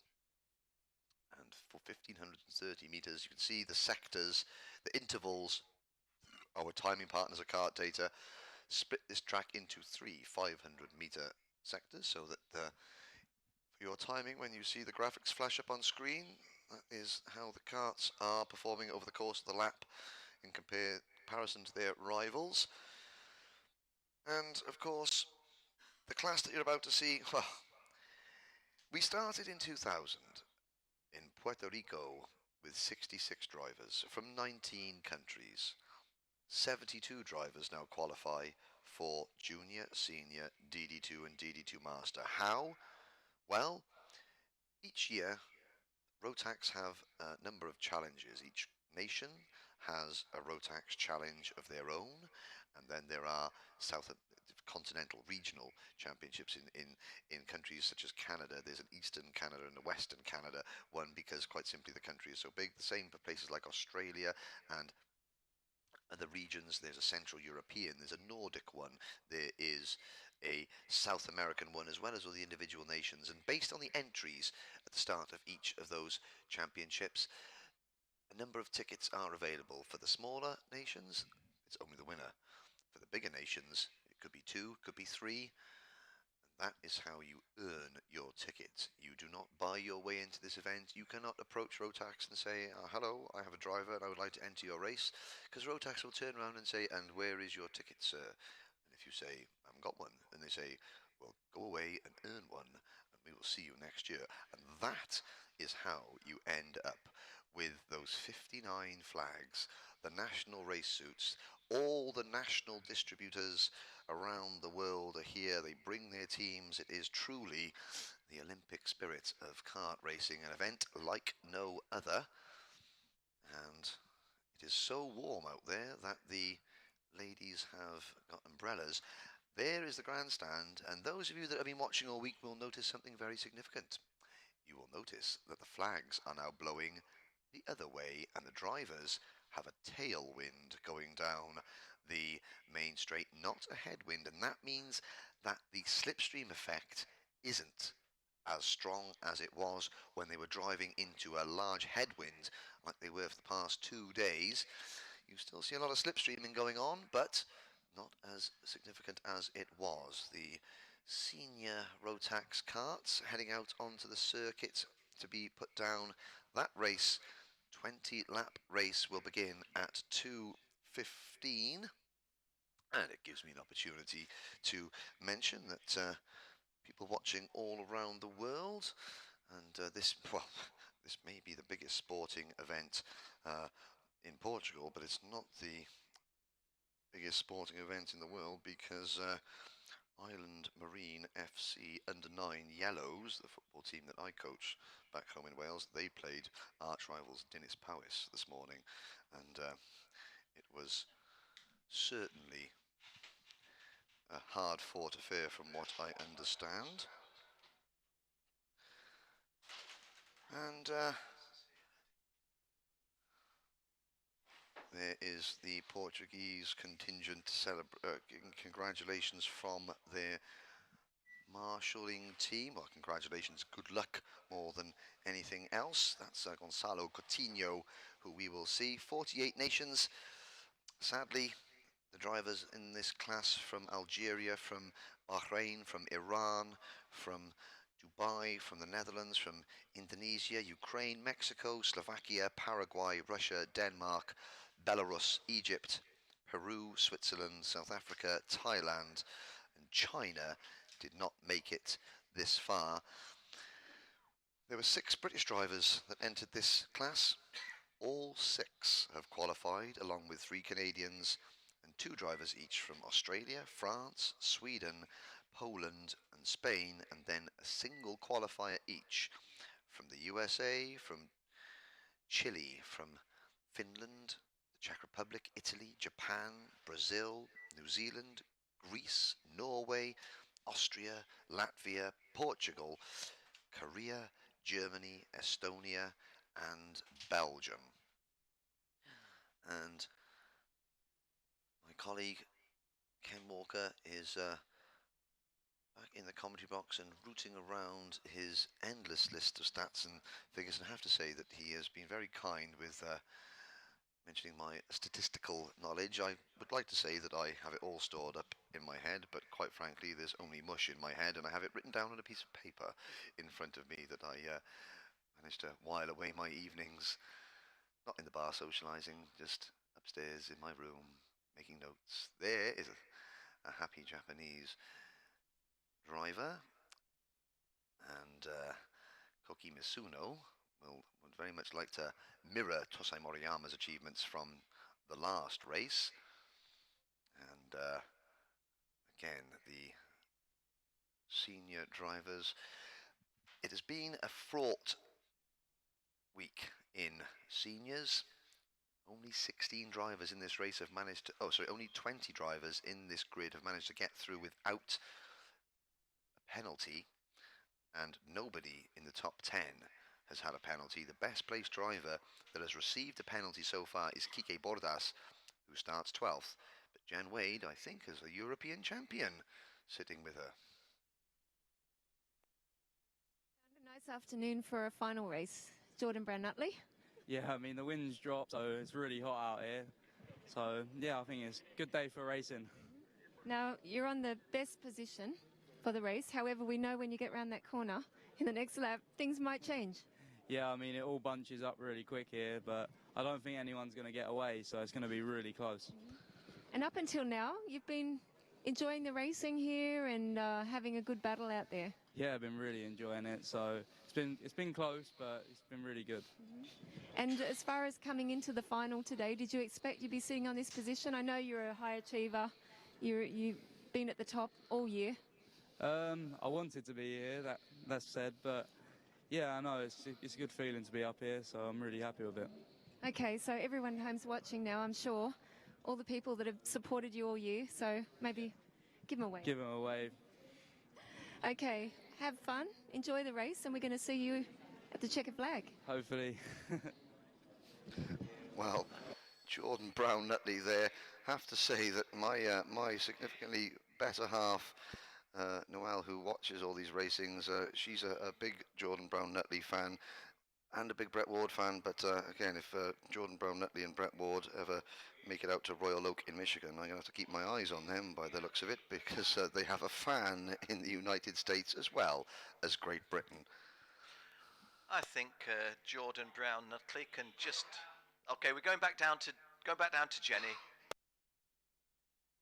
Now here we are, second row. And how are you feeling before the final?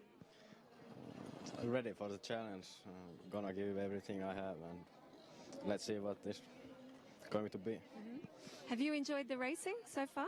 Of course, the slipstream is crazy, so Yeah, I'm sure everyone at home's just going, what is going on out there? that's hard. You can defend all the time, and sometimes they just yeah, can't do anything. Now, of course, we've seen a few Finnish drivers here for the weekend, all pushing really hard, but I think you've topped the timesheet here for the team, so I guess they're all, you know, supporting you and hoping that you're going to be there on the podium. But you've got lots of family and friends watching at home? Yeah, a lot of my friends have watched my races, and this is a bit surprise for me. Yeah. They have watched it even in school. It is cool. We've got the best weather, and we're going to be watching you in the final. Wish you luck. Thank you. Thank you. Well, so interesting to hear what the guys have to say. And there again, Jordan Brown-Nutley. I was going to say previously, I don't know I've seen anybody on pole position at the start of a final more relaxed than Jordan Brown-Nutley. So if a relaxed approach counts for anything, he's got plenty going for him. And always nice to see and hear when it's a little bit the other way, you know, you just see those little body language things. Nobody's going to say, oh, I'm absolutely certain I'm going to wipe the floor with these people, and nobody else is going to say, oh, I'm not good enough, I'm going to finish out of the top 10. But you read the little nuances, can't you? And fascinating to hear. Hope those of you online are enjoying it. We've got more to come. Here it is.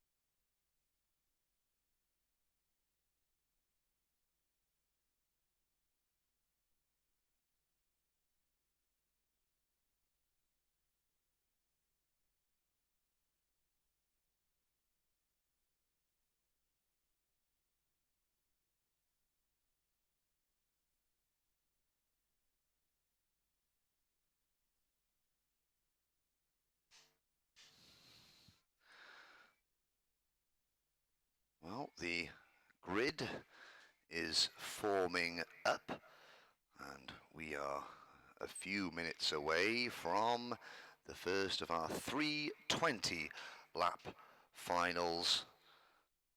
And what a fine sight that is, 36 Sodi carts. I think I was going to say something else there, Ken, but not me. I'm just looking at the grid list, Henry. Of course. And that tells me that Jordan Brown-Nutley is on pole position from Great Britain, sharing the front row with Felix Warzier of Belgium. Brett Ward, another Brit, and Laurie Lepper that we just heard from Finland are row 2. Brown-Nutley and Ward first, and Brown-Nutley and Varjé first and second in the European Championship. Brett Ward a runner-up here 4 years ago as a junior. Reese Hunter and Koki Mizuno are row 3. Jean Nomblot and Mario Novak are on row 4.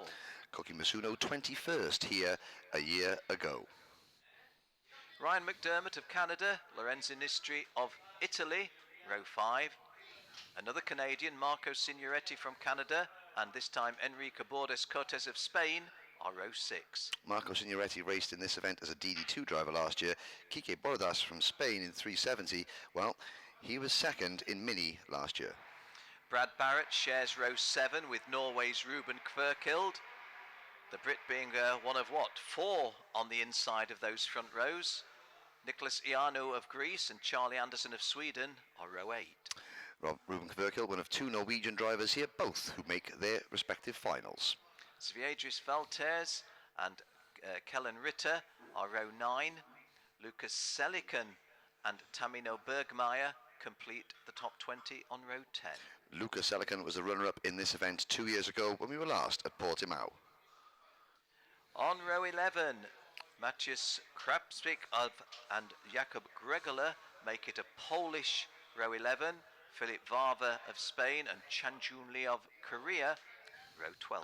Philippe Varve having to qualify coming through the back of all his heats, and a penalty put him back this far. Chanjun Lee qualifying for the final for the first time in his Grand Finals career. On row 13, Bradley Jenner, Australia, and David Remmer of Sweden. Row 14, Gonzalo Coutinho from here in Portugal, sharing that row with Peter Betzel of the Czech Republic. Peter Betzel, a runner-up a year ago. Brad Jenner, 2 top 25 finishes in the last 3 years. Jacob Cranston, New Zealand, Guilherme Peixoto of Brazil are row 15.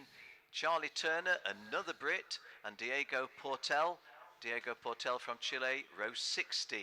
Charlie Turner, racing cars this year, did 1 kart race, the British Open, finished second and earned his ticket. And still another Brit to come. This time it's James Johnson. He's on row 17 with Arnaud Sarrazin, the very experienced Frenchman. Row 18 completing the grid, Ragnar Vieras of Estonia and Cody Brzezinski of the United States. Of Australia, sorry.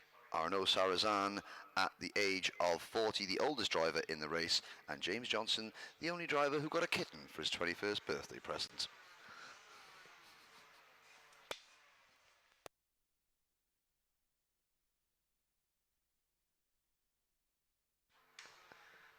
Have to confess, I didn't quite catch what Henry Burdett said there about James Johnson. If I had have heard it, I'd have been saying, "Aww." Wasn't what I was saying when I heard it, and it wasn't what he was saying when I first told everybody at Little Brissington Kart Circuit at the Midland Championship a few years ago, but I think more people may be listening today. But well, hi to my friends down at Rissy. Hope you're having a good time. And again, James Johnson, who gave a great interview yesterday. I'm just happy to be here. He squeezes into the final. Anything now is a bonus. And significantly, he raced at my home circuit down in South Wales for several years, and he won the Drivers' Driver of the Year, as in one of the most popular members of that paddock, and one of the most popular members of any paddock he walks in, not because he has a particularly lovely lady that walks around with him everywhere he goes, but no, because he's a very happy, chirpy soul who's managed to stay friends with just about everybody in kart racing. That takes some doing, that's for sure. He was telling me he's had an appointment as an ambassador, which as he was explaining it to me, I thought, well, I don't know an awful lot about you, but it strikes me they've made a good appointment. Really very personable guy. Ambassador to the Mayor of Weston-super-Mare, possibly, where he's from in the UK. Well, there's the scene down at the front of the grid. Watch for Felipe Varva. So Philippe Varva, a late entry. We had a withdrawal. One of the Malaysian drivers couldn't make it. Felipe Varva got the call last Sunday, the day before the kart raffle.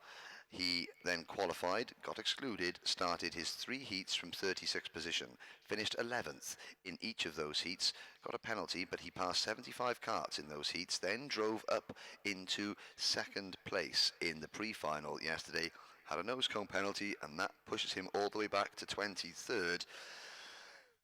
Only because he wants to pass more than 100 karts this week. I can't see him winning, but I can see him passing an awful lot of people on the way to, well, the message from that latest Henry Burdett statistic is never give up, keep going, you just never know what might happen.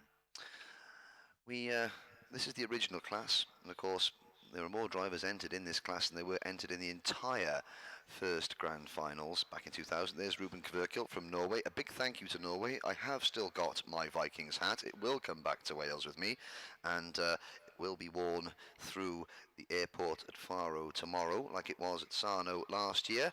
The most successful nation in this class so far, Great Britain.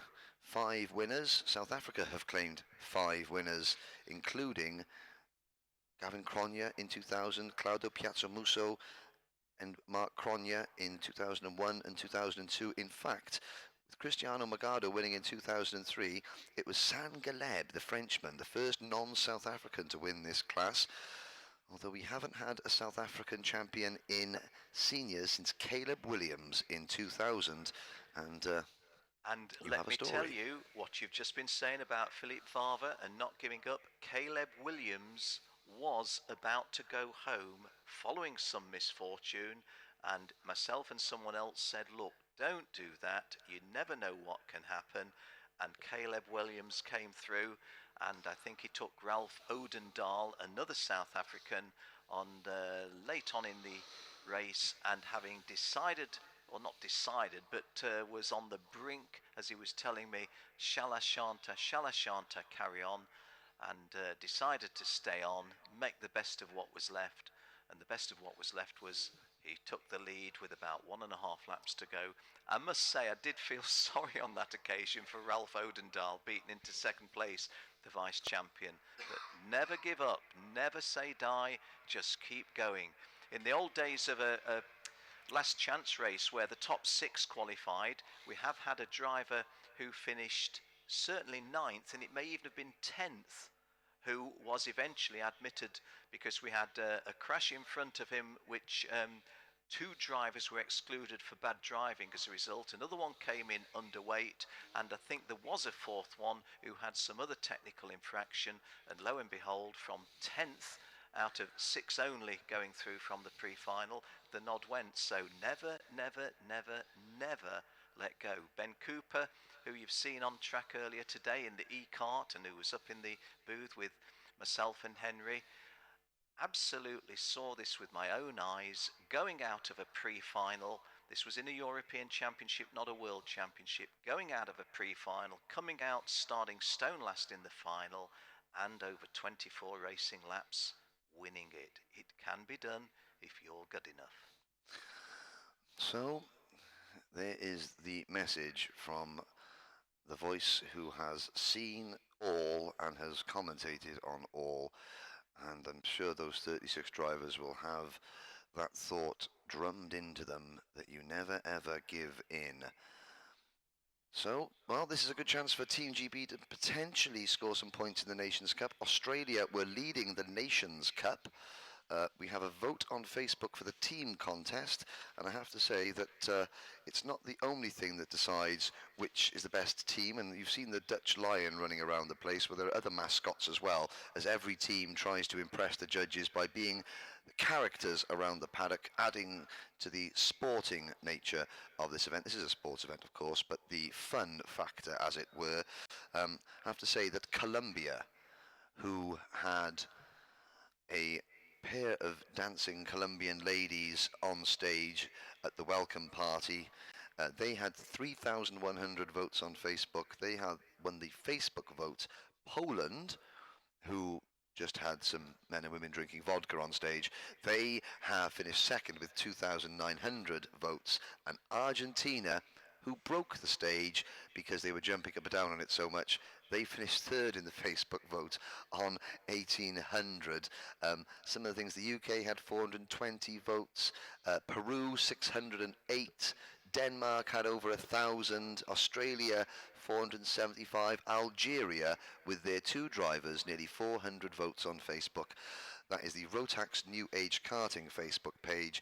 And this year, for the first time, the finals, the semi-finals and the finals of the Mojo Tyre Changing Contest will be live on Facebook at about 9:30, 9:45 this evening at the closing party. We will be promoting that. You have to see it to believe it.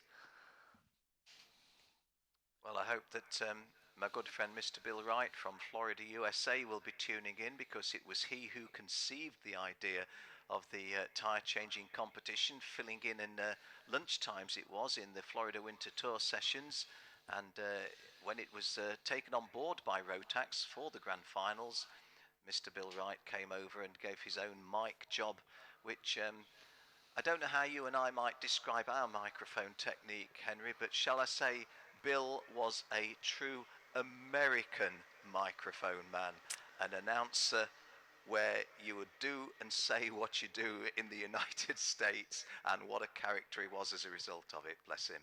Yes, the Mojo tyre changing contest, conceived by Bill Wright, mastered and taken to another level by Richard Beauclair, who is watching in, and now sort of left to me to kind of follow in their very large footsteps somehow. But it's good fun, it's simple. You karting mechanics and dads back home watching this, take 4 tyres, take them off their rims, put a mat down, see how quickly you can put them on the rims, and then take them off again.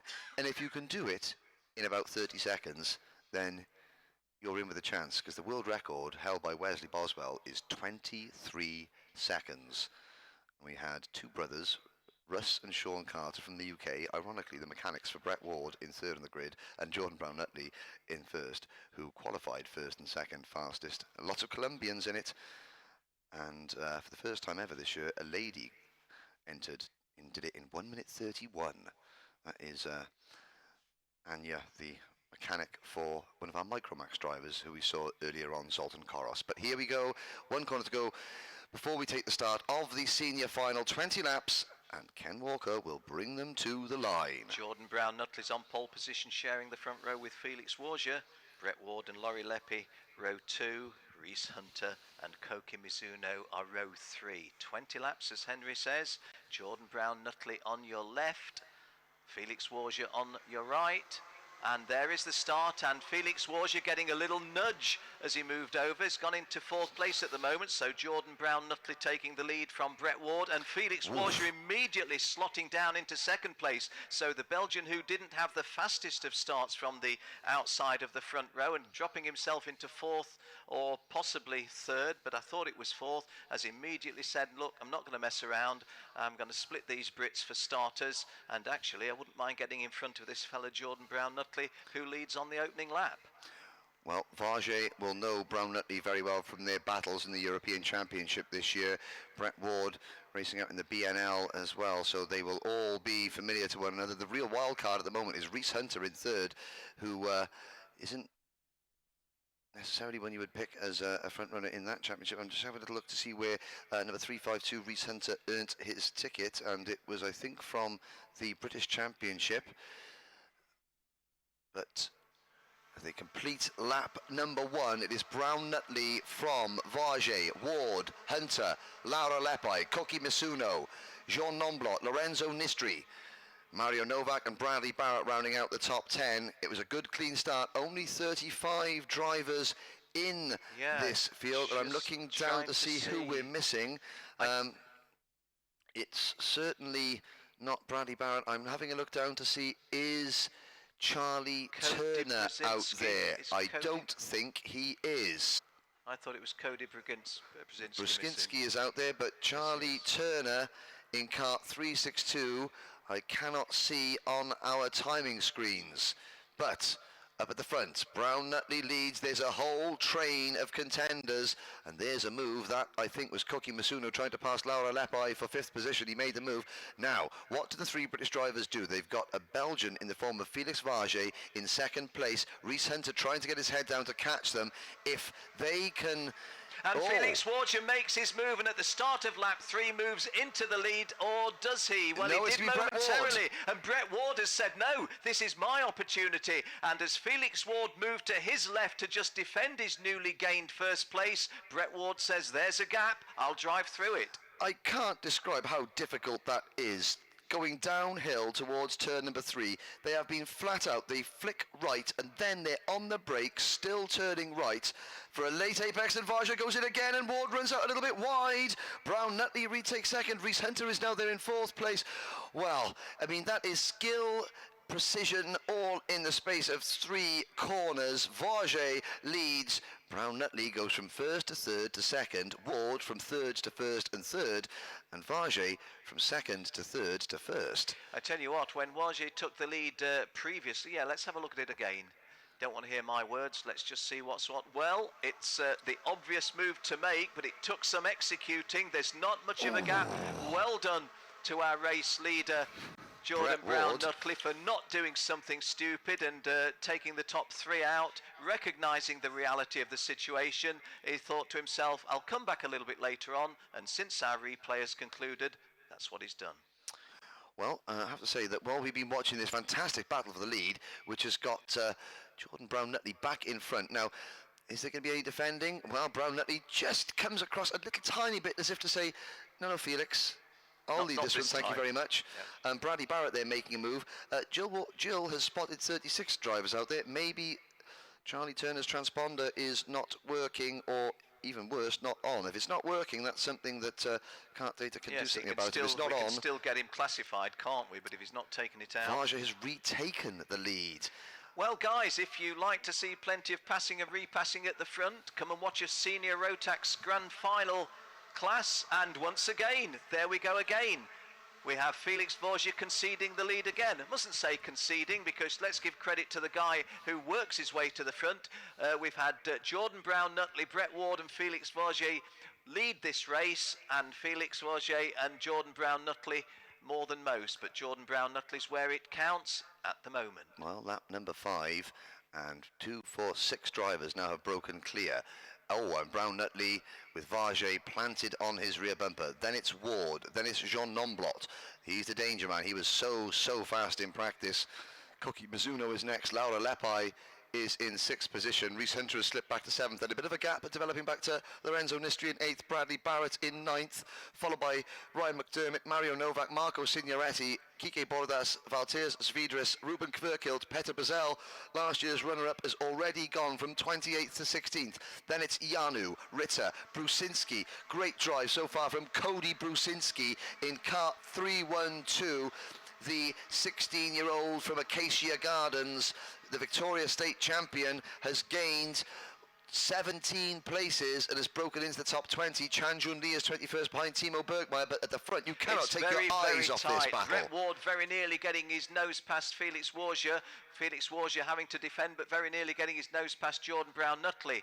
Jordan looks over his left shoulder very briefly, spots how close they are to him, as if he didn't know, and continues in the lead. But those 1, 2, 3, 4, 5, 6, 7 front runners, and Charlie Turner does now appear on our screen, having just completed his opening lap. It would appear. He's completed his opening lap according to his transponder. He is out there and racing. We think he's there anyway, and what we now do is... Jill has said he is midfield. Credit him with those laps that he has got. So Charlie can't tell you his genuine position, but he is racing, and we recognise it as such. Lap 7 of 20 begins. Well, we can see that Charlie Turner is mid-pack, but mid-pack is about 10 kart lengths behind the race lead at the moment. Here we go again.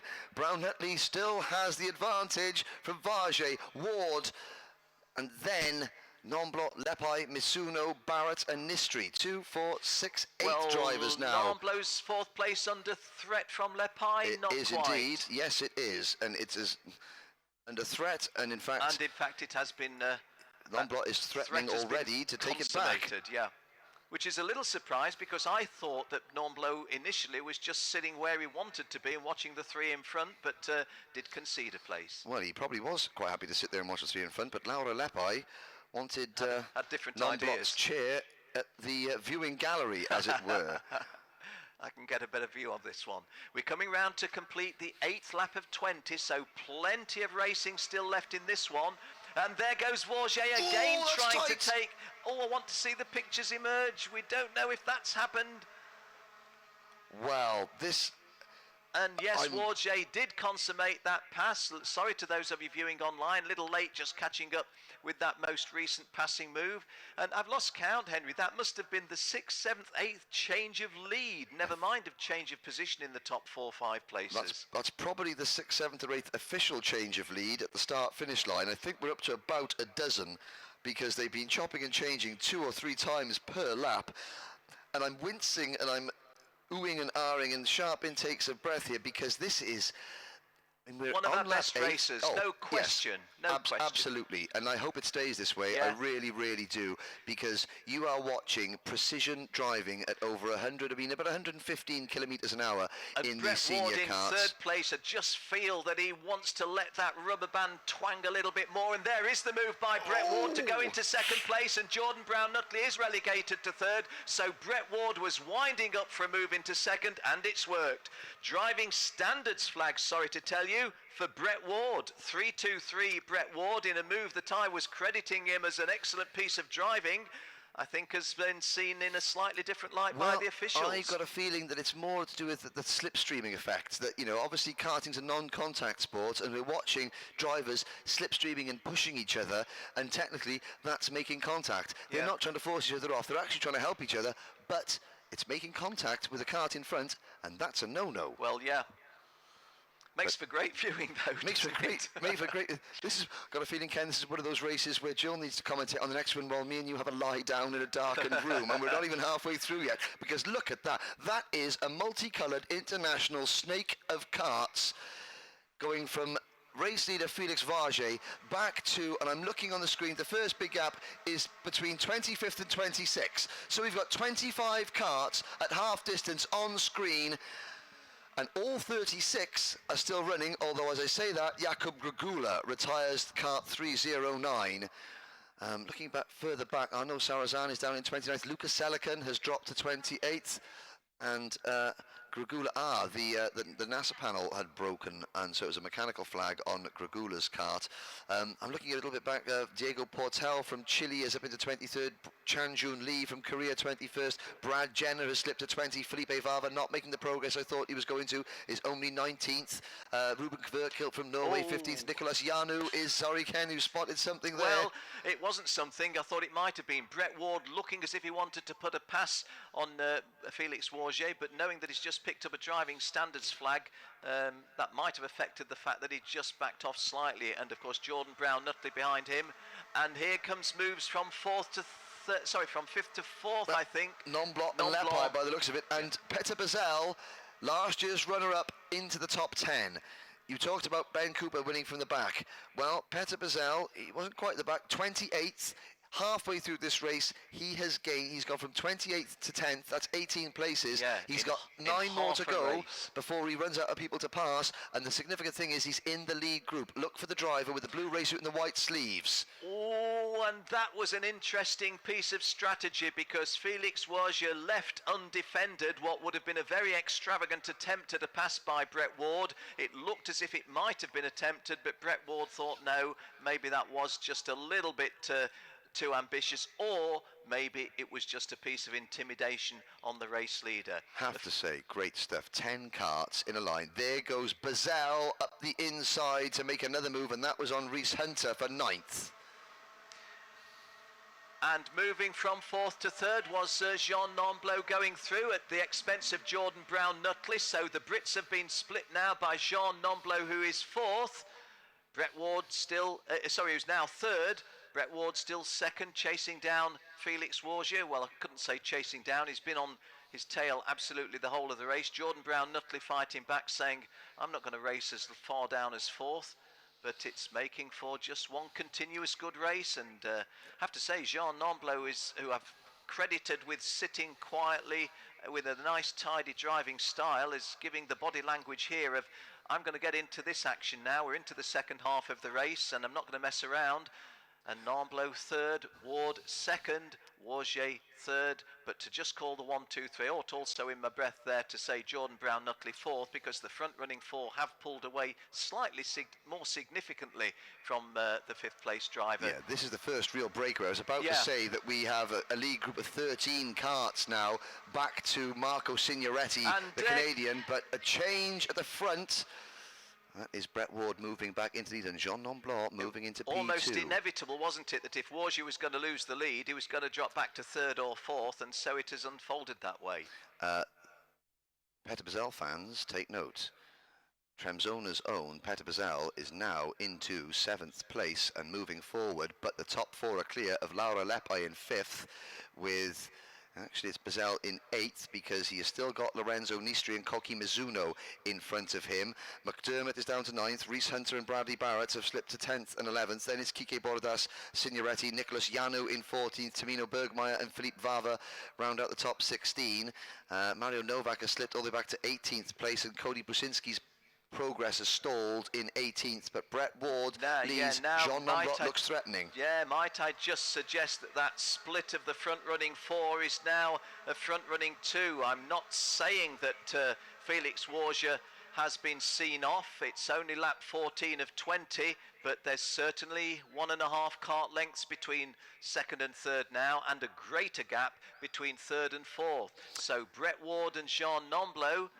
Yes, Jordan Brown-Nutley needs to get a move on because he's got Laura Lepi closing in on him, and Brown-Nutley is now 10 kart lengths behind. Will Brett Ward defend and allow Brown-Nutley, Lepi, Mizuno, Nistri and Bazell to close in? Although I think this is the stage of the race now where if the lead 3 look over their shoulder, they'll realise there's a small chance of a breakaway. We could see a bit of a lull, as it were, and they will try and push away, and it'll be a 3-kart dice, although Brett Ward having a really good run. And there's an onboard camera shot from Ryan McDermott, I believe that is, looking at the rear bumper of number 359. That's... Oh, that's... Can't see where we are. Can't quite see who we are there, but McDermott's been our camera cart all week. Oh, there is Vajay having a little look. Yellow flags going out for pretty much the first time this race, and I'm not sure who that's going to be. It's certainly McDermott, our camera cart, 'cause you can see the bottom of the Canadian maple leaf on the it's at the lower end of the top 10, isn't it? Because yes. Reese Hunter is in the top 10 and McDermott's just in front of him, and that was Nistri behind Peter Wetzel. Ward, Nomblot, Vajay.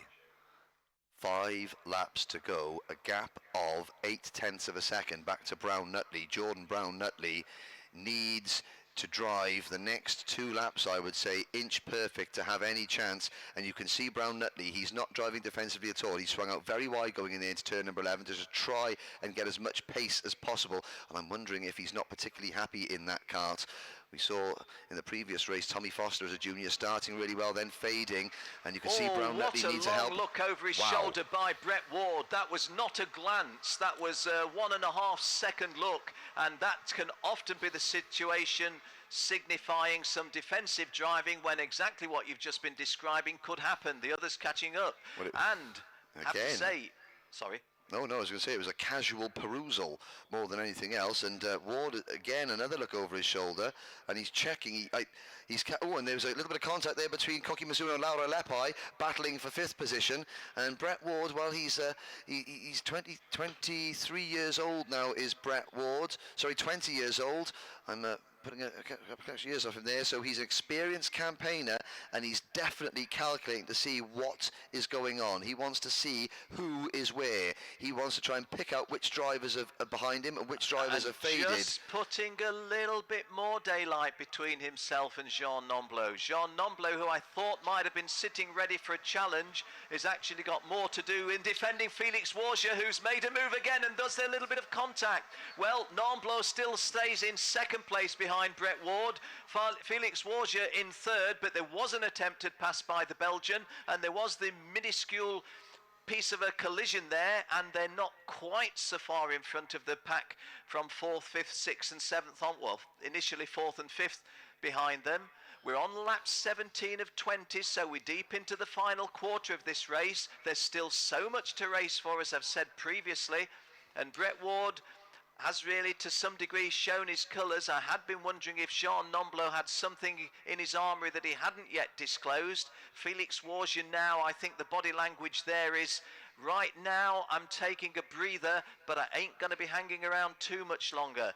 Having said that, there's no opportunity been presented to him to go any further forward. So the front running 3 clear of 4th and 5th as we start lap 18. And Jordan Brown-Nutley and Laura Lepi working hard to stay in touch. You can see them on the racing line, as it were, pushing on. Petter Bazell is the next kart in line. He is at the head of the largest train of leaders in 6th position. Bazell is bringing Misuno, McDermott, Nistri, Hunter, Barrett, Bordas, Signoretti, Yanu, the Greek driver, Vava in 15th. Then there's a gap to Ruben Kverkvilt, so it's 6th to 15th in one battle. Oh, and an Vargy round the extravagant move by outside. Felix Vargy. That's really ambitious. Has it paid a dividend? Oh, I tell you what it's done. yes, it has that won the race for Brett Ward? Has that given the title to Brett Ward? I don't know, but it's going to be close, and Ward has suddenly got a big lead. Vargy and Dombrot. Sorry, Ken. Okay, that was inches apart. They didn't take each other out. They've delayed each other. Look how close Brown Nutley and Lepi have got. Brett Ward, if you have a look over your shoulder now, will he? Not this lap. As we start the penultimate tour, his lead is 3/4 of a second. Well, Felix Wargier looking over his shoulder and having to defend, and certainly Jordan Brown-Nutley and Laurie Lepper in the 4th, 5th battle have rejoined them, so it's a lone kick for the final lap and a half for Brett Ward that would take him to this championship, and it could well have been a seminal moment. In the foreground, momentarily we saw a cart come to a halt on the grass, but it wasn't one of our front runners, and we are rather absorbed now with the 1, 2, 3, 4, 5, 6. I tell you what, Felix Vargy is not done yet.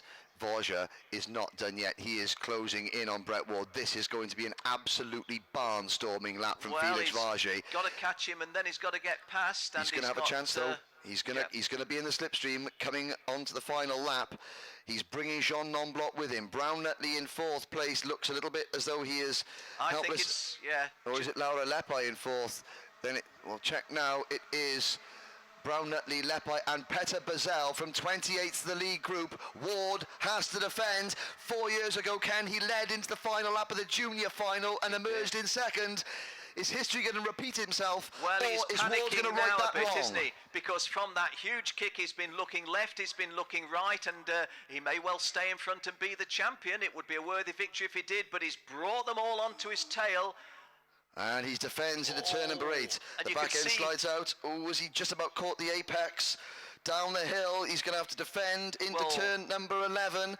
Vargy doesn't look as though he's in a position to challenge. Vargy's got his hands full with Nomblot. I think Vargy, with Nomblot where he is actually the best ally at the moment. Brown Nutley tries to make a move and it doesn't work. Lepi is going to try and come across. Here comes Petter Bazell into 5th position, but Brett Ward from Hayes in Essex puts right what went wrong in 2013 and wins the Senior Rotax Grand Finals. And Brett Ward, the absolute release of emotion as he crossed the line. I saw him earlier this week. He has not forgotten NOLA Motorsports Park all these years. It has played on his mind. Now it plays on his mind no more. Ken Walker, the original Rotax class, served up an absolute treat there. One of the best finals I've seen in a long time. One of the best all the way. And the contrast of emotion, and this was this big extravagant move by Felix Wargier, not for the first time, and well, it was hold your breath time, wasn't it? And Jean Nomblot there looked as if he was going to emerge in 2nd place, but Wargier's wide outside sweep had taken him forward. The emotions on those finishing drivers, 1st and 2nd, as I think Henry called it, if I heard him rightly, a release of emotion by Brett Ward, and Felix Wargier, a deflation of emotion. He was just 0.12 of a second behind, but the sort of folding flat, well, I'll use the word, the deflated movement. Here comes Brett Ward into the pits, and we don't have favourites. Obviously, I do a lot of commentary in the UK, but even in and around Europe, and you get to know drivers, you get to know their families, you get to know, in Brett Ward's case, you get to know his nan, Maureen, who's always on Twitter giving her support. And Jean Nomblot, Felix Vargy, but looking at that move, that was, there is a happy man. And you look at Felix Vargy, disappointed. Well, he was 3rd when he went for that move around the outside of Jean Nomblot and Brett Ward. He finished his 2nd.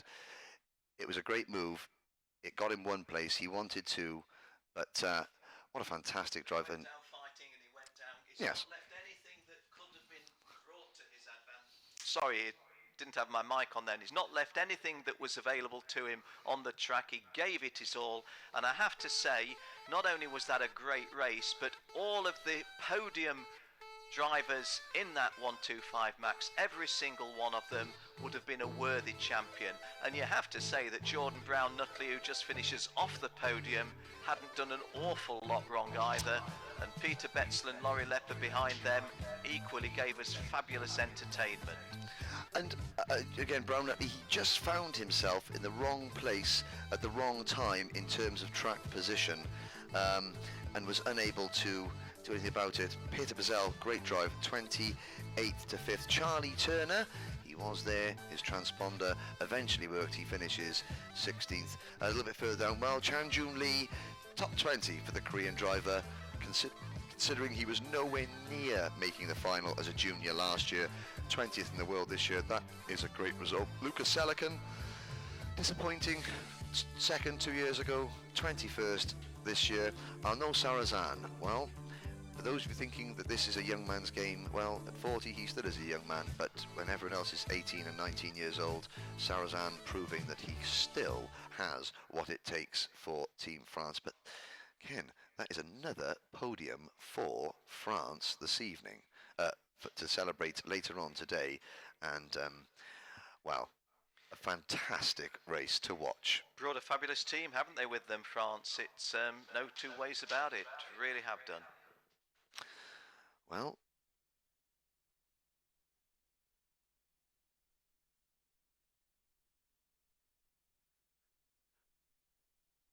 okay, we want to go down to Jenny. We want to pick up an interview. We've just got a little bit of a technical thing to sort out because there's a lot of bodies there, there's a lot of emotion, there's a lot of feet jumping up and down and bodies bouncing around. So we're not ignoring bringing you an interview with the winner or other front runners in that one, but just at the moment we've got to get ourselves a clear signal, but we promise you that you'll have it from the horse's mouth, so to speak, just as soon as we can. Well, otherwise it's grab your breath, take a little breather, a great senior race. I'm also just going to give a word for Cody Brzezinski.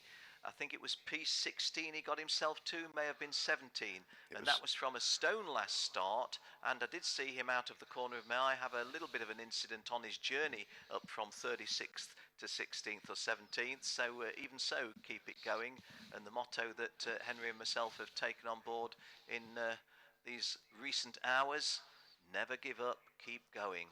More examples of it we've seen today. Well, I'm just looking down, sorry Ken, and well, the last time we were here in Portimao, the senior class was won by Italy's Alex Irlando, and Alex was just watching in the Parc Ferme area. He's now working for Sodicart, he's an official Sodicart driver, and he was just looking over, and I'm not sure if there would have been an acknowledgement, but what we'll do, Henry, is go to a commercial because we are trying to get interviews with Jenny, but let's just take a commercial as we pause between ourselves.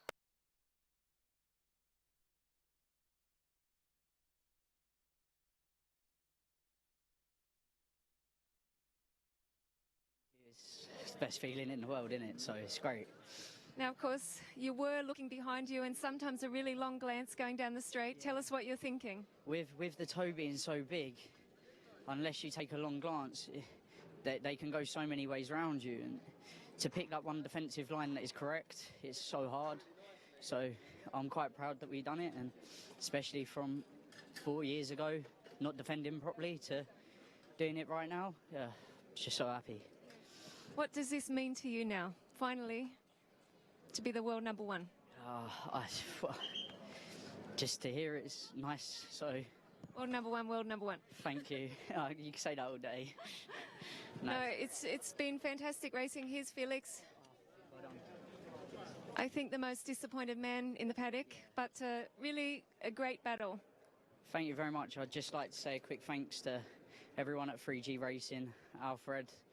Oh, what a superb meeting we've had, and I can't thank him enough. And Tim, my mechanic, and everyone back home, Felix, Philip, and my nan especially, she watches every race, and it's very nice for her to see this. Well, congratulations. I know it's going to be a really big night, big party, but I'm sure when you get home you'll have another celebration. Well done. World number 1, Rotax Senior Max. Thank you very much. Well done.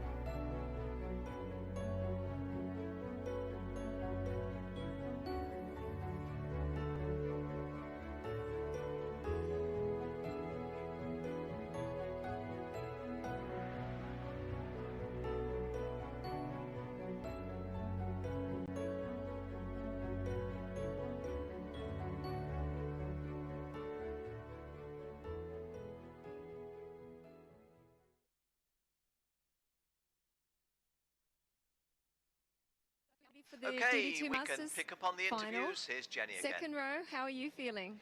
Quite a little bit nervous. I'm really nervous, but I think we are fast, and we will see what happens. Have you enjoyed the racing here in Portugal the last few days?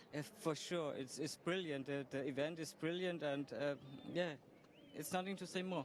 No, also the weather is perfect. Yeah, sure, my mechanic is perfect.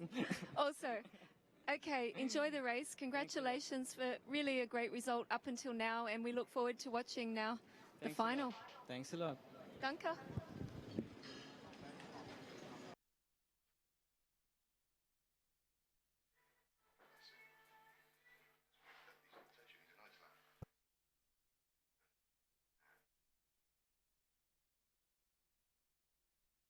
So our caption showing you that our next final is the DD2 Masters coming up. This will have Antti Ollikainen on the front row, joined by Gabriel Zagella.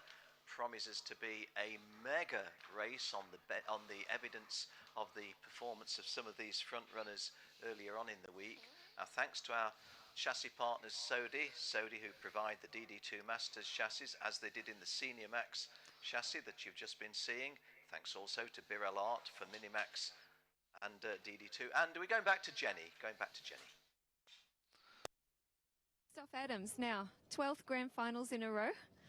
And yeah, pretty spectacular. But you're not very far from the front, so you're in with a good chance for the podium. I hope so, but they are a little bit faster than me. But I'm happy to be qualified already. And I noticed I'm also the oldest driver on the field. Qualified, yes. I'm really the oldest one. Okay, I won't tell anybody. No. But it's really great to see you here. I know Scott Campbell is watching in Canada. You're both here 12 times. You've had it 12 in a row now. So, yeah, it's really, I think, a strong field. You're going to have your work cut out, aren't you? A long race. Yes, it's a very strong field, and each year it's more strong and more stronger. If he's looking, I tell him next year maybe we go together for the 13 times. Mm-hmm. That sounds like a plan, and I think you've thrown out the challenge. Scott Campbell, hope you're watching, and I'm sure he is. We wish you luck, Christoph, and we look forward to seeing you hopefully at the party later tonight. We'll have a chat about how the race went. For sure the party is okay. Thank you. Bye-bye. Well, at 52 years old, Christoph Adams is a mainstay here. I'm not sure if he is the oldest. Maybe he just looks the oldest. I don't know. But there on your screen, Gabriel Zagella on the podium here 2 years ago for Argentina. Now, Gabriel has been a hotbed. You could not find two more contrasting figures at the front of the grid. There's Gabriel, the Latin fire deep within him, bursting to come out, and Antti Ollikainen, cool, calm and collected Finn, but Jenny Wade has caught up with another of our contenders. Michael and Scott on the grid. Now, it's been an exciting week. Of course, some close racing. Yep. Tell me a little bit about the strategy coming into the final now. Well, you can have all the strategy you want, but I suppose your lights go out and everything sort of changes, but we've just got a plan to try and get as far forward as we can early, and then try and let the front three guys get away and make a fight of it towards the end, I suppose, and hopefully me and Michael can keep pushing their way through. Sounds really easy. What do you think? Yeah, obviously not the ideal starting position, hoping to be a bit higher up. But, you know what, sometimes it happens for a reason, and you never know what happens up front there. I was unlucky 2 years ago, so we're just going to go out there, keep it clean, and push hard and see what happens. Okay, we're going to wish you luck, and we're all sitting back watching after the last few races. I'm really getting exhausted, and yeah, right to the end. So wish you luck. Thanks. Great I just racing. want to have a quick shout out to my two girls at home, Chloe and Mac, that are watching. That'll go well. Should they be in bed? They've just been woken up, so they're probably watching right now. Anybody out there? Yeah, my family, my daughter Gia, my wife Tracy, we'll be back soon and hopefully with a nice trophy to bring back home as well. Okay, keep your fingers crossed, guys, and keep watching. Well, there's, once again, the DD2 Masters grid of all the classes here. It has got more characters, more, not to say weird and wonderful, that's not the right thing, but there's certainly more fun, jovial, charismatic members of our paddock. You'll be hard pressed to find. And watch now, there is the sportsmanship. Troy Woolston, who starts third, and Antti Ollikainen, who starts first. They shake hands. Gabriel Zugella gets a handshake. Antti Ollikainen. Antti Ollikainen has not yet won, but here's the grid. Yes, and just behind those two on the front row, Troy Woolston and Tommy Helfinger. Antti Ollikainen a third and a second, but never a first. Behind them on row 3, Primoz Metelic of Slovakia, Alessandro Glauser of Switzerland, Chris Adams, who you're hearing from Belgium, and the Frenchman Charlie Hipp. Christoph Adams, the inaugural DD2 Masters champion in 2007. Primoz Metelic, 3 top 24 finishes in the last 3 years. Scott Howard is on row 5 with Fernando Guzzi. Michael Stephen, who you just heard from, will start on row 6 with Tomokazu Kawase.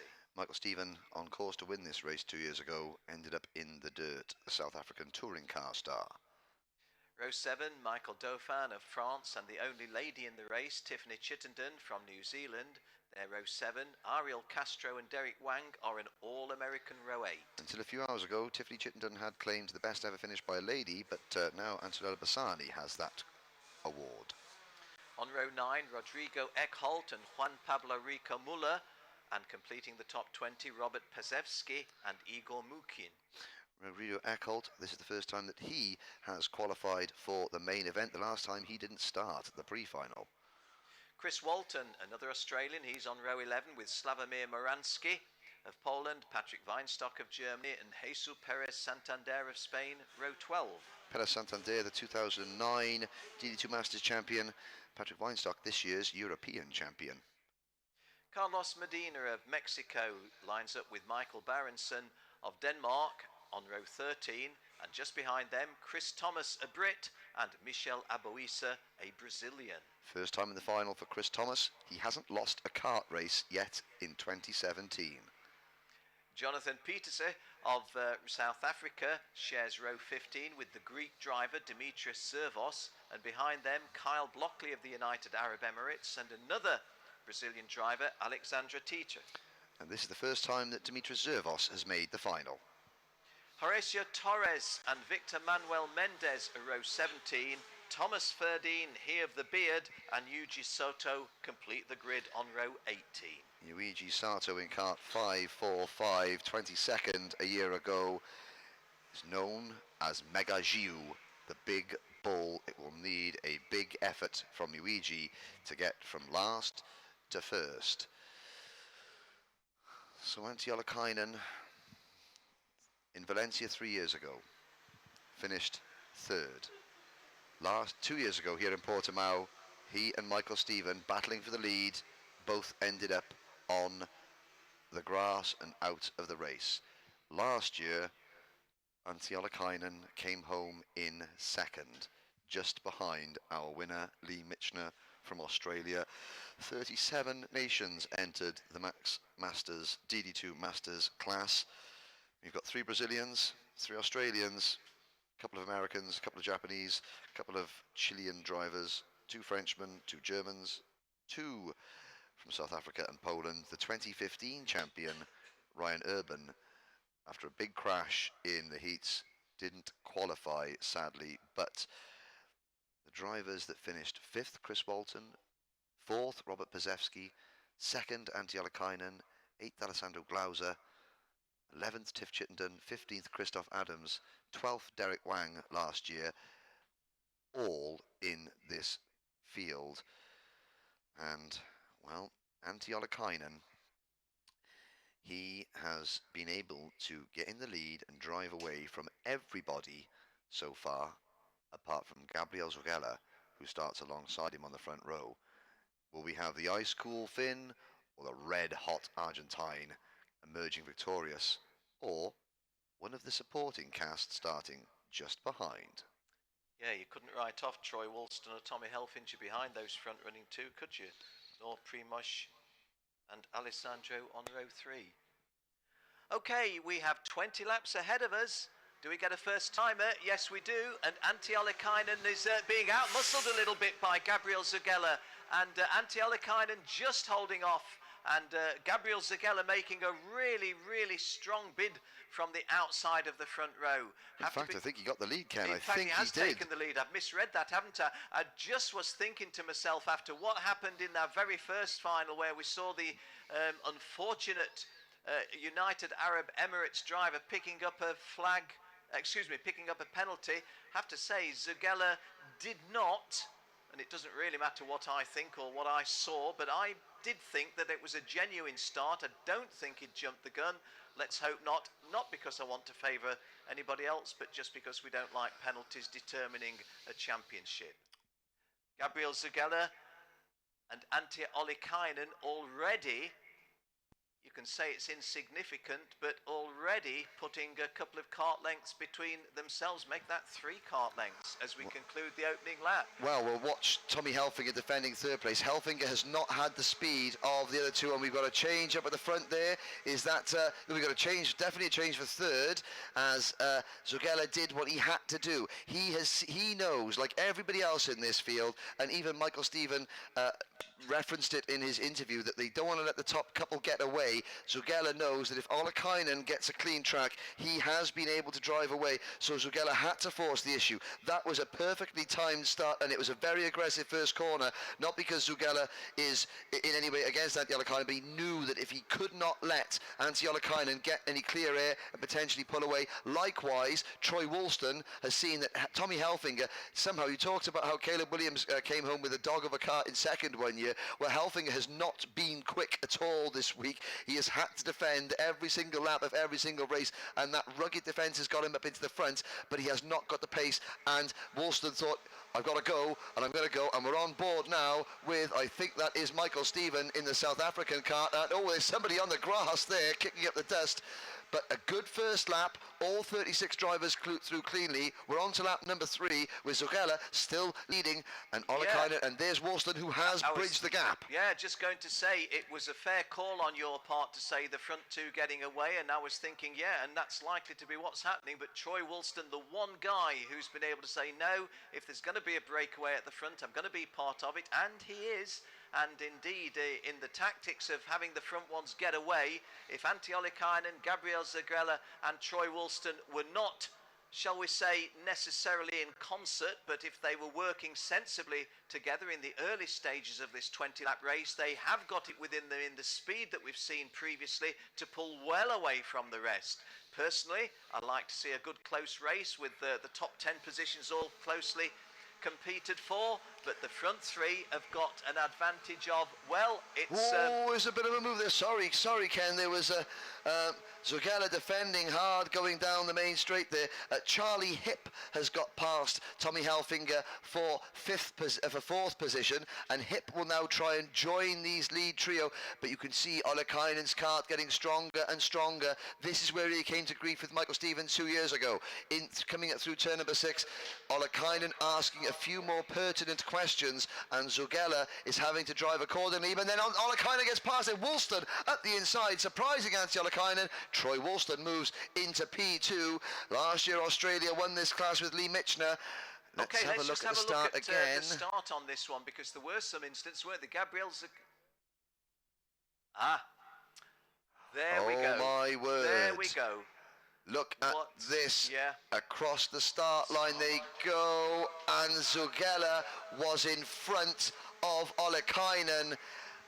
Oh dear. 10-second penalty. we've lost a close feature of our race, and well, in my anxiety calling at the start of the race, I did say I didn't think that there'd been an infraction, but always when the outside of the front row gets a clear advantage and leads on the exit from the opening turn, you just wonder. And our slow motion replay, for those of you tuned in online, the evidence was not just potential, it was clear. So, oh well, we race on, we race on. Well, it's quite simple. Gabriel Zagella has now got to try and win by 10 seconds. Antti Ollikainen won the pre-final by 6 yesterday. At the moment, Ollikainen is not in second place, or is he? Has he got? No, it's still Troy Woolston in second place. If Ollikainen and Woolston start battling away... When you called the pass of Charlie Hipp getting himself past Tommy Helfinger, I was thinking, well, that's just letting the top three get further away. I was very surprised how much Charlie Hipp pulled away from the rest of the field, the rest of the trailing pack after he got past Tommy Helfinger. And of course now, if he is able to interpret what's happening, he is well in contention, Charlie Hipp, for, well, at least a podium place, isn't he? Yeah, we've got Scott Howard up into 6th position. Hope his daughters are watching back home and they've been woken up. Dad has gone from 9th to 6th. Christopher Adams is there in 7th. Primož Metallic is 8th. Michael Stephen is 9th. Fernando Guzzi is 10th. Then Alessandro Glauser, Derek Wang, Tomokazu Kawase. All the familiar names are moving towards the front just when it counts the most. Mikhail Dauphin is 14th. Then Juan Rico Muller, Robert Pazewski, Ariel Castro, Rodrigo Eckholt, Slawomir Moransky and Igor Mukin, the top 20. Tiff Chittenden, the 21st. Weinstock, 22nd. Aboisa, Berenson, Medina and Thomas, your top 26 laps. 7 out of 20. And, well, Zugella's lead, 0.3 of a second. I'm trying to see where there are gaps appearing, and the answer is, unfortunately for Gabriel Zugella, there aren't that many. And Woolston is actually closing in. I wonder, did Gabriel Zugella see the board that said the penalty? Is he aware that he has the penalty, and what has that done to him as a driver? Has it cost him his nerve? Well, Woolston is closing in. The inquiry, was that an official announcement, or was it something that our television director had picked up? And I understand it is now official, the 10-second penalty and the 3-second penalty. So quite a little juggling act now. Well, we didn't see for certain the 3-second penalty, but the 10-second penalty was called.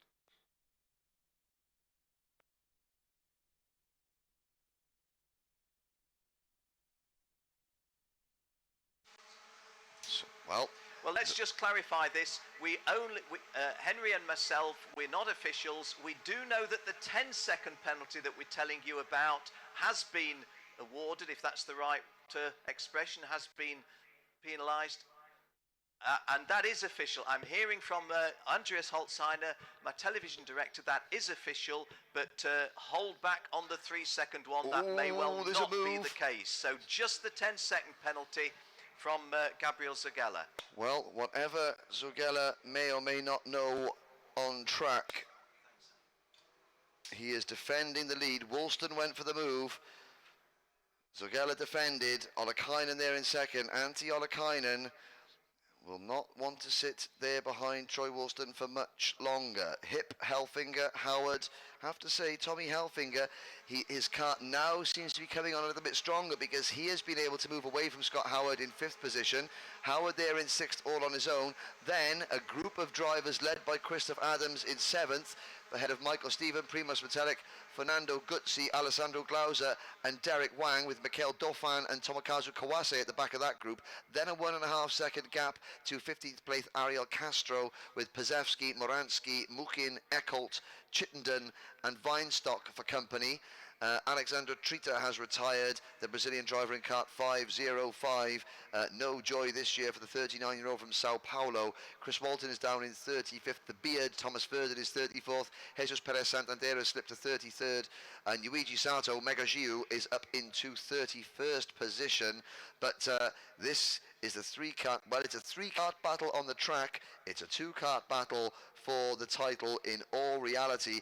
Once again, Zogela begins to pull away. And Charlie Hip getting a little bit out of shape there in 4th place on the track, but which of course is a podium place as things stand at the moment, and he's looking over his shoulder. So I don't know if Charlie Hip is in some discomfort in 4th place, but if he's learned of the 10-second penalty, he would know that he is in a podium position at the moment. So the battle for 5th and 4th on the track, which is unfolding before us, is in fact a battle for a podium place in all probability. But Charlie Hip still in 4th place on the circuit, just holding off the challenge of Tommy Helfinger.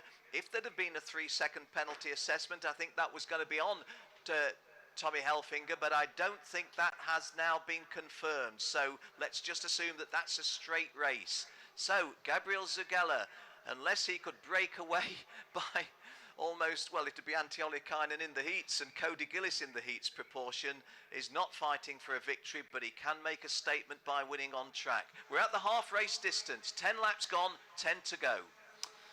Halfway, Zogela defends. Woolston follows him to the inside line. Ollikainen on the preferred traditional racing line. And have a little look at our graphic there. Well, 3.6 seconds separates the top 6. I wonder where 10 seconds down is. That is where Zogela is racing for. Oh, we're going to see now. Well, at the moment, Zogela is not in the top 12. But the longer this race goes out, on, and a change. Zogela's lead is always under pressure again. Woolston got a nose in front. Zogela fights back, and Antti Ollikainen you can is see there Antti and watching. Ollikainen's body language. Yes, you carry on like this, guys. I know what I need to do. Well, it was Ryan Urban who was sitting exactly where Antti Ollikainen was 2 years ago.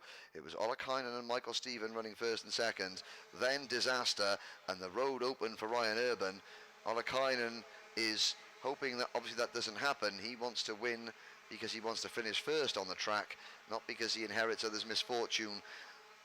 Well, but a win is a win at the end of the day. It can be done in different ways, can't it? Mikko Line of Finland was a champion at this level on a disqualification in Valencia on Martin Peters, Martin Pierce, excuse me, of the Republic of Ireland. So everything to race for, and Antti Ollikainen knows that this is very much an alive situation. Even if there was no penalty on Zogela, the Finn is very much in touch. But Troy Woolston, I agree with you, Henry, looking very, very much alert here. Of course, is Troy Woolston aware of the situation with the 10 seconds on Gabriel Zogela? You have to say, if he is, then his strategy may be just a little bit different. Well, Robert Pazewski, the driver that finished 4th last year, has retired. Charlie Hipp still holding on to 4th place, which might be 3rd place and a podium, despite the massive efforts of Tommy Hilfiger. And I was thinking that Charlie was in some discomfort, if only because of the number of times he's glancing over his shoulder. But I think I said that 3 laps ago. The bottom line is he's still there in 4th place. And there on screen are those 2 protagonists. Charlie Hipp coming into shot behind our front runners. And Charlie Hipp is in cart number 521, Tommy Helfinger 565. And Scott Howard and Michael Stephen are next. And we're on board now with Michael Stephen chasing down Scott Howard. This is the battle on track for 6th and 7th. You've got Christopher Adams just behind them. Derek Wang up into the top 10 at the expense of Primoz Metellic. Mikhail Dauphin, Gutsi, Glauser slipping back now to 13th. Kawase down to 14th. Moransky, Castro, Mukhin, Chittenden up to 18th. Then it's Eckholt and Weinstock, the top 20. But Michael Stephen, well, the plan that they hatched between themselves with Jen Wade, it was not really between themselves, it was between the entire viewing audience at the moment, is working to an extent because they are getting towards the front, but they're not close enough, and Woolston has taken the lead. Woolston has taken the lead, Zogela now between, and look at Gabriel Zogela signaling, come on, push.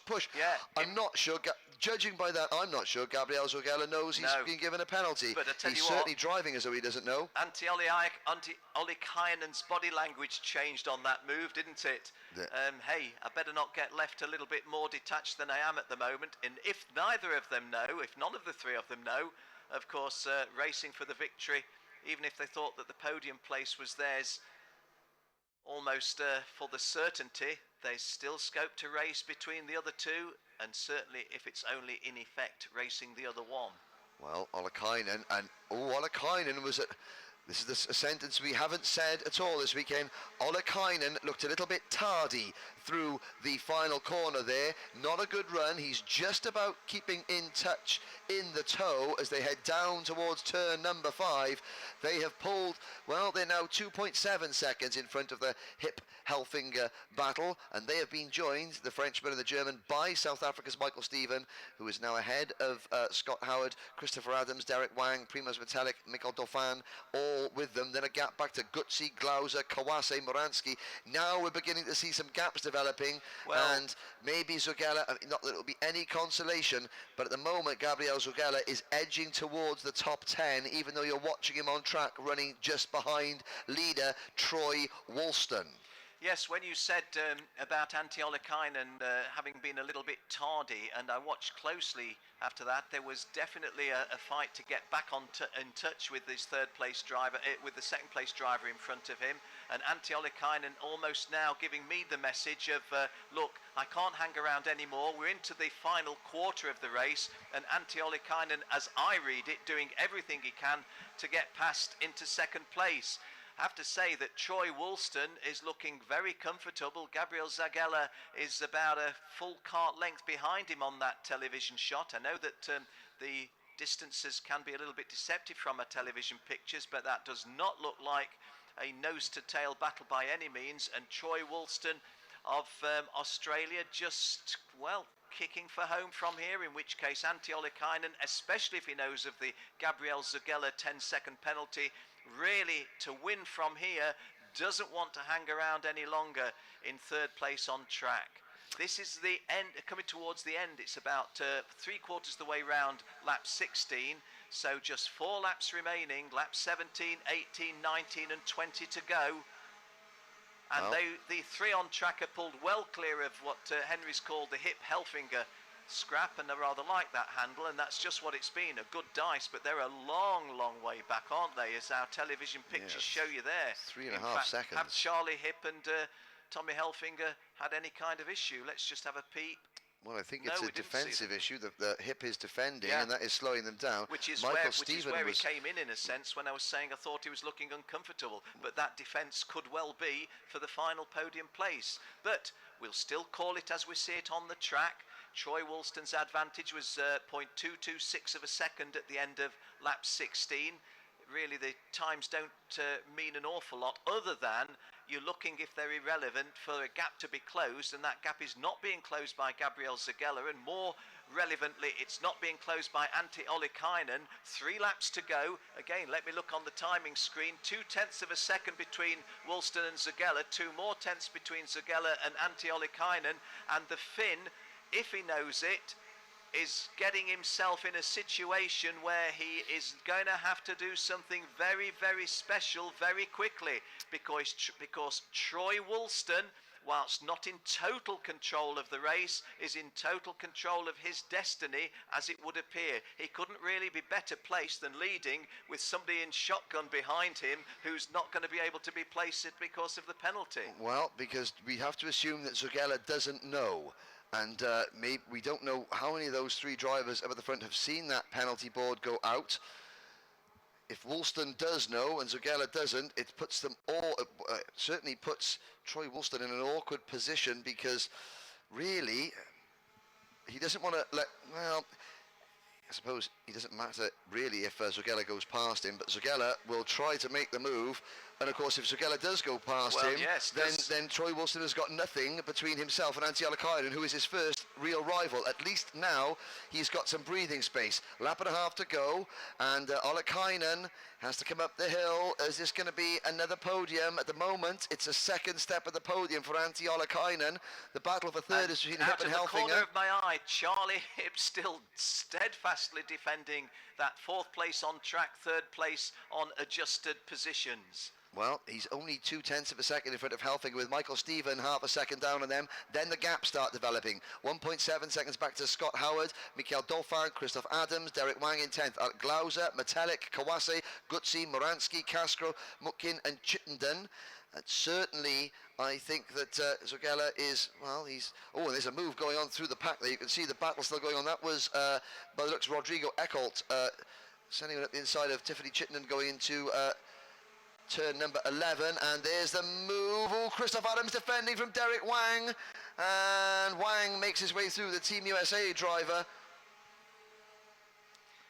Well, picking up the front running 3 on track, and you would have to say that... No, that's the battle, oh, sorry, Ken, sorry, that's the battle for that's the 4th, 5th and 6th. Charlie There's the front running Tommy 3. Helfinger and Michael Scott, and having Woolston said... defending, yeah, what's Woolston Alakainen going to do? under pressure, isn't he? But not...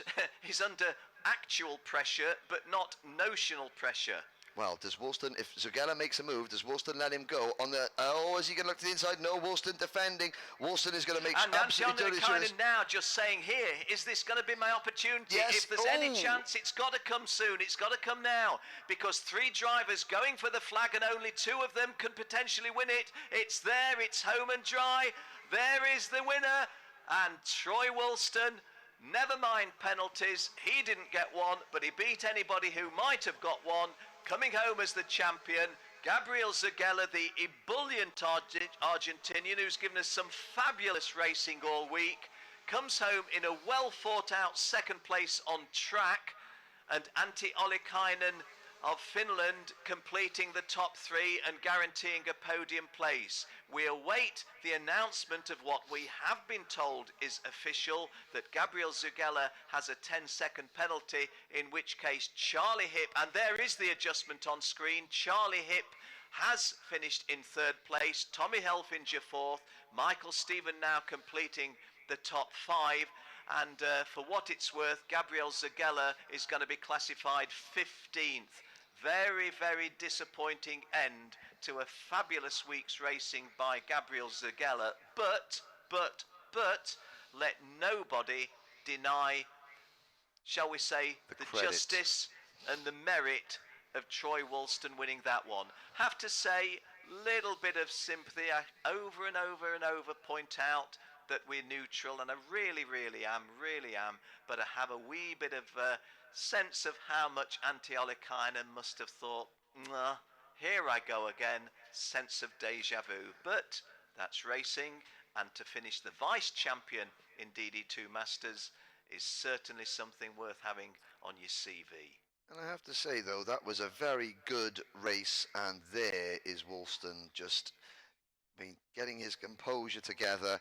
Well, this will be fascinating. Zogella, there's a hug from Stephen Howard as well, and I think Troy Woolston has just won the Nations Cup for Australia over Finland, United Kingdom and France, who are having an absolutely sensational day. They come onto the weigh scales. Not many underweights in DD2 Masters, have to be said. I was going to say, if there's one class where it's a little less sensitive, and I don't mean that unkindly, guys, but it tends not to be an issue with the Masters. It's only Tiff Chittenden who has to worry yes, about the weight. Yes, of course, she's a rather slightly built lady. Derek Wang, shake of the head, and Scott Howard. Well, Wang finishes 7th, Howard in 6th.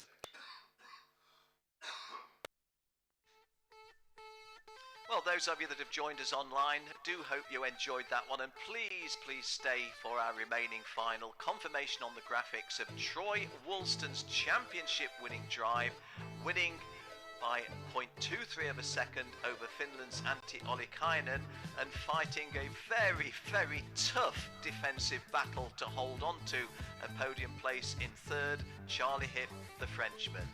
Tommy Helfinger coming home 4th, Michael Stephen 5th, Scott Howard 6th, Derek Wang 7th, Mikhail Dauphin 8th, Chris Adams 9th, and Alessandro Glauser completing the top 10. Gabriel Zogella classified 15th after being assessed a 10-second penalty at the start.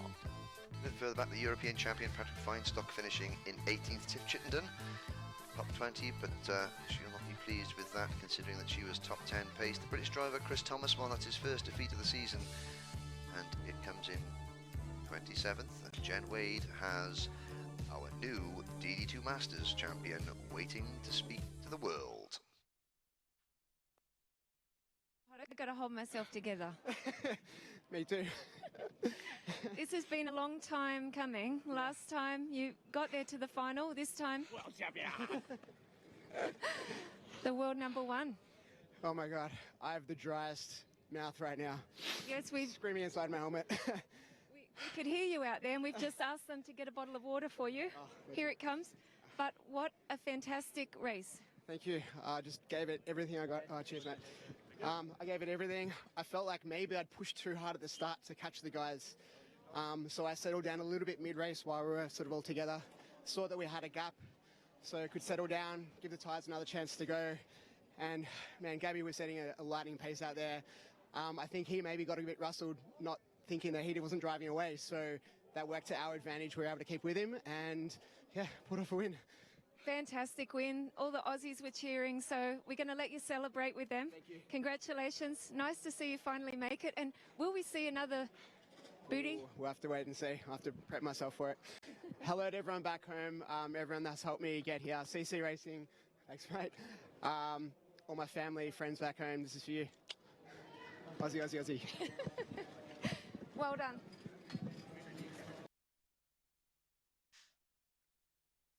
Well, the Australians responding in the grandstand, and a glance there, Ken Walker, just the people in the background. Obviously, we had Chris Walton coming through there, Scott Howard congratulating him, Derek Wang in the background congratulating him.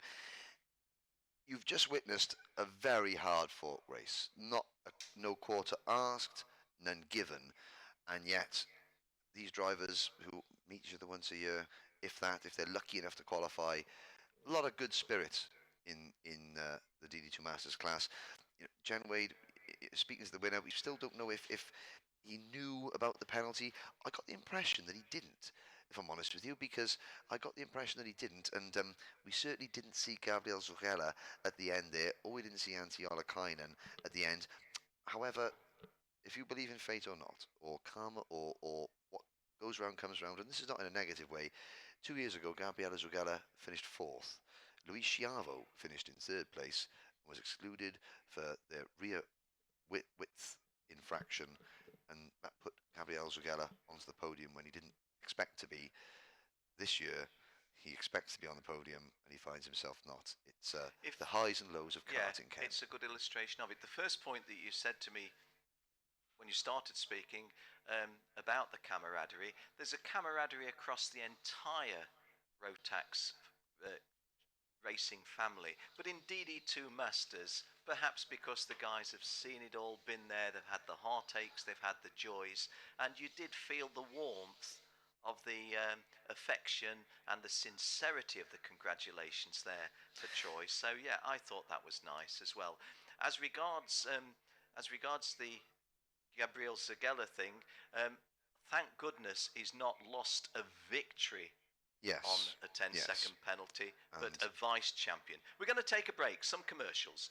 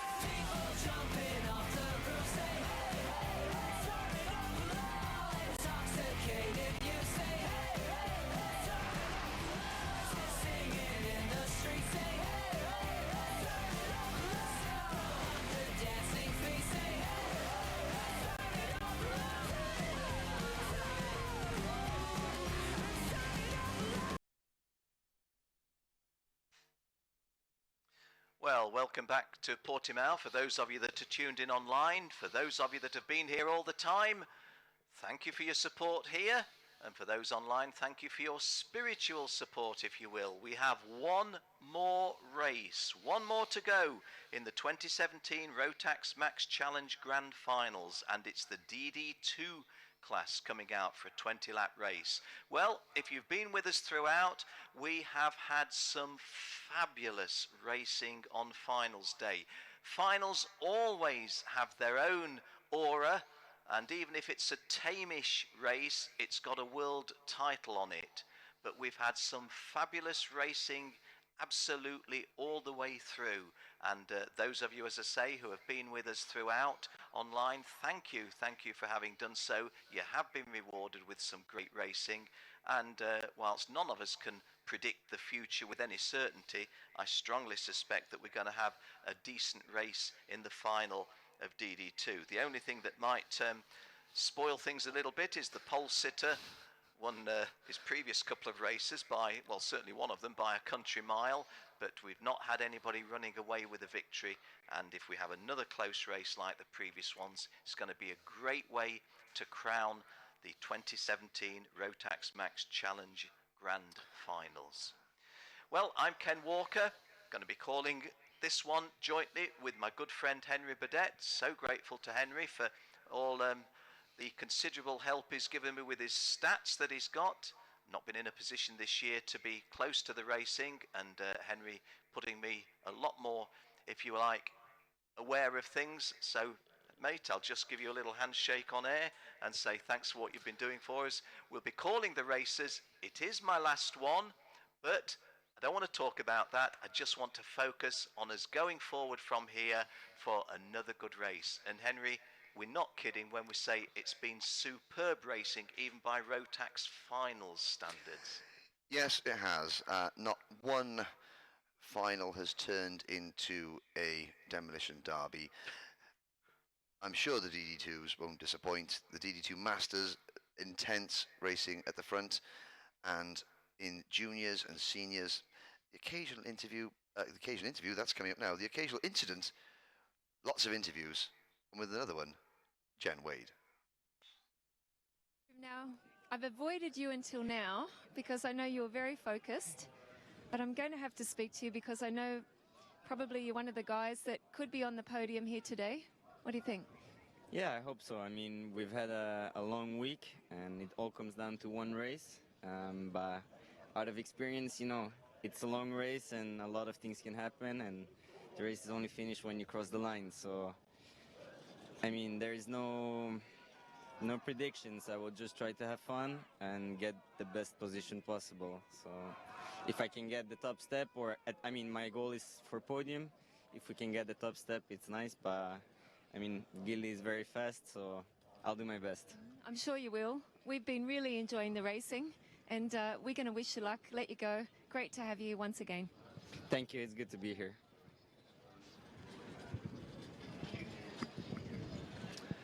Well, it looks like the lion has finally managed to tame one of its intended prey, but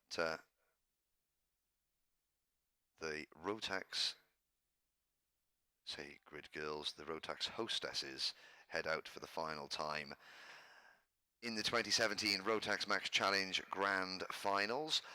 Looking at my stats, as you see, kind of to reference them, this has been a class since 2006, Ken. It made its debut here in Portugal, not at Portimao, but at Braga.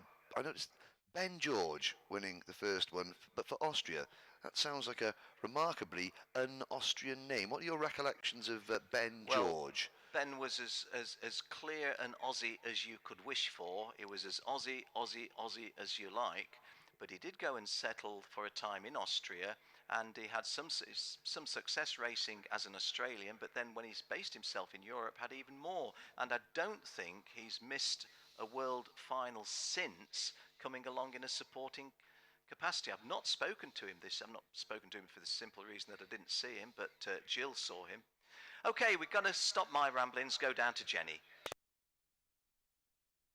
Here we are, row 3. Now, not normally where you are, however, it's not that far to the front.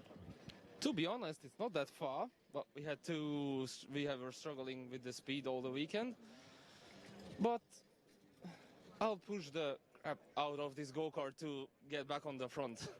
Of course, 2 times world number 1, and everybody is looking over their shoulder for you. Have you enjoyed the racing? I know this year you told me you're having a little bit of fun. Yeah, for sure. We race for fun always. It's been a really good weekend until now. Yeah, a little bit of struggle with the car, but it's still fun. We're still in the front, I would say, like from 72 drivers, we're in the top, 6, I think. I'm 6th or 8, I'm not sure. No. 1, 2, 3. 6th, okay, 6th. And of course this year you've done something a little bit different. You've got your own team, you're working, and I know you've told me you're working a lot. You've got your own chassis. A little bit of a different season for you. Well, yeah, had to run the team, and it's going not the best. We're working on it, but it's really hard to do both in the same time, and it's going on the results a little bit, and also the time of practice. But I'm still enjoying it, and I'm here, so I'm gonna push as much as I can.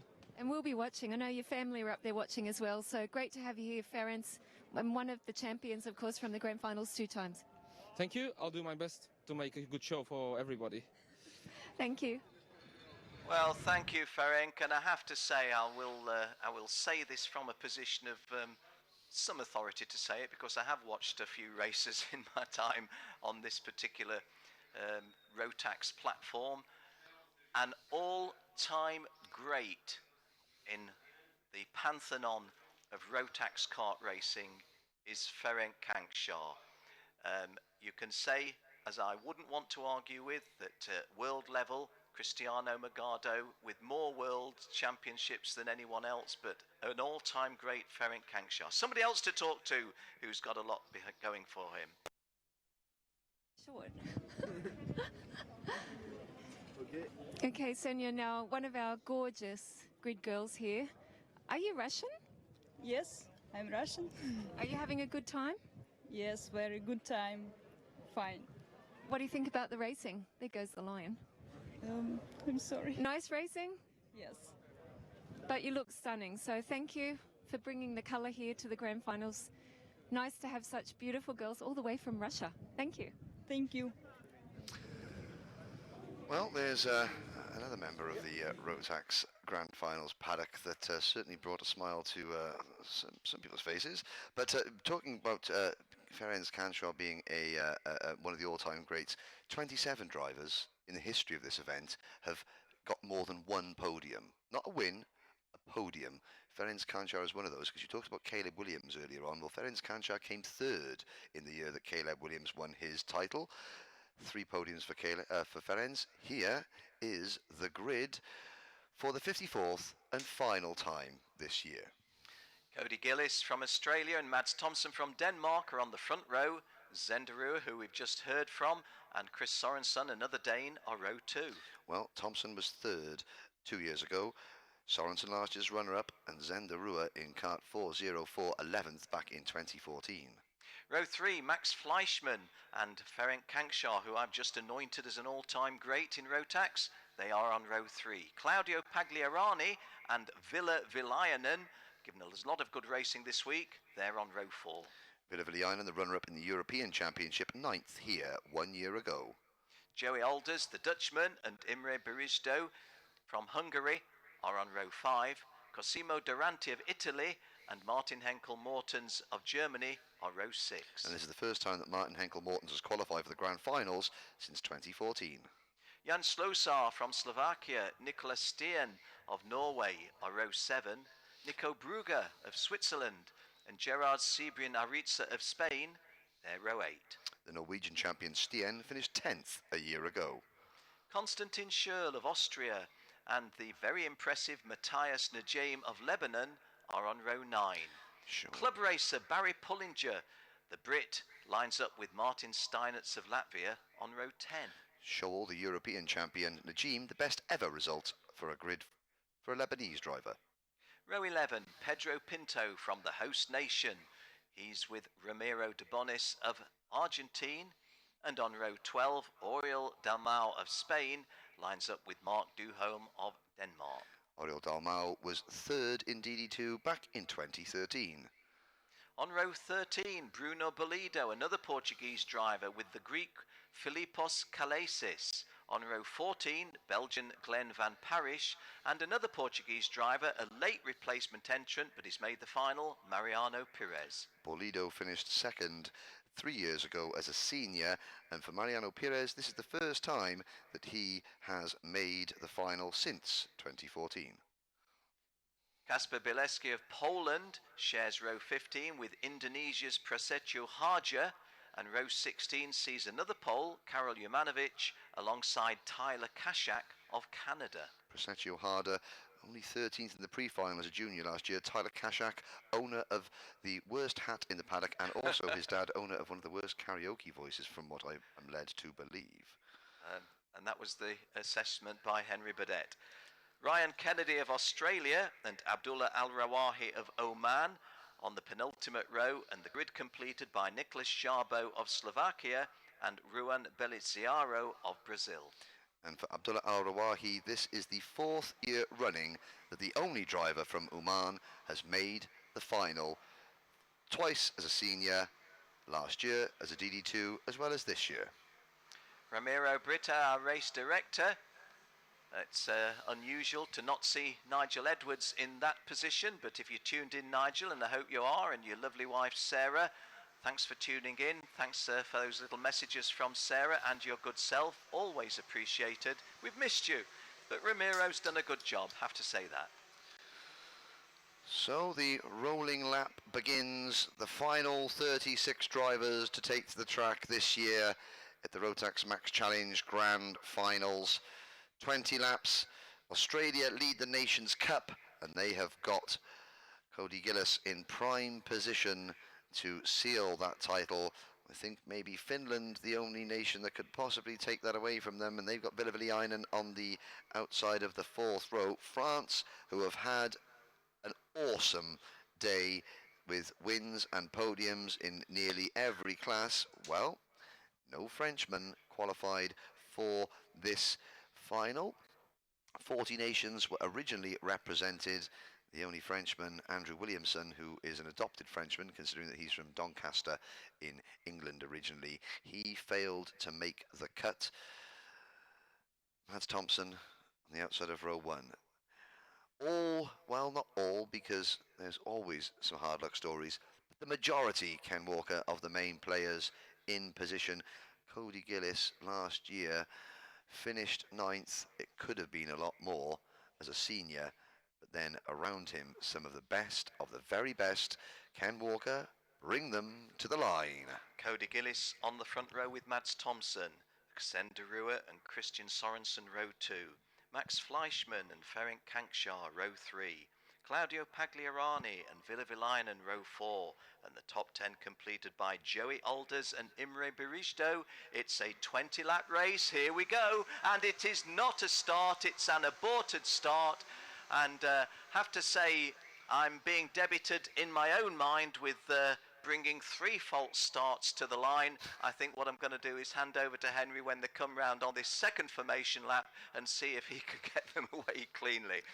It's the it's not so much, it's the commentator's curse in terms of the tramline rule by the looks of it at the moment. But I think Mads Thompson was very slow away, and in one hand you can hardly blame him. You've watched 2 out of the previous 5 drivers that have started where Mads Thompson is get penalised and have their chances of a grand final victory spoiled. Just thinking, so, two instances in the same afternoon, you're bound to have that on your mind, aren't you? Circumspect is the key, but of course Christian Sorensen, Ferenc Kansha and Ville Vilainen may be not of the same opinion, and you know, Ville Vilainen in kart number 425, a penalty earlier on, nose cone in the pre-final, and that has pushed him back onto the 5th row. But you have got, well, I mean, Max Fleischmann has had a very, very solid run throughout this week. So has Claudio Pagliarani, but any one of the top 8 could really, really take this one, and you wouldn't be surprised. Well, I'm not really a superstitious guy, but I am going to hand this one to Henry. But on the left of your screen, Cody Gillis, the Aussie, will start on pole. On the right of your screen, Mads Thompson, just glancing to his right. Just behind those 2, Casenda Rua and Christian Sorensen. They're just climbing up the grade to a right-hand turn onto the start-finish line. And for our final race of the 2017 Grand Finals, Mr. Henry Burdett will call the start. Well, Cordio Heights' own Cody Gillis brings the DD2 field to the line. We're off and racing. Great start from Thompson to tuck straight in behind Gillis in second place. 36 karts plummet through turn number 1 and head down towards turn number 2. Gillis leads, Thompson second, De Roo and Sorensen third and fourth. All the main players through cleanly and down towards turn number 5. A couple of incidents towards the back of the pack, but as the sun begins to set, we've got 2-3 drivers off track at turn number 3, but the leaders led by Gillis with one of the Hungarian drivers. No, that was actually Christian Sorensen challenging Zen de Roo for third, but it is Gillis, Thompson, de Roo, Sorensen, and the main players are in position, and as we like to say, it is game on already. Yes, it wasn't so much a challenge for the position as just a little letting him know he was there, wasn't it? Christian Sorensen just saying, look, you do something a little bit silly and I'm right there to punish it. And a legitimate piece of strategy, if you will, as we set off on the second lap. And it's Mads Thompson and Zen de Roo as second and third, as you called. Chris Sorensen fourth, as we saw. Maxi Fleischmann in fifth, as I saw. And outside of the top 5, it was Claudio Pagliarani who'd got in front of Ferenc Kankshar in 6th place. Ville Vilainen, incidentally, down in 9th at the moment. Yeah, so, not a great start from the Finnish driver, and an even worse opening lap. Portugal's Pedro Pinto in the pits. Oriol Dalmau from Spain out of the race, and Abdullah Al-Rawahi has not come round either, so 3 retirements on the opening lap. Commiserations, they were all down towards the rear of the field. Filipos Kalesos has come around with a bit of a delay as well. Prosetio Harder, Mariano Perez, Nicolas Sabo and Karol Jomanovic also seemingly delayed on the opening lap. Tyler Kashak made a great start, up 9 places to 23rd, but Ferenc Kansha losing a place to Pagliarani, but he's got Ville Vilainen right behind him, so Vilainen passes Alders, and the top 8 all now setting off. They're all pursuing as a change for second. De Roo passes Thompson. De Roo taking second place off the Dane, Mads Thompson, although Mads Thompson immediately trying to fight back, but De Roo, who has not really raced much lower than about 4th in the race, as we've seen, and always trying to pass the guy in front when that has been the case. Yeah, Zen de Roo has been the absolute model. There's a move. Oh, there's a Hungary against, I believe that would have been Italy. That was Imre Berizzo and Cosimo Durante having a little discussion over the same piece of tarmac briefly. But Cody Gillis, he wants to put away. Zen de Roo has been right there or thereabouts all the way through this year's event. But now he needs to get his head down, because Cody Gillis, there's a phrase that the Americans use occasionally when someone's dominating, is that they stink up the show. And Cody Gillis is certainly hoping to do that. That is not saying that we don't want him to. It's been an absolute model of fast precision driving. But just cut across some more misfortune, and one of our drivers who's given us some great racing this week, Martin Henkel-Mortens, is being brought in on a technical flag. Martin Henkel-Mortens, who was in P16 at the end of lap 3, given us a great week's racing. It's ending on a sour note with a technical flag, well, not an exclusion, just being brought in to put that right.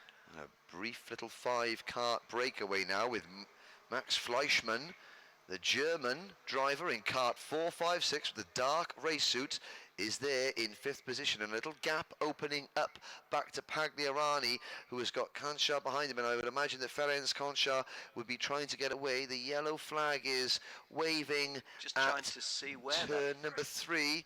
That is a Danish driver. It's a Swiss driver. It's Nico Brugger. Thank you very much to Jill for spotting that. Nico Brugger, the Swiss driver, out of the race.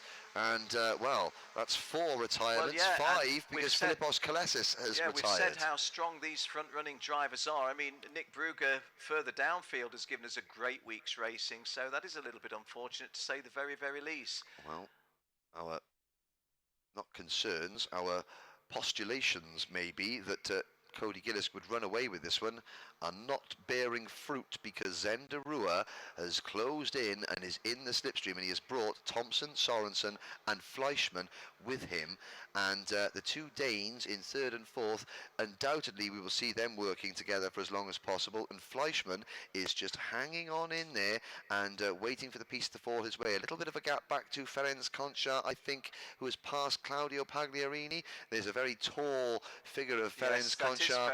Well, Ferenc, you have now got some clean air in front of you, and you've got Ville Viliainen behind him. Well, we were looking in the black flag. We don't see that very often. 467. Martin Henkel-Mortens has not obeyed the technical flag and has been brought in on a black flag. Oh dear, don't really like to see that. And it's going to get expensive if he doesn't come in. Yeah. But we were talking earlier, Ken, as we were looking at the grid, and we were saying that, you know, there was Gillis, Deroux, Thompson, Sorensen, Kanchar, Viliainen. That is not to criticise anybody else, but those are the 6 names that jumped off the thing. Add Maxi Fleischmann to that, and you've got the top 7, and what a top 7 you have got with Cody Gillis hanging on.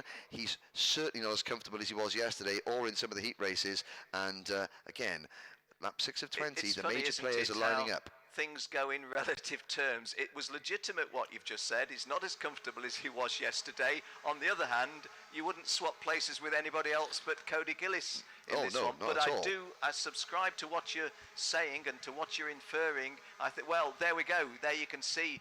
I was just going to say that Casenderua is going to give him as full an examination as he's going to get from anybody. And Casenderua, I think you'd mentioned in commentary earlier on this week, a cool, collected guy. Well, yes, he is, but when he gets that self-inflicted little stab up the backside, definitely can let his presence be felt. And I have to say, it's good to have a good close race rather than a runaway. So whilst I have nothing against Cody Gillis, glad that we're still all in touch. Cody Gillis from Casenderua 1 and 2. It's the Danes Mad Thompson and Chris Sorensen 3 and 4.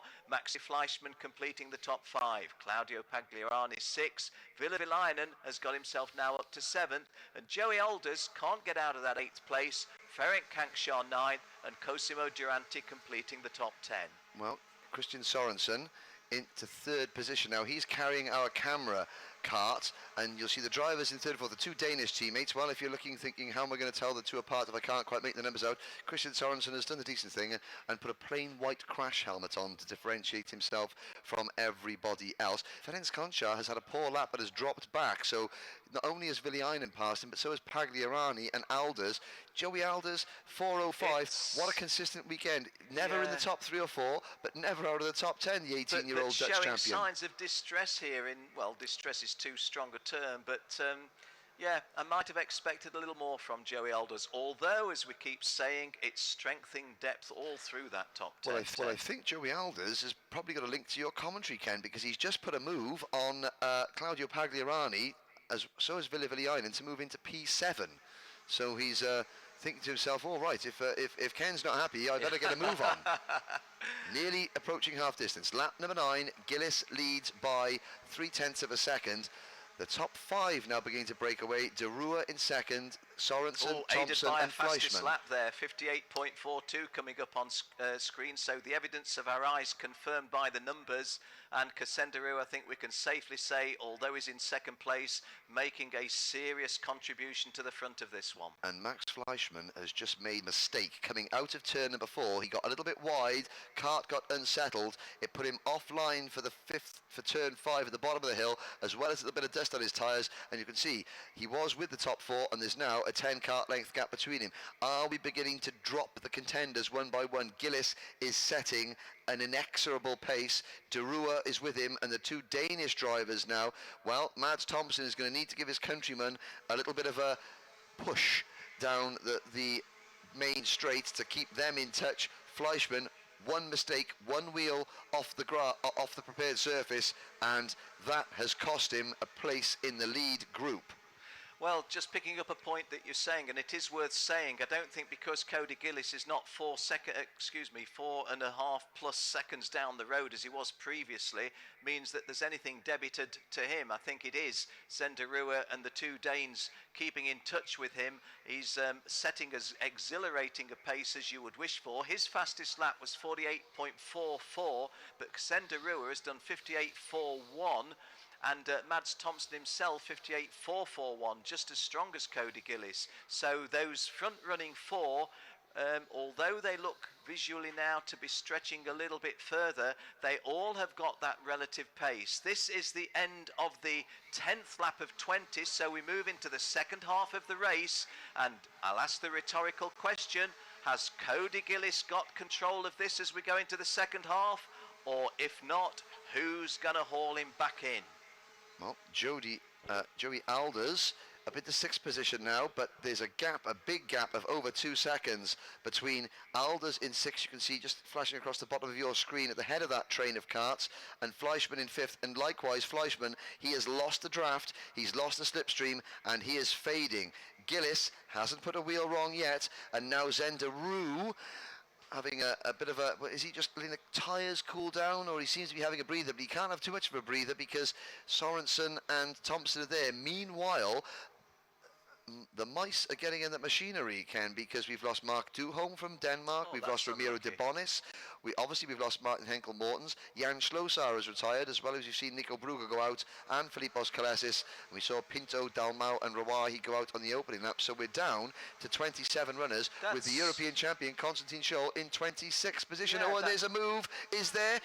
Not quite. Not executed it, but knocking on the door of Casenderua, just picking up on what you've just said, this is the greatest attrition we've seen in a final, because we've had stronger fields of finishers in this one, but if we're down to just 27 running at the moment at the 12th lap of 20, then the attrition has kicked in, and Maxi Fleischmann, whilst he can point to a lot more drivers behind him than in front of him, but the gap between 4th and 5th is widening. Well, the gap, speaking of widening gaps, Ken, sorry to interrupt, but that attempt at the pass that we saw going into turn 2, we were on board at the time, it didn't quite work, but Zenderua was then served notice and he had to defend. As Zenderua defends, the gap has grown, and Gillis now, as we complete lap number 12 to go on to lap number 13, 0.8 of a second, Cody Gillis, if he looks over his shoulder, now's the time to go. As Mads Thompson challenges Sorensen for second, Gillis, Australia has already won one final. Are we 7 laps away from seeing Australia win another title? Well, it's a rhetorical question, so you're not wanting a yes-no answer from me, but I have to say that, as you rightly pointed out, when Zenderua, his principal pursuer, was called on to defend, as well he had to, that could well have been the seminal moment in the race, because not on the evidence of what we're seeing now, because we know how things can turn in a very short time, but on the evidence of what Cody Gillis has done hitherto this week, it is very hard now with 13 laps. Let me see, we're on lap 13, so 7 to go, including the one we're on. Coming up to 7 laps to go, it's hard to see them reeling in the Aussie from here. He's just done a last lap of 58.359, so... Oh, round the outside. Well, Sorensen was obviously another driver with his headphones in and listening to your commentary, because Sorensen said, no, I got to go around the outside of Zenderua. De Rua's car losing speed. Sorensen 6 laps to bridge a gap which is over a second to Cody Gillis. Matt is also providing he can keep Zenderua at bay and not defend too much. That'll be interesting now to watch the gap because Derua was struggling. Gillis, like you were saying, at 58.35. That was his fastest lap of the race so far. It's a 10th quicker than Sorensen's best. Can Sorensen bridge the gap? We will get a read on it next time around. And, well, I noticed they're standing in the middle of the track. Team Australia's principal photographer, Gordon Cooper, is probably lining up potentially a victory shot, or is he? The gap, well, 1.67 seconds. Yeah, our caption on the screen just coming to your aid in the line that you were saying. Cody Gillis over Zenderua, now Cody Gillis over Chris Sorensen. And it was essential for Chris Sorensen if he had got the legs to go past Zenderua, but now we're seeing a different situation in second, third and fourth, aren't we? And let's split this into two things. The race for the championship. You want to be the champion, and there goes the move. Oh, and there has been contact there, and you have to say... Mads Thompson inherits second place. Yeah. Have to say that was... I'm not going to debit that as bad driving so much as it's too late on a too big a stage with too big a prize at stake to stand on ceremony now. If anything is not done that's really dramatic in these next 2-3 laps, then Cody Gillis is indeed home and hosed. And those of you that have listened to me over the years, you know I never like saying that sort of thing because I'm a firm believer in the commentator's curse. But as things stand at the moment, well, you wouldn't want to be in any kart other than 402 right now. 15 laps have been raced. We're into our final 5. Zenderua looks rattled. Zenderua was very wide coming out of turn number 4 there. 5 laps to go. I don't think it's to worry about the commentator's curse, Ken, because you were only cursing the starts today. Nothing else, so we're okay there. Max Fleischmann is actually coming back in. You can see Fleischmann made that one mistake and it cost him momentum. Now they're battling amongst themselves for second. Fleischmann is drawing back in. It is Thompson second, Derua third, Sorensen fourth. There's your leader flashing through the screen. Cody Gillis now more than 2.5 seconds up the road. Behind Fleischmann, Alders is 6th, Viliainen is 7th, Pagliarani 8th, Durante is 9th, Steinertz is 10th. Then it's Imre Brizzo, Stehen is 12th. Ferenc Concha has retired. It will not be a 4th podium for Ferenc Concha. He joins the growing list of non-finishers, which now includes Bruno Bolida. We're down to just 25 runners. Jumanovic is 25th. Then it's Van Parijs, Scholl, Ruan, Belisario, Szabo. 20th for Sebrian Aritza. Preseccio Harder from Indonesia is up into 19th place. That'll be a great result. Mariano Perez in 17th. Kashak is 16th. Mateus Najim from the Lebanon is 14th. That's a great drive. Nikolai Stehen from Norway is up into 11th. And whilst they have been dropping like flies behind us, the action at the front. Oh, and there's Zenderua again, putting his nose where it's not wanted. Mads Thompson telling him so as well. Yep. And, well, I was going to say paying the price, but very nearly paying a very, very heavy price. Well, now he is paying the price. Yeah, he's lost momentum. There goes Sorensen up the inside. Well executed manoeuvre. Now he has to squeeze. Zenderua is going to lose third, fourth. He's hanging it tough on the outside, but always going to swing wide. Fleischmann is there. Well, of course, although they may be feeling that the championship's beyond them, there's 2 more podium places to be had. And... well, Maxi Fleischmann has got a legitimate shot at saying, look, it's late, I've got a lot to do, but I'll have a shot at it. So halfway round lap number 18, and a warning flag going out for Zenderua, which is, I have to say, no great surprise. I mean, it's a grand final. It is the biggest Rotax event in the world.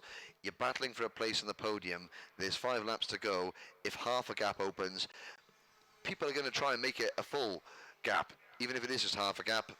There's a little bit of contact, but a warning flag is given. Gillis out of sight. Derua holding on for 4th place. It's at the moment a Danish 2-3. Like I said before, Ken, I spoke to Mads Thompson and Christian Sorensen on the demi-grid before a practice session here this week. Mads Thompson was lending Christian Sorensen a spanner because Sorensen had forgotten to do something, and I said, would you lend it to him before the final? And Mads Thompson went, yes, but maybe a different size. They're good friends. They're about to battle for second place in the grand finals. Friends, countrymen, don't lend me your spanners, lend me your ears, because Ken Walker is about to call them home. In 2004, Ken, your first ever grand finals in the senior class, Adrian Astasi finished on the podium for Australia, and I think you're about to call another Australian home in the 2017 grand finals. Yeah. One lap to go. Your commentator, Mr. Ken Walker. Yes, thanks, Henry. It was 2003, raced in January 2004, and Adrian Astasi led on the last lap, and so did Ricardo van der Ende. But at the checkered flag on the last lap, it was Cristiano Magado. Sadly, we're not going to be served up quite such a close finish. We're going to have a good scrap for the minor placings, but we've got to do justice to the, what shall we say? I don't want to say it right just yet, but the likely champion, because Cody Gillis, we've not seen him a lot on the track because that's not where the close racing has been, but he's served up a great week's dominant racing. Have to say that it's not been a fluke. He's just got the grip on this, handled it. There we see him in shot now. Cody Gillis in kart number 402 is from Cordo Heights in Australia, started karting at 7, third time at the World Finals, and he's a world champion. And have to say, his best result so far is regarded as being 9th in the World Finals in 2016 and a 2017 runner-up. No longer, Cody, you're the world champion, and congratulations to the Danes for making it onto the podium. Mads Thompson is the vice champion, Christian Sorensen in third place, and Cassandra Rua going to feel just a little bit aggrieved to be off the podium, but he gave it all he could. Maxi Fleischmann came home 5th. Joey Alders, who we wondered if he was about to fade at one point, well, he got a prompt from myself, as Henry was explaining, and lifted himself to 6th. Villa Villainen finishing 7th. Claudio Pagliarani 8th. Martin Steinert's 9th. And Imre Berijdo in 10th. And as Henry told you, we didn't have all that many finishers. In 24th place, Jomanovic of Poland was the last of the drivers to complete 20 laps and take the checkered flag. Well, folks, in its own way, that was a good race. Hope you've enjoyed it. I know we didn't get the close finish and the closer racing at the front that we had previously, but wow, we had a great scrap for 2nd, 3rd, 4th and 5th. And in all honesty, despite all of the other extraneous features, I have to say this has been a vintage Rotax World Finals because of the quality of the racing on finals day. It certainly has, Ken, and some very deserving winners. We have seen, as always, the highs and the lows. We have seen more significantly, and again, that last race was an anomaly in terms of people dropping out. It has not been filled with dirty driving. It has been filled with excellent world-class driving that befits this world-class event. And there is Cody Gillis getting out, being congratulated by Zenda Rua. I noticed that he was giving Gordon Cooper there the big single finger number 1 as he went past, so that Gordy will have a good picture to go back to Australia with, that will be shown in the magazines and websites back down under. Your finishing positions, well, Gillis, Thompson, Sorensen on the podium now twice in this class. Thompson and Sorensen both on the podium twice in this class. Cody Gillis, 2 wins for Australia today, 2 wins for France, 1 for the United Kingdom. Do you know what? The race has been so exciting, Ken.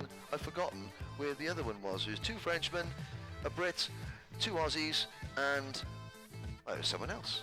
It's quite simple. It was somebody else. Going back to the youngsters, wasn't it? It was the junior race, and what happened in the junior race? It was 202. It was, of course, our European champion, Tijmen van der Helm. How disrespectful and rude of me. So a Dutchman, a Brit, 2 Frenchmen, and 2 Aussies. Over to Jen Wade with the winner. Cody Gillis, I said keep breathing. Now, how are you feeling? I can't describe it. It's amazing.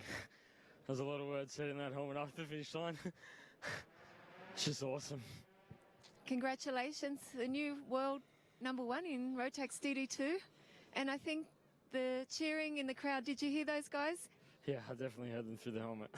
When you crossed the line, huh? Yeah, it was amazing. Just looking up at all the people in green. It's pretty good to do it for your country. Now, of course, we didn't expect you to run away with everything. You've had almost a faultless, I think, week here. And, of course, the guys behind you got a little bit nervous and started fighting. So off you went into the sunset. I was very thankful for that. I was hoping they were going to do that, and it gave me the break that I needed. Is there anything you'd like to say? I'd just like to thank Tom for everything he does for me. And I wouldn't be here without him. Josh for pushing me all year and making me the driver home today. My family. Hi to Zoe and Ollie at home. I know you'd probably be up, and thanks to everyone for watching. And just the whole Team Australia. It's just awesome. I think they're going to have a big party Sunday, aren't they? I actually fly to Vegas tomorrow morning. Okay, but at home they can have a party. 100%. All right, congratulations, the new world #1. And yeah, fantastic. It's been outstanding. You can really soak it up and, like I said, keep breathing, have a drink and realise what you've just done. Well done. Thank you.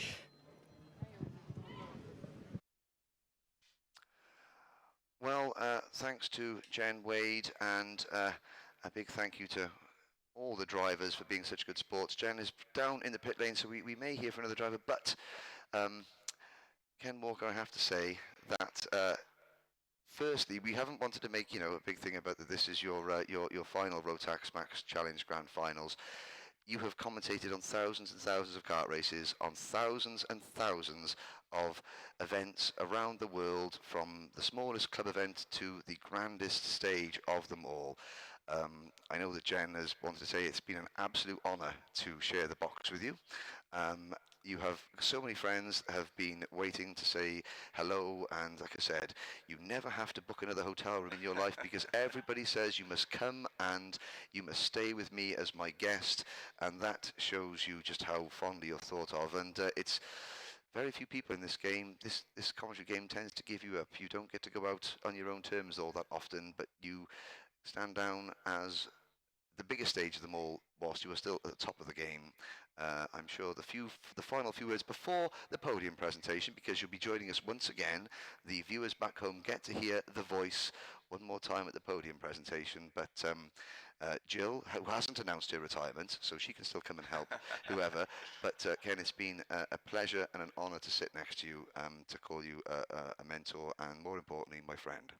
Well, thanks ever so much, Henry. Thanks ever so. I do appreciate what you're saying, and you have helped me. It's been a difficult year for me this year with ill health and being in hospital. Not been to very many race meetings, so when I linked up with you, Henry, for one of only 3 meetings this year, I said you're going to have to nurse me, you're going to have to cover over the cracks, which you did excellently, so thanks for that, mate. But on a bigger scale, just thank you to everybody. Rotax and Rotax karting been so much a big part of my life. Just want to say a big thank you to you all. That's all I can really say. I owe you such a debt, but you've given me so much pleasure. But I'm going to keep coming watching. I may not be a commentator, but I can come and be a spectator. Thanks, everyone. And just off camera, Jill is the brains of the operation, but she's very camera shy. But again, a big thank you to Jill as well. Yeah, got to endorse that, haven't I? Thanks, everyone. Thanks, Henry. Cheers, mate.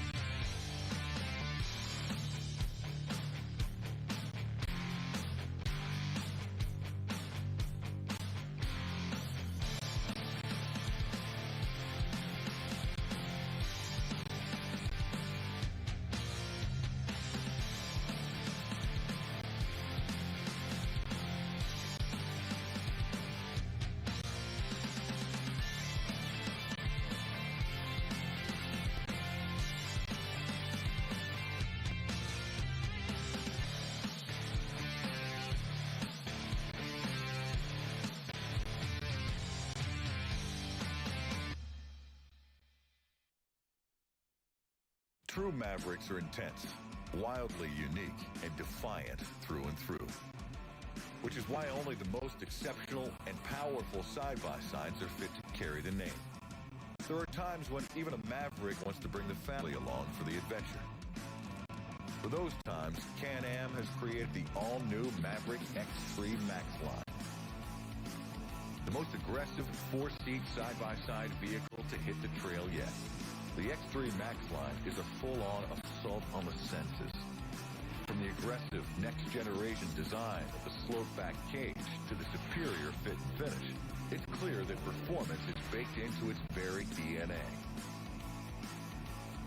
Its ultra-rigid, lightweight chassis is based on the Maverick X3's two-seat design, extended 33 inches to support a 135-inch wheelbase, creating a more spacious four-seat cab with greater legroom for all. The Ergo-Lock cockpit is designed with racing-inspired steering and controls, optimized for speed and precision, while the low-mounted seats all feature four-way adjustability, maximizing comfort without sacrificing the adrenaline rush. Attack rough terrain head-on, and the X3 Max shines thanks to a best-in-class TTX suspension with up to 22 inches of suspension travel. The X3 XRS further enhances the ride with Fox 3.0 Podium RC2 bypass shocks. Few four-seaters offer a truly thrilling ride, but with the X3 Max's 154 horsepower, thrilling just might be an understatement. Powered by a turbocharged, intercooled Rotax Ace engine mated to a QRS XCVT shiftless high-performance transmission, the X3 Max delivers hard-in-your-throat, press-you-in-the-seat power. And with an airflow system that has been optimized from intake through exhaust, the X3 Max's engine stays cool and responsive in even the most extreme situations. Whether you prefer trail, desert, or performance conditions, the X3 Max can be customized to master them with a full line of Can-Am factory accessories. So blaze new trails with the whole family in the ultimate four-seat side-by-side vehicle. The all-new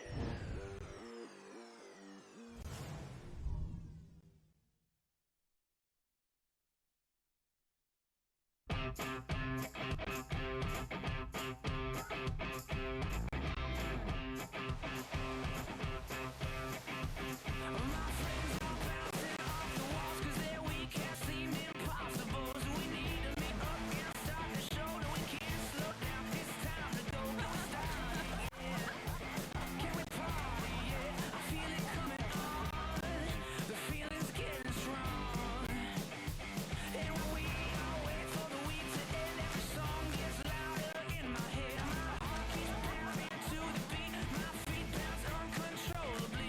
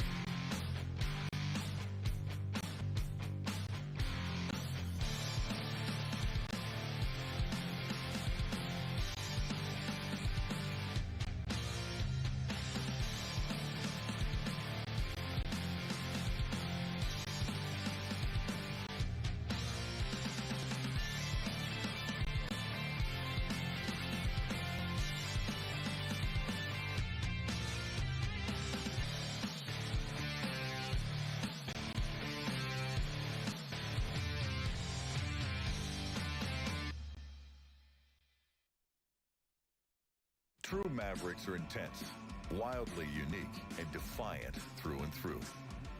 Which is why only the most exceptional and powerful side-by-sides are fit to carry the name. But there are times when even a Maverick wants to bring the family along for the adventure. For those times, Can-Am has created the all-new Maverick X3 Max line. The most aggressive four-seat side-by-side vehicle to hit the trail yet.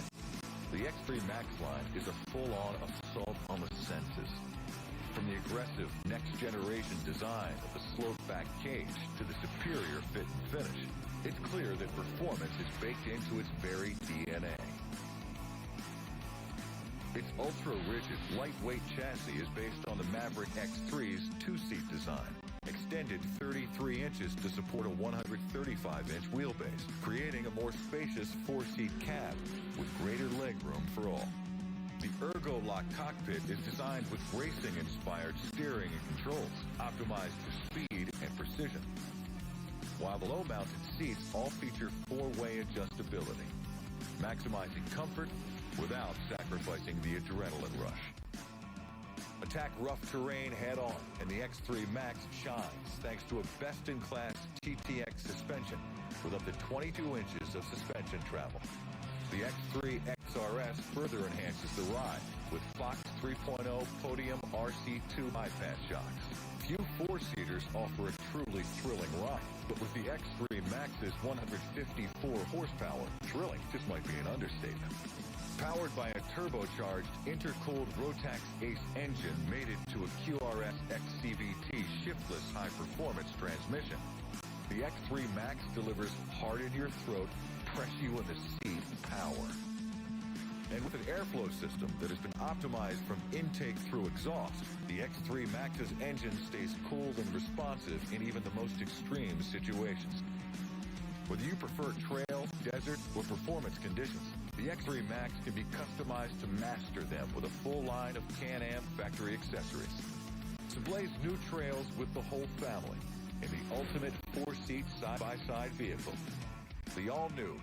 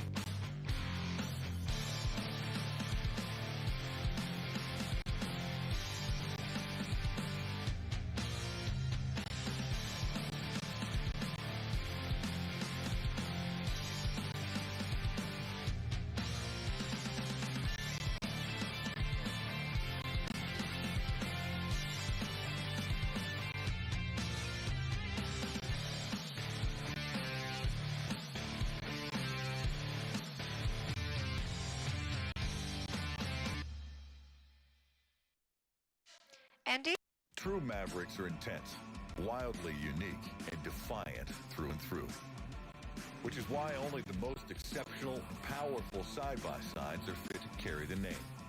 But there are times when even a Maverick wants to bring the family along for the adventure. For those times, Can-Am has created the all-new Maverick X3 Max line. The most aggressive four-seat side-by-side vehicle to hit the trail yet. The X3 Max line is a full-on assault on the senses. From the aggressive next-generation design of the sloped-back cage to the superior fit and finish, it's clear that performance is baked into its very DNA. Its ultra-rigid, lightweight chassis is based on the Maverick X3's two-seat design, extended 33 inches to support a 135-inch wheelbase, creating a more spacious four-seat cab with greater legroom for all.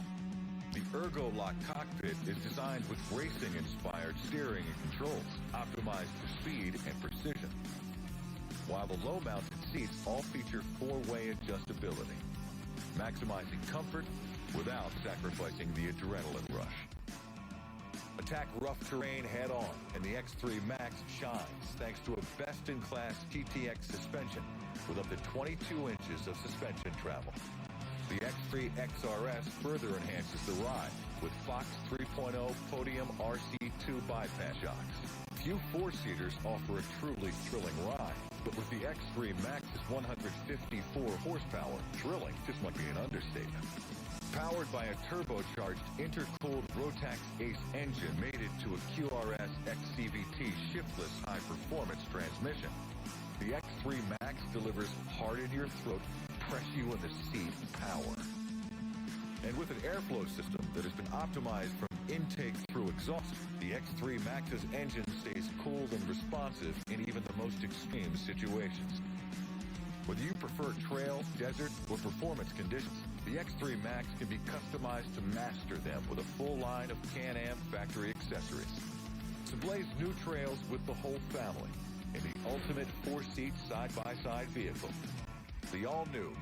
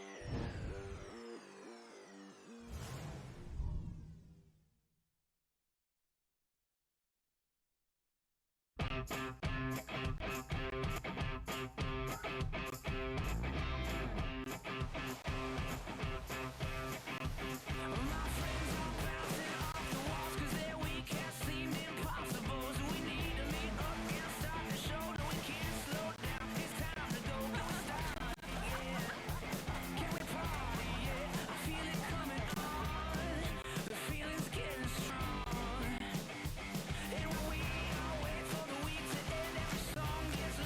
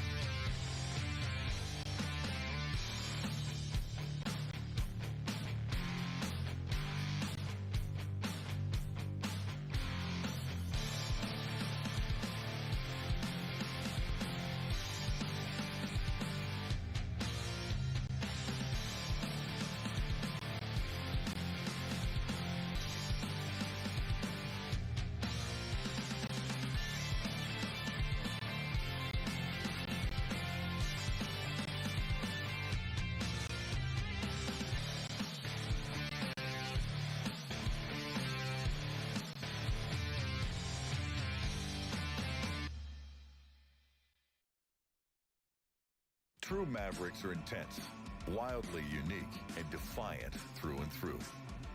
Which is why only the most exceptional and powerful side-by-sides are fit to carry the name. But there are times when even a Maverick wants to bring the family along for the adventure. For those times, Can-Am has created the all-new Maverick X3 Max line. The most aggressive four-seat side-by-side vehicle to hit the trail yet.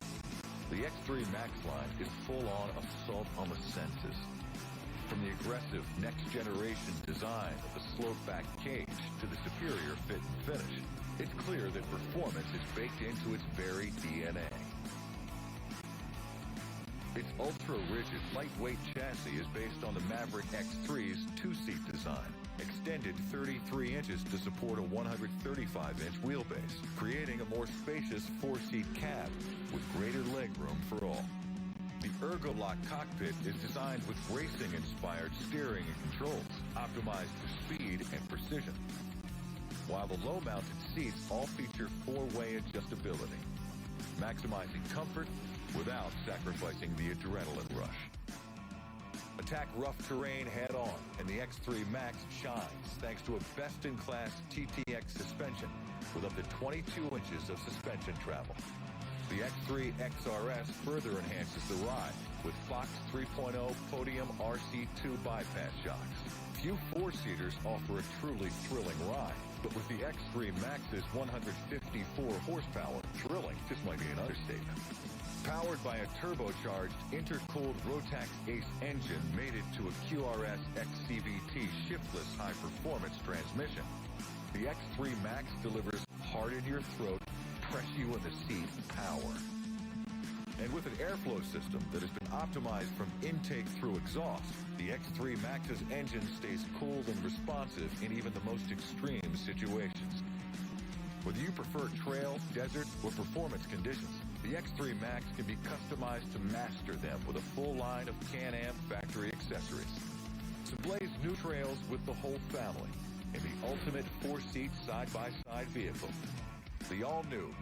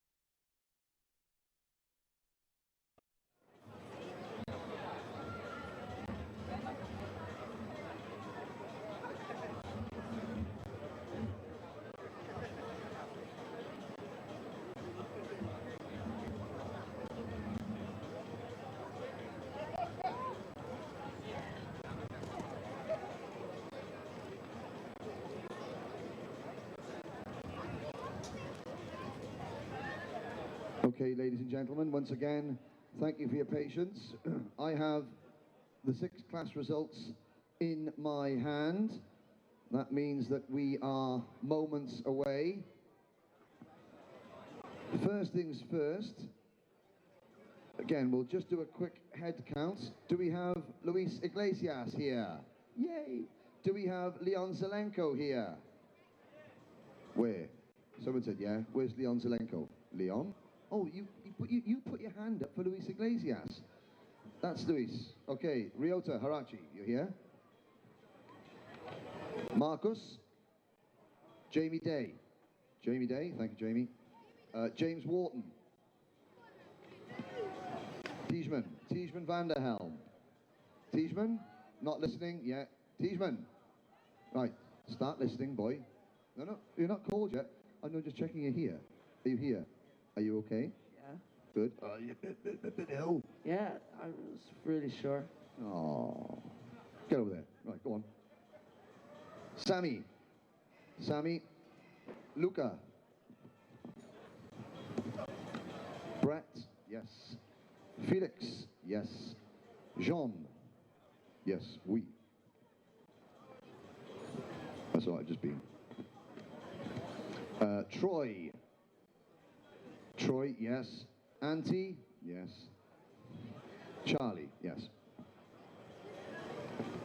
Cody, yes. Mads, yes. Christian, yes. So a full complement of drivers, thank you. Bear with me.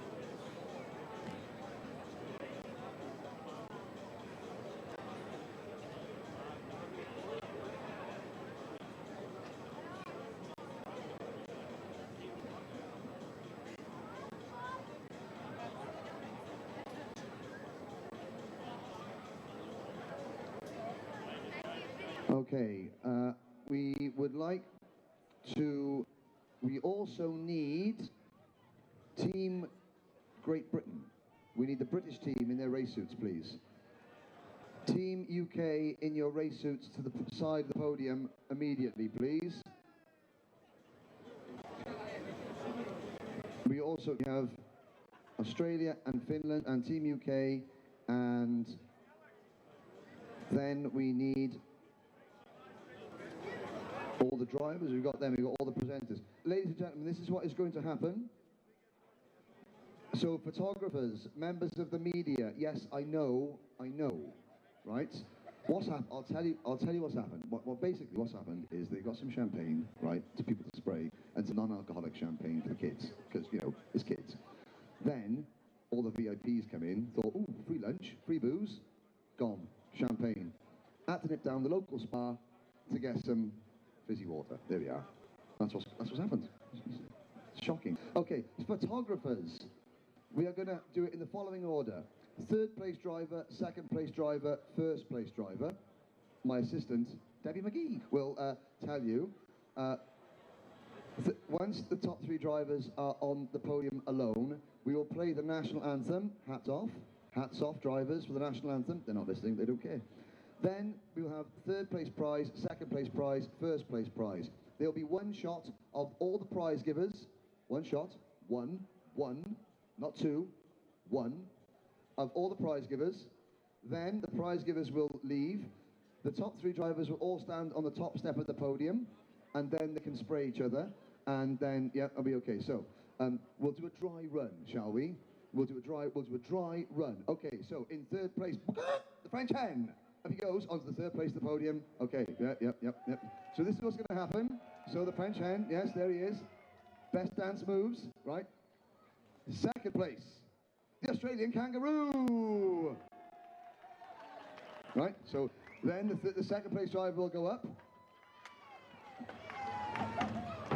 But the winner, the Dutch lion, and then the first place driver will go up.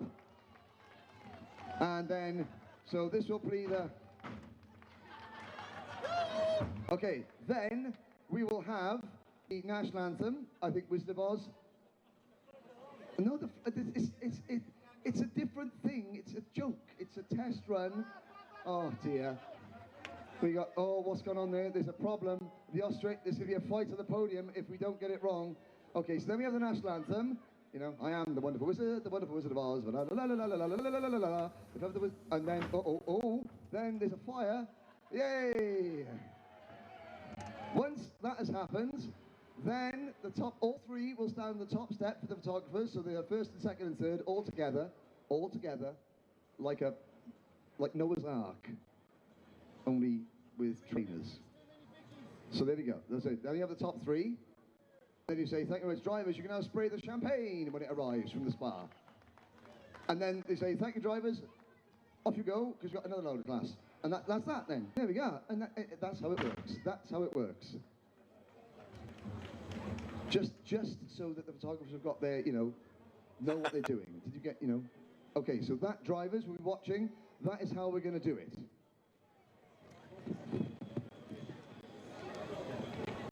And those nations who are fortunate enough to have finished in the top three of the Nations Cup standard,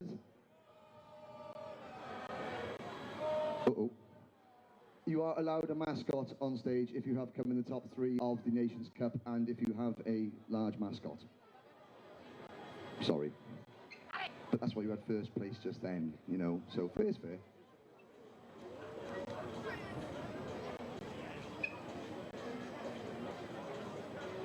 So, that is how it's going to go. As the champagne is, right, so, who was in VIP today? Put your hands up, Who was in VIP? Who was in VIP today? Put your hands up, don't be shy. You all love a free lunch.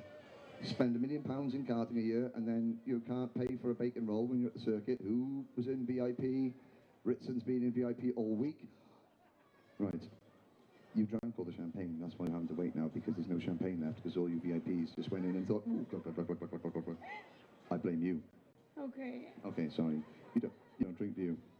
Thank you. No, okay, thank you. There was, I think, a bit of a wrong choice there. You know, the Algerians, I don't think they drink alcohol. Never mind. What are you going to do? It was Ritson. It was Dave Ritson from Genk. Look at him. He's there. He's there. Oh. I've always thought that Zandvoort was a bit better than Spa anyway. No. Spa? Spa's better. Yeah. Not the old Zandvoort? The old Zandvoort is okay. Yeah, it's not too bad, was it? What was it Spa's always better. Spa's always better. Okay. What about what about Genk versus one of the Dutch circuits? Dutch circuit. Yes. So that sorted you out. Home of Champions. This is the home of Lions. Home of Lions, not the home of Champions. Okay. Are we still waiting for the champagne there? So let's have a look. Well, we got a chance to. Oh, there's a Viking. There's the hens patrolling. That's right. Has someone stolen my Viking hat? No Facebook video there. Let's have a little glance around here. We've got some rather bold-looking ladies there. How difficult is that going to get through customs when you go home, or are you just leaving it here for next time? Take it home. Yeah, take it home. Are you going to? How does Holland get there soon through customs? By bus. No customs. Okay, no customs. Shh. Check. How do we get that through customs? Do you wear it, or does it get put in someone's orifice and hopefully you don't get the search? Orifice. Of course, yes. And you look quite pleased with that too. Yeah. Yes. Family. Uh-oh, hang on. Oh, yes, yeah, no, later on.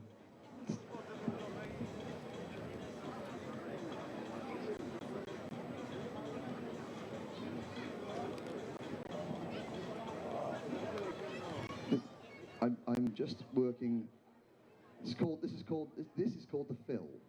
This is the fill, where we're not doing this. So Algerian TV are here. So Algerian TV are there. Where are all the? Well, have we got Egypt here? No, you don't look Egyptian, sir. You look drunk. Oh, you're Australian. You were drunk this morning. There we go. We need all the Australian drivers in race suits. You're all ready to come to the car. Yes, thank you, sir, Mr. Did the girls wake up to see you race? They did they? They had a shout. That's good. That's all right then. Did they just say, "Oh, what do you make me up for, Dad? You didn't get on the podium. Going back to bed."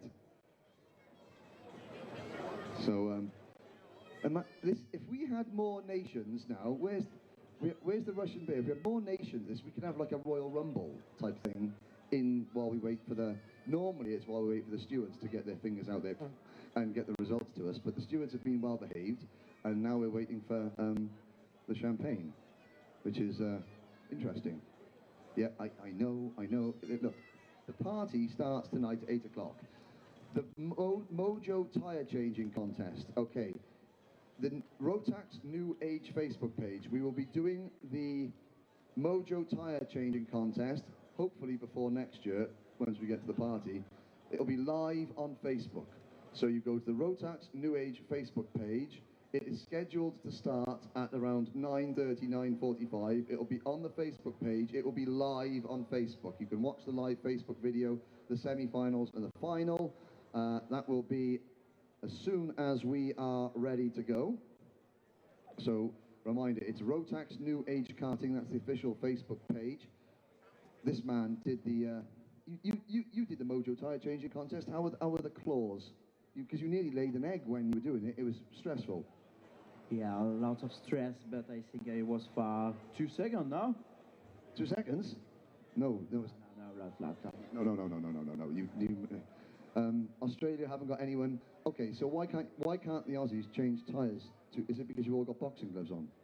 Yeah. Yeah. That's pretty much it. So I think Colombia have got the most. Holland haven't got any. Britain have got 2. Colombia have got 4 or 5. The Polish contestant. Hopefully the Polish contestant is here, and he's there tonight. So we are still waiting. Let's have a quick check. Go behind the scenes. Excuse me.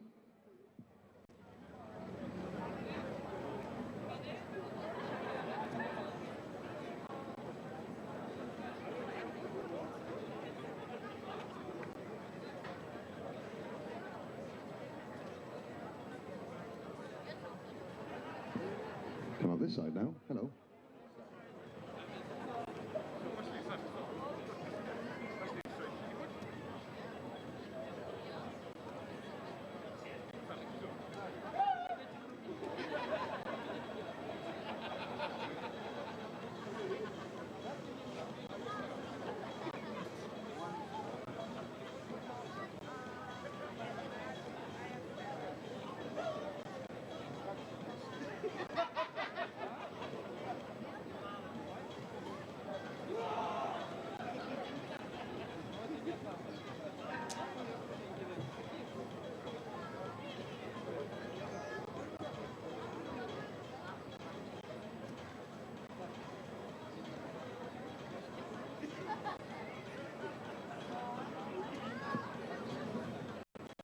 Right, we're going to find out what the start time is. I promise you it won't be long. Firstly, I mean, I know we're messing about. Thank you to, and I thank you, the lion, the hen, and the kangaroo. Thank you very much for trying to keep people entertained. Thank you very much. Take a bow, son. Take a bow, son. There you go. Kraken. Thank you very much. When we talk about how this event is the most colourful and unique and crazy event in the world of kart racing, this is why we call it this way. There's nowhere else, no other paddock in the world that does this. So thank you very much. And again, I do apologise for the delay. I want to speak because there's a lady here I want to speak to. So the Netherlands didn't enter the team contest this year. Gabby, is that because you were sulking? Sorry. Is that because you were sulking? Sulking? Didn't win last year, not happy. Yeah. Okay, fair enough, that's a fair. You going to enter next year? Yes. Good. You know, we'll be back. We'll be back. Excellent.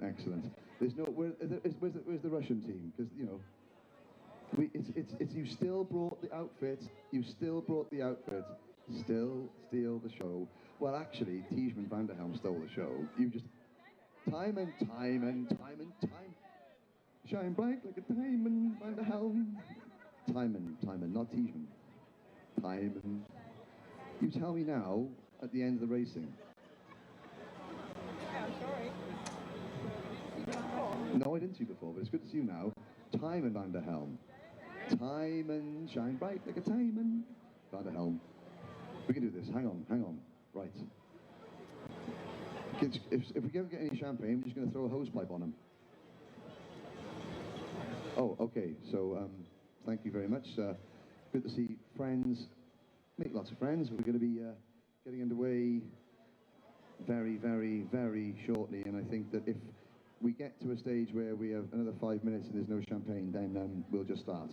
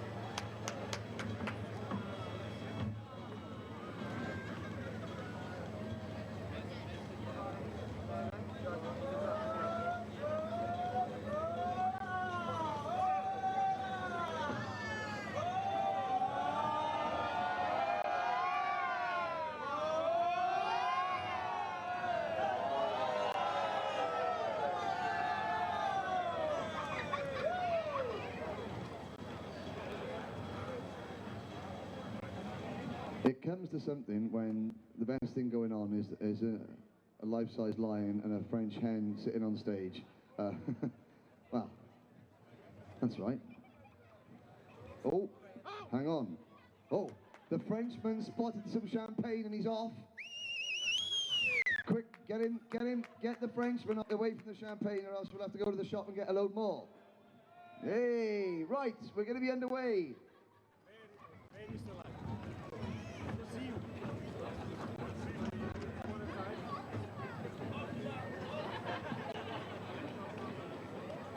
Right. Okay, good to go. There or thereabouts.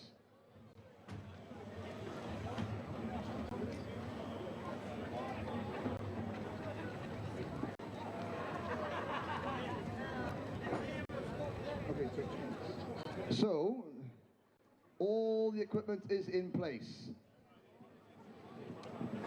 Firstly, there are some promotional guests. I think is that the right way to say it? Some promotional guests for the classes. Micromax will be first up, so with the Well, those of you tuned in online, thank you for coming back to us. We do appreciate having you with us online. You're looking at the podium for the prize-giving ceremony. We are running a little late for the prize-giving ceremony. We have had a lot of stewards' decisions that have affected the results in the finals today, as is always the case, but we are now very close to going forward. We've got all 6 classes where we shall be presenting trophies first to third. There has been several changes in the junior category from how they finished on the class. Otherwise, the first 3 home in the other 5 classes is undisturbed, and we've also got the Nations Cup presentation to be made. We shall be starting with the youngsters, the Micromax youngsters, and we have been delayed also a little bit because we haven't got any champagne, although the Micromax 8, 9 and 10-year-olds probably not going to be given any champagne, nor the 9, 10, 11-year-olds in Minimax, but nevertheless. We are going to be underway in just a few minutes. For those of you that are staying with us, I do promise you that despite the delay we've had up till now, I'm hearing my colleague Henry Burdett saying we are more or less ready to go, and as soon as we see someone coming, yep, here are the grid girls. These are the Praga girls, I think, or is it the Rotax girls? No, the Praga girls, and that's an indication that we shall be having a fairly imminent start to our podium ceremony. So thanks for sticking with us throughout. All those of you that have been with us watching the racing since we went on air on Wednesday, a big thank you to you, and we're going to close now with podium ceremony. It's going to start with the Micromax youngsters. So we have some. Do hope you enjoyed the coverage that we brought you. Myself, Ken Walker, and Henry Burdett, who's actually down at the podium with the circuit mic, and we've been assisted by Jenny Wade getting all of the interviews trackside. Jenny actually joining me in the commentary booth now. So as soon as things are underway, we'll be able to show you who these people are standing on the first, second and third steps of the podium. We know who they are in the case of Micromax because Louis Iglesias, the young man from France, or the young lad from France, is the champion. Leon Zelenko of Croatia, the vice champion, and Ryota Harachi of Japan, third place driver. Non-alcoholic champagne for the kids, of course. No, just hearing Henry Burdett say it's non-alcoholic champagne for the kids. Well, fizzy water, as I often used to describe it, still makes a bit of a mess if they squirt it over your microphone, or not that the Minimax and Micromax youngsters tend to, the older ones do. So, some of the Rotax ladies, these are the grid girls, the blue-suited or blue-tunicked girls, the Praga girls, the red tight pants, and the black tops are the Rotax grid girls. And you can see on the extreme right of your picture, the lady there is clutching some of this non-alcoholic champagne. With the prize-giving ceremony for the 2017 Rotax Max Challenge Grand Finals. We will start with Micromax. So, as I say, Micromax it is. Up onto the stage, finishing third in the Micromax class was from Japan, Ryota Harachi. And Ryota Harachi there making his way. Gosh, can you imagine imagine if you were 9 or 10 and this was you. They must feel so good. Second place, Leon Zelenko. He's from Croatia. A nice smile there from Leon. Well done, Leon. And our champion from France.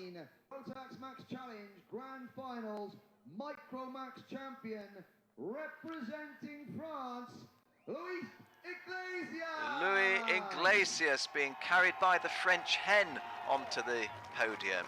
Well, I think he'd have managed to make his own way up, but the French hen is rather keen to make another entrance. He gets onto the top step of the pop. So we shall play the national anthem of France. I don't know if you'll pick up the strains of the national anthem. I'm hoping that you will.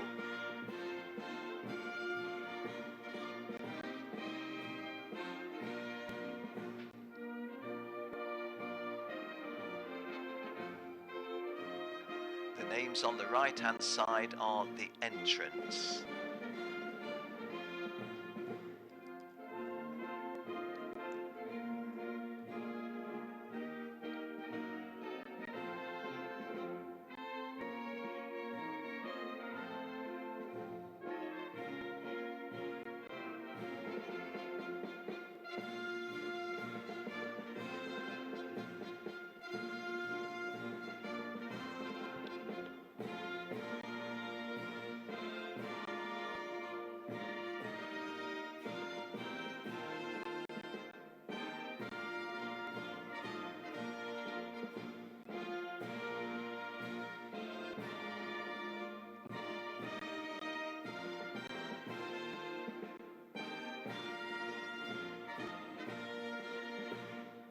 Thank you very much. Now, Marseillaise, yes.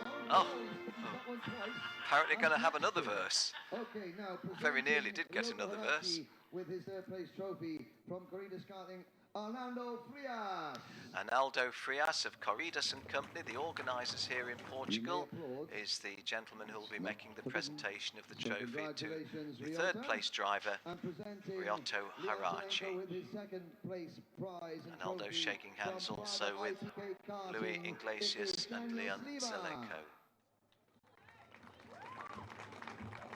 A little early to be opening it. But presenting Luis from Praga with his first place trophy from Rotax, Helmut Vogelsam. And Helmut Volsgam stepping forward from Rotax to make the trophy presentation to the champion, Luis Iglesias. I didn't catch the name of the driver with the Praga jacket. Not sure if it was Daniel, don't think it, well, maybe it was. Anyway, Helmut Volsgam getting that trophy into the hands of Luis Iglesias. Looked a little bit overawed when he was carried on by the French hen. And already the Japanese driver, Ryoto Harachi, looking a little bit nervous. What should he be doing? Well, standing onto the top step for a communal photo is the answer. Oh, no, yes, so yes, we want you to have your trophy as well. Onto the top step. Well done, lads, well done. Remember, I can't say again, just try and think. These guys are, I think, 9 and 10 years old. There were some 8-year-olds racing. Just imagine how they feel at this moment, representing their country and also feeling that they are a world champion in one case and a podium sitter in the other. Oh, we're getting a little bit of a smile from Ryoto Harachi. Well done, guys. Before you start complaining. Well, I mentioned that Jenny Wade was sitting with me. She's been the trackside interviewer. Did you chat to any of these? Were you able to get a word with Louis at the end of his race? Yes, Ken, I did speak to Louis, but of course he had his uncle Jeremy Iglesias with him doing the translation. So, of course, Jeremy's supporting the Praga officials. He's a official partner. So this was really special. I think Jeremy was in tears actually, because unfortunately there was a penalty for the first driver that crossed the line. But when they realised, then Uncle Jeremy was quite excited. Well, it might not have the finesse of the Formula One drivers, but it's got the exuberance of 9 and 10-year-olds, hasn't it? Oh, and that open mouth saying, oh! On the left, Leon Zelenko. Fantastic. Oh, just make it the non-alcoholic champagne and not the rest. Champion Luis Iglesias and third place driver Ryoto Harachi. And Japan. So now, if we can have some assistance to help the drivers get their helmets and trophies off stage, and also the empty bottles of non-alcoholic. Well, the rising sun of Japan, the flag that little Ryoto on the right-hand side was proudly flapping there. It's a little bit draped in non-alcoholic champagne at the moment, and the rest of the place on the podium already going to be looking just a little bit. Well, They are the fins that you're looking at in blue. Well done, congratulations. And as soon as the stage twilight is clear, giving way to, well, no, not quite darkness. It's still twilight, isn't it? Nice crowd here around at the podium. So thanks for your waves, guys. Thank you. Minimax. Minimax is the next category. In third place in Minimax, representing Australia. In third place in Minimax, from a land down under, from Australia. We're going to have more promotional guests first. More promotional guests first. Well, I thought we were going to get James Wharton on, but no, we have the Rotax girls, Rotax grid girls taking their due places. Most of the Junior Max field, by the looks of it. Third place in Minimax. In third place in Minimax from Australia was James Wharton. And there's James looking a little bit serious, but draped in the Australian flag and hopping onto the E3 podium. Finishing second in Minimax. The vice champion from the United Arab Emirates in the Middle East, it's Jamie Day. Jamie Day coming forward, the UAE race suits, very, very striking, easy to pick out when you're watching as a spectator.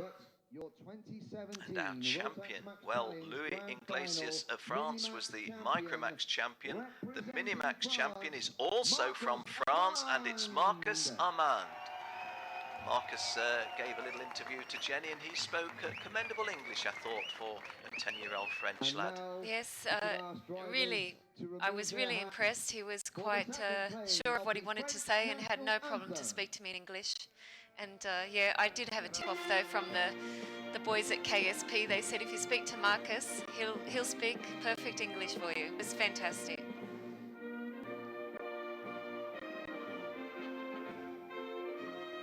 Well, just a tiny little bit older than the Micromax youngsters, but we're still only talking 10 and 11-year-olds, and what a proud moment this has to be, none more so than Marcus Armand.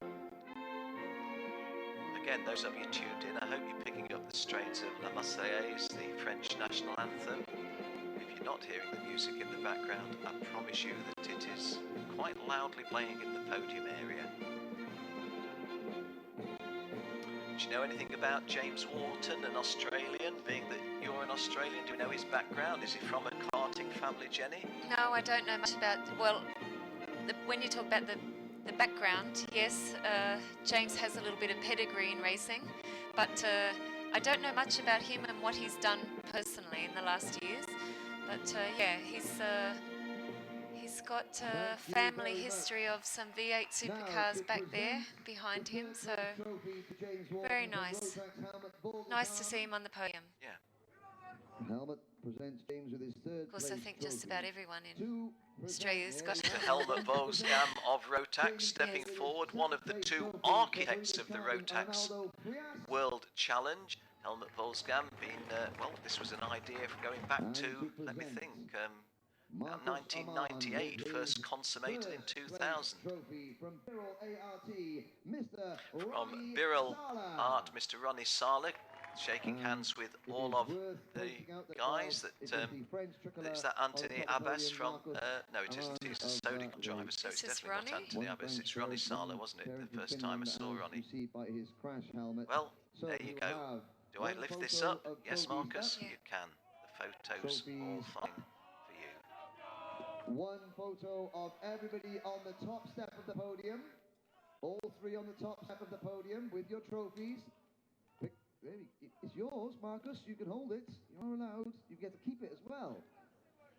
And so we all look at the photographers, please. Once again, folks, on the left, you're looking at Jamie Day from the United Arab Emirates. On the right, you're looking at James Wharton from Australia. And the champion in the middle from France, Marcus Armand. Okay, Roland is happy.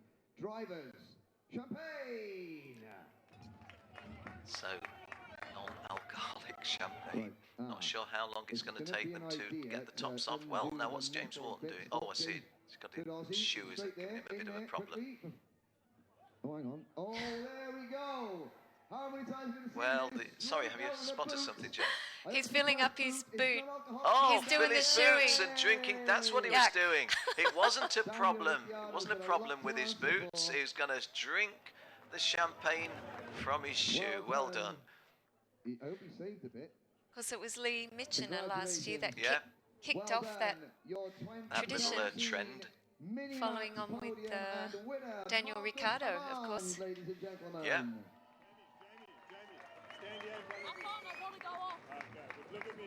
So, out of 6 finals and 6 champions right now, France have provided 2 of them, and no other nation on the podium. Top step yet. We now move on to junior. Well, in junior class, I have to tell you, this is always a disappointment, but fair play calls for it. These drivers coming up in 1st, 2nd and 3rd place that you're going to see did not finish 1st, 2nd and 3rd on the podium, but there were penalties galore at the top end of this one. And of the top 5 drivers, I think 3 of them bade farewell to the podium. In 3rd place in junior Rotax, but in 3rd place, Belgium's Luca Leistra, or Luca Leistra, if I'm pronouncing it incorrectly. Let's say Leistra. This is Luca Leistra, or Luca Leistra, if you will. In 3rd place, the young Belgian driver. He didn't finish in the top 5, but he didn't have a penalty assessed on him, which people in front of him did do. Well, we've just had 2 French champions, and now a French vice-champion, because Sami Megatounif of France, solid all week, and well worth a 2nd place podium, and he's looking pretty pleased about it, isn't he? Actually finished 4th, but promoted to 2nd. But first on track, and not having any problems, not very well, as you would have heard if you were listening to his interview with Jenny Wade, Tijmen van der Helm of the Netherlands, assisted by the Dutch Lion, who wants to take over proceedings to some degree, but Tijmen managing a smile. If you did hear the interview before and after the race with Jenny Wade, he was very crusty in his voice, wasn't he? Yes, he said he wasn't feeling so well, but he didn't show that in the race at all. I think it was only his voice. Well, I hope it wasn't because I wanted to speak with him.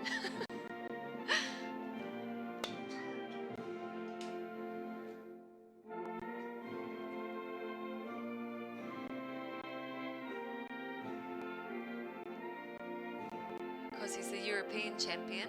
Yeah, I was just going to say, as I was saying in commentary throughout, he's had a very, very stellar career domestically and in the on the international stage, so far as the juniors get onto the international stage, the European champion as well. Now to present, thank you, to present Luca with his 3rd place trophy from Rotax, Helmut Bolgesam.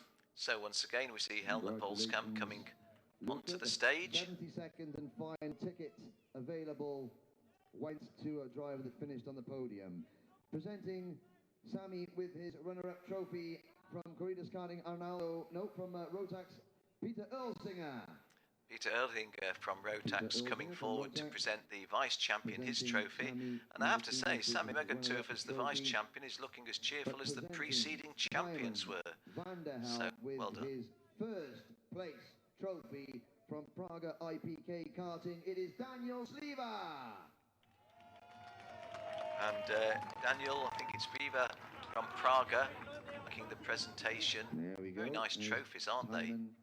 I have to say, it looks a little bit moist around the eyes, and as if he might not still be feeling the best of health. But Sami Megatounif for the left on P2 podium spot, enjoying it to the full. Well done, Sami, because you did race consistently well throughout the whole of the week. 3 on the top step of the podium, please, with your trophies.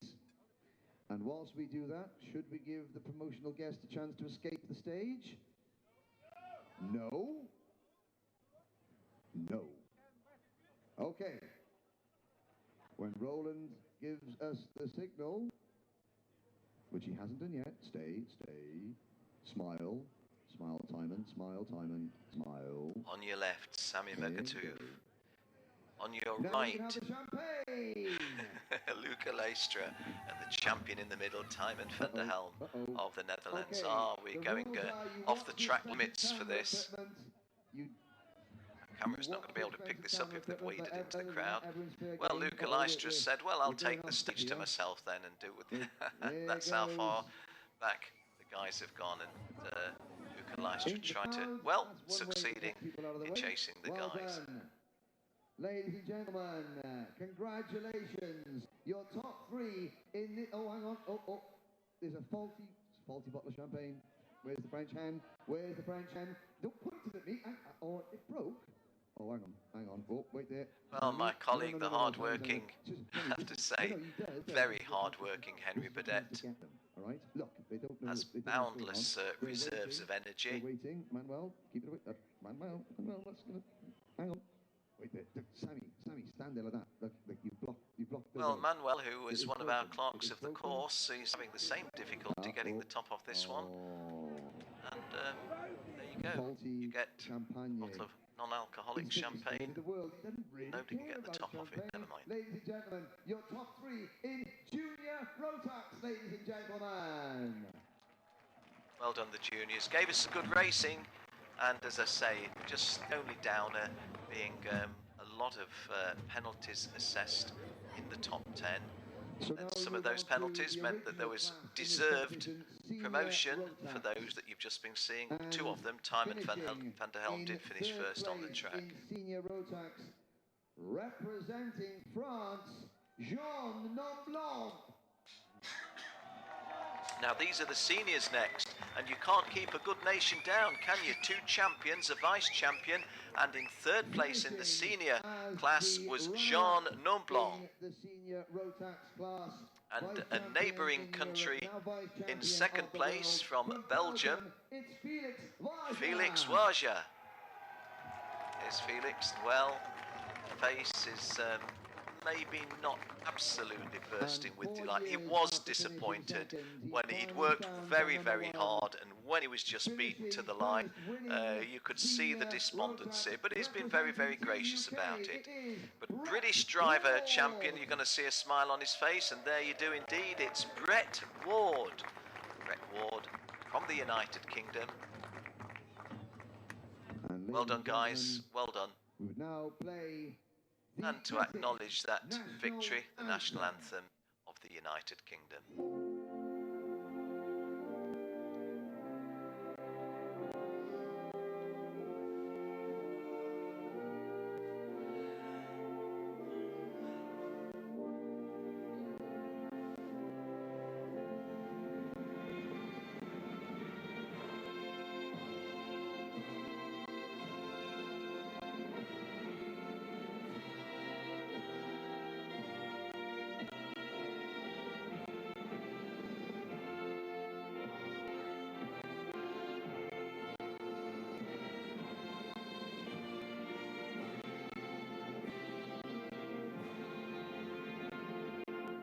Thank you very much. Well, Jenny, Brett could barely contain himself in some of his interviews with you, with his enthusiasm, and a little bit overwhelmed when you got to him at the end of that win. He certainly was, and you know, we did a take two, because in the first one he was quite emotional, and then of course the second take he was saying, you know, I made a mistake a few years ago and I lost this, and he said today I wasn't going to make a mistake, and I sealed it, and that's it. And really he was so grateful and so thankful for all the support and everyone that's helped him achieve this today. He said he'd hear it all day if I wanted to keep saying world number one, and I did, and then he said, no, don't stop, keep saying it. I can't get sick of hearing this. Tell me again. It was really... I had to wake up and find I'm not the world champion. No, it was really... Well, he's not going to, is he? No. Not going to. A fantastic victory, and the race was so close. Of course, Felix Well, probably made the move Felix, of... at the end, Yes. the deflation in his body language, because he'd worked so hard, but it was a worthy victory for Brett, and Felix has no cause for any kind of self-critique, if you will. He gave it his all, and that's all you can ask for. And Jean Nomblot of France making it four classes that we've seen, and four Frenchmen on the podium. There we go. And it's the Frenchman, as a Frenchman might, where wines are concerned, getting the champagne open first. That's gone a bit somewhere it shouldn't have. Congratulations. And there you are. It takes a Belgium to say, I know what I'm going to do with this champagne. Yes. I'm going to drink it. Well, there you are, you see. The French and the Belgian way drink champagne. The British way, you pour it down the guy's back. We are a little uncouth at times in the United Kingdom. Grand finals. So well done the seniors. Jean Enblot in third place, Felix Wager in second, and our champion, Rhett Ward. We now move on to DD2. Two speed karting next, DD2 Masters, and both of these finals were absolute classics, as indeed, as you said, Jenny, was the senior race. But I thought that seniors, DD2 Masters and DD2s, but particularly the middle of those two, DD2 Masters and the seniors, was stunningly good racing, tremendously good to watch. I enjoyed my commentary doing them, just got the enthusiasm of a fabulous race, and I hope those of you tuned in online also watched it and thought the same. In third place, the first of two Danes on the podium was Christian Sorensen, and there is Christian Sorensen, a former vice champion, well now is picking up a third place podium slot and looking pretty pleased with himself. And his very hard working and hard driving, and I say that in a wholly sporting sense, Mads Thompson. So the Danes taking second and third place, both of them deserved. They'd gone tremendously well. But, and I'll let Jenny have the mic, when he steps up, Cody Gillis throughout the week has shown everybody this is how you win races, and that's how he won the final. And again, do you know much about, is there a heritage in the Cody Gillis family bolts in motorsport, Jenny? No, I don't know the history, but I do know that Cody also almost had me in tears because he was so excited. We ran down the in-grid because he was right at the back. I think he was soaking up that last victory lap. It was really, really an emotional win as well. One of the young guns, I guess, in Australia, following on from previous years when we've had the Aussies on the podium. Well, you can't keep the Aussies down where sport's concerned, and let me assure you that this is Cody Gillis. We just ever so briefly put an incorrect caption up, but it very, very swiftly came down. This is Cody Gillis, the DD2 champion, and his fellow podium standers, the Danes, Mads Thompson, the vice champion, and Christian Sorensen, who came third. Congratulations. And so to present Christian with his third place trophy representing Rotax, Mr. Helmut Vogelsang. Well done, Christian. That is 2 grand finals podiums in 2 years. Yes, I can hear Henry down at the podium saying 2 grand final podiums for Chris Sorensen. He's had a second, followed by a third. What price? A top step podium next time, Christian Sorensen.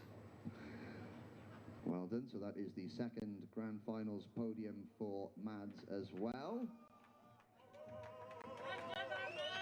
Aldo Frias of Carides shaking hands with Mads Thompson.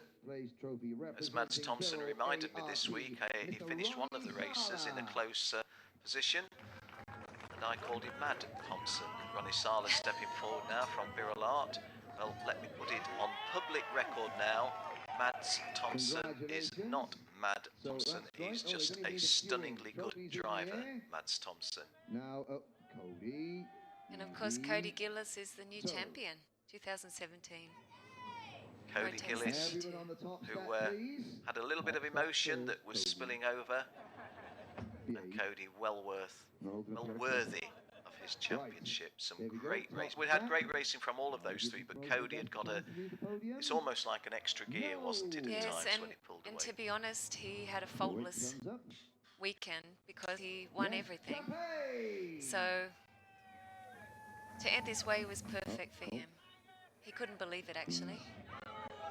Well, he should have not been too surprised on the back of his own what shall we say, statements to the rest of us as how we always finish. This is getting very wet and sticky, isn't it? But it's going to taste good. Oh, into the shoes again, into the shoes again. Well, we've had a Brit drinking. We've had a Brit drinking from his shoe. We've got a Dane drinking from the bottle. Oh, and, he's handing it to Mads. And he's taken up the challenge. There you go. Oh, and it's going to Christian as well. Well, it's not just us Brits that do uncouth things, and it also not just you Aussies either, Jen. Cheap champagne to his rivals. So kind. Yeah, I'm just having whispered in my ear in a different direction. For those of you tuned in online, Jenny Wade is a lady and drinks her champagne from ideally a champagne flute, or at least from a glass. On the other hand, when she's being teetotal, it's a cup of tea with a little finger stuck in the air. So, they were the DD2s, and we had, well, I'm not going to say equally good DD2 master. These races were all classic in their own ways, but in terms of strategy, the way the thing unfolded, perhaps my favourite race for the way that it was constructed and came about was the DD2 Masters class. And sadly we had a driver finishing in the top 3 who picked up a penalty and doesn't appear, but in 3rd place, 4th on track, but well worth the podium finish, had to work hard for that 3rd place, from France, Charlie Hip. So you can't keep a good nation down, and the French are here again, this time in the shape of Charlie Hip. Antti Ollikainen was the vice champion last year, is the vice champion this year, and as good as that is, he's going to feel, oh, I wanted to go one better. But the champion, we've talked how well France have done on every podium, but there's nothing a British sports fan like myself likes better than praising the Australians through gnashed teeth. Troy Woolston, and the emotion that came through in his interview with Jenny is barely restrained now. Well done, Charlie Hip. They're all responding. There you go. Okay, we had to have the Aussie. Why not? Why not? The Australian national anthem once again. Okay, I have to stand up. Sorry, Ken. Oh yes, you should, Jen.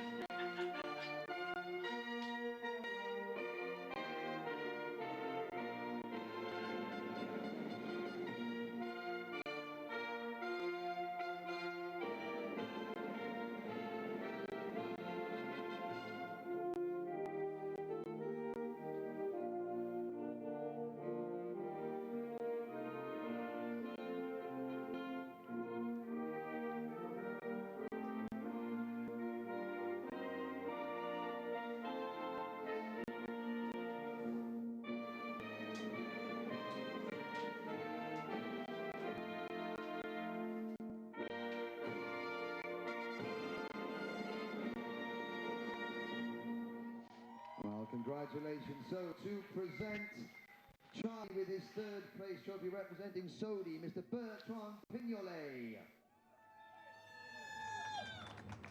So from one well, Charlie Hip, the first of the drivers to receive his podium, and in that cute French way, doing so with a kiss on each cheek.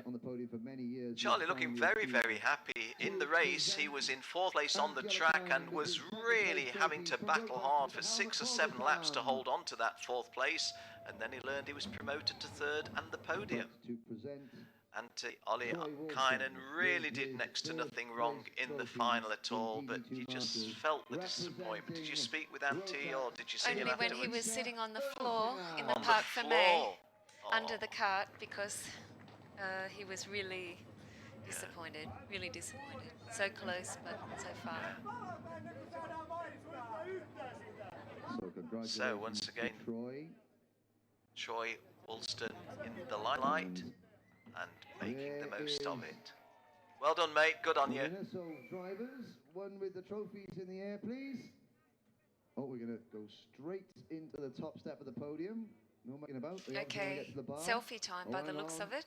He's got his phone out. Selfie. First shameless podium selfie. Hang on, there we go. This is me on the top step of the podium with Antti Ollikainen and Charlie Hip. And they've both made a nice smile for me. Well done, Antti. Well done, Charlie. Supporting Troy in his moment of glory. Well done. Well done. You should know better. You're the old one. Solid drives throughout from Charlie Hip. More than solid from Antti Ollikainen. He had some stunning drives throughout the week, and he had got potential champion written all over his performances. But he met just one guy in the final who just got a little bit too much for him. Okay, it's champagne time once again. A Frenchman who ought to know what we do with champagne, and an Aussie who, well, hope we're not going to see it in boots again. Oh, Charlie Hip, the suave, sophisticated Frenchman with the champagne. This is how you do it. Troy Woolston, of course, can say, he's taking off his shoe. Yeah, we're going that way again, aren't we? And Auntie and Charlie are going, oh no, that means we'll have to have a drink from his boot. Of course do we really have to? We have to share it around, yes. Oh, well done, Charlie Hip. Not too, Auntie, not too he's not sophisticated sure. a friend, but Antti Ollikainen saying, I'm not going to like this. I didn't like you beating me, Troy, and I hate having to drink the champagne out of your racing boot.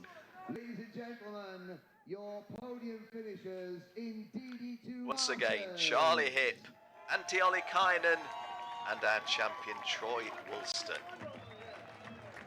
Once again, France on the podium, and once again, Australia on the top step. Well, they were all of our 6 classes, and all of the drivers in every race from every country, their points scored are tallied up to see a Nations Cup winner or Nations Cup champion. France finished, I was surprised, down in 5th place. I would have thought France might have got a few more with 10.35 points. Belgium in 4th place with 10.59. They just missed the podium. France 10.35, Belgium 10.59, but with 1,110 points, the United Kingdom, Team GB, if you will, in 3rd place. A former Nations Cup winner, Great Britain, but I don't think any one of those guys was in that previous successful British team or British teams.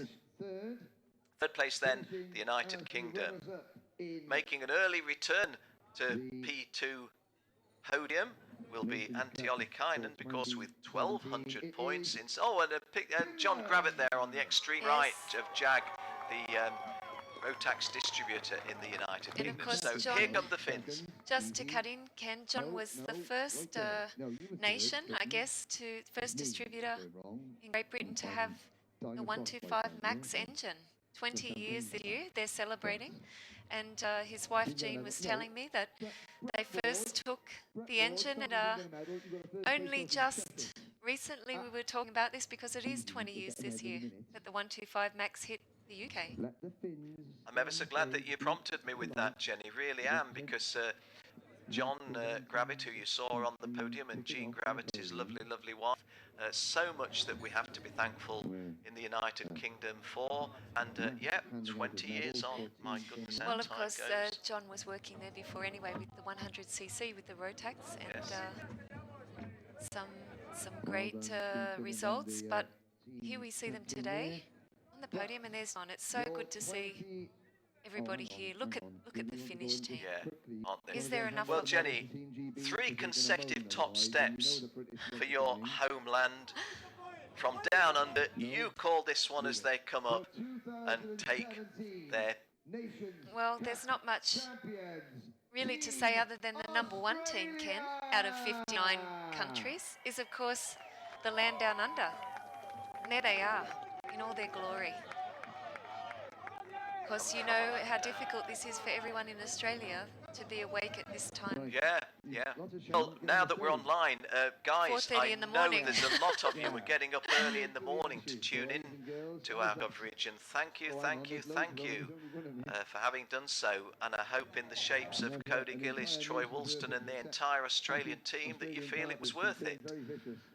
Almost as bad as the kangaroo you mentioned cricket. So Disappointing result, unfortunately, in the juniors. A little bit of bad luck and some nerves, I think. But definitely made up for it. So now, lots of smiling faces there. Scott Howard leading the team up. He was also in the Masters class.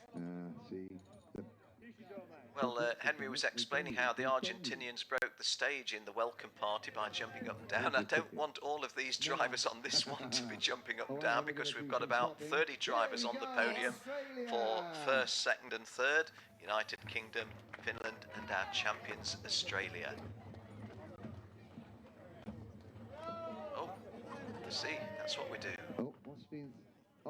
We throw things at the people that are watching us. Is that a sort of Australian tradition, Jen, when you're succeeding? I'm not sure what really is an Australian tradition. Sometimes I think it's just a matter of go with the flow, you know? Go with the flow. I didn't say that in any kind of recriminatory way.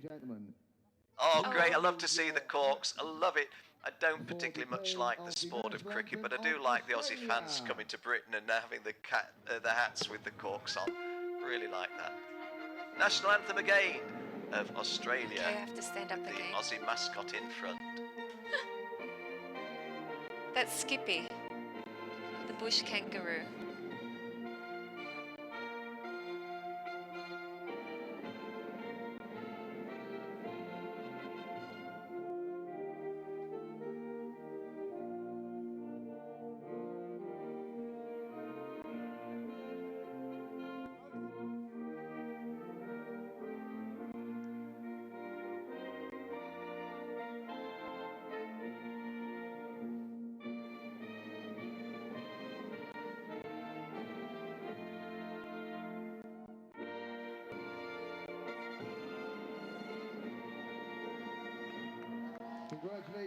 Nice to hear them all singing, and they all know the words. Sang it with some gusto, didn't they? And they knew the words. And folks, those of you tuned in, let me tell you that Jenny Wade... Yeah, we'll do this. Jenny Wade, I was just going to tell you, was standing for the national anthem of Australia. Twice she did so, could have been 3 times. Do you feel really proud as a result of all of this? Very, very proud, and I'm sure we can come back and do it again. But it's every year it's the same. Every year I have a photo when they have the driver's presentation with the team, and I've got a whole stack of those photos over the last 17 years that I've been here. Jenny Wade has been coming to the World Finals for 17 years. So when I say I've done 15 years on the bounce, I'm not in the same league as this lady. And you have to know she's been the mouthpiece, if you will, of so many drivers, getting us some great quotes, getting us some great raw emotion at the end of races, the joy, the exultation, and even if we've not spoken to them, the desolation, the despair that we see. You did a great job, Jenny. Thank you. Really enjoyed working with you, as well as our colleague Henry, who is down at podium still. And you're going back for Christmas to Oz, because you are based in Europe presently, yes. at Austria, in Rotax land. Of course, and I try and fit in at least one race of the Pro Tour. So see all the guys who are going to be lining up here at the Grand Finals by the end of the year. Well, what's the secret of them winning when other nations who you might have thought were just as strong and had just as many opportunities? What is it about karting Oz? Well, I actually think it's just about Australians generally, you know, that it's about we right mate, and yeah, we go hard or we go home, and normally we give it everything we've got, not only in karting, but yeah, I think this is it. And of course all that beautiful sunshine and water. Mind you, having said that, we can't complain about the sunshine ration that we've had here, have we? I drove in on, let me think, I came in a week last Thursday, and it was raining as we drove to the track, but since then, glorious sunshine. Fabulous. And I was going to say it, Jen, but it's best from you. We know we've got a lot of Australians who've been tuning in, and I want to say again my thanks to them, as well as everyone else, but do you want to give an Oz thanks to the good folks down under who've been tuning in throughout the week? Yes, I think we've got to do the app as the guys did in the driver's photo, but no, it's been great, and also great, Ken, to be working with you. Well, thanks for saying that, years. Jen, but I'm getting a bit embarrassed if you say anything more.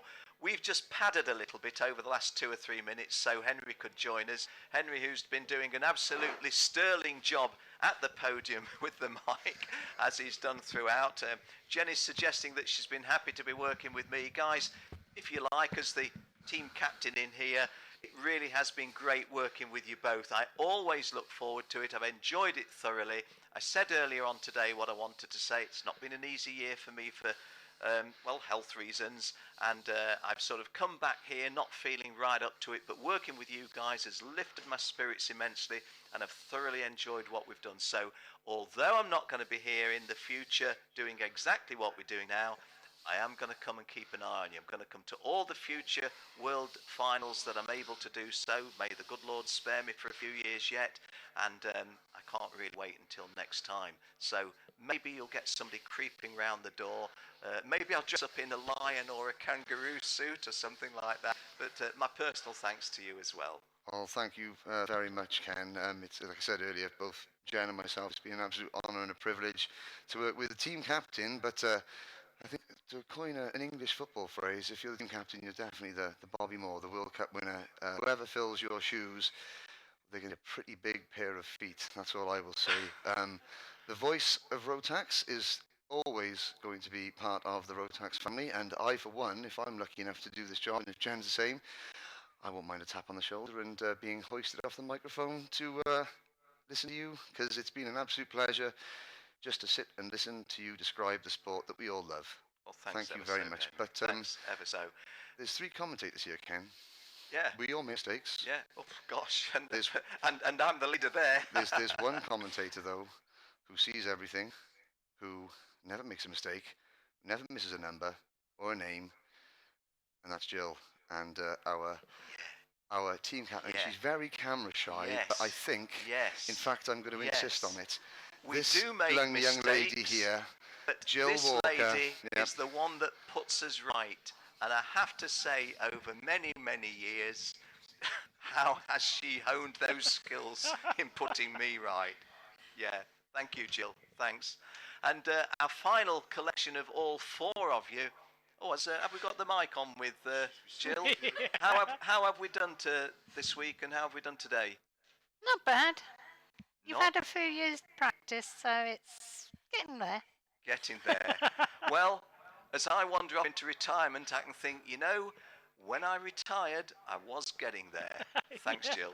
And all 4 of us, if we just look up to the camera, those of you that have been with us throughout the week, tuned in online, we do appreciate the fact that you're there. There'd be no point us doing what we do if you weren't there. Thanks for staying with us throughout, and I do hope that you've enjoyed this a little bit more than you might have done because of what we've done for you. So from the 4 of us right now, until we meet up on a kart track another time, bye for now.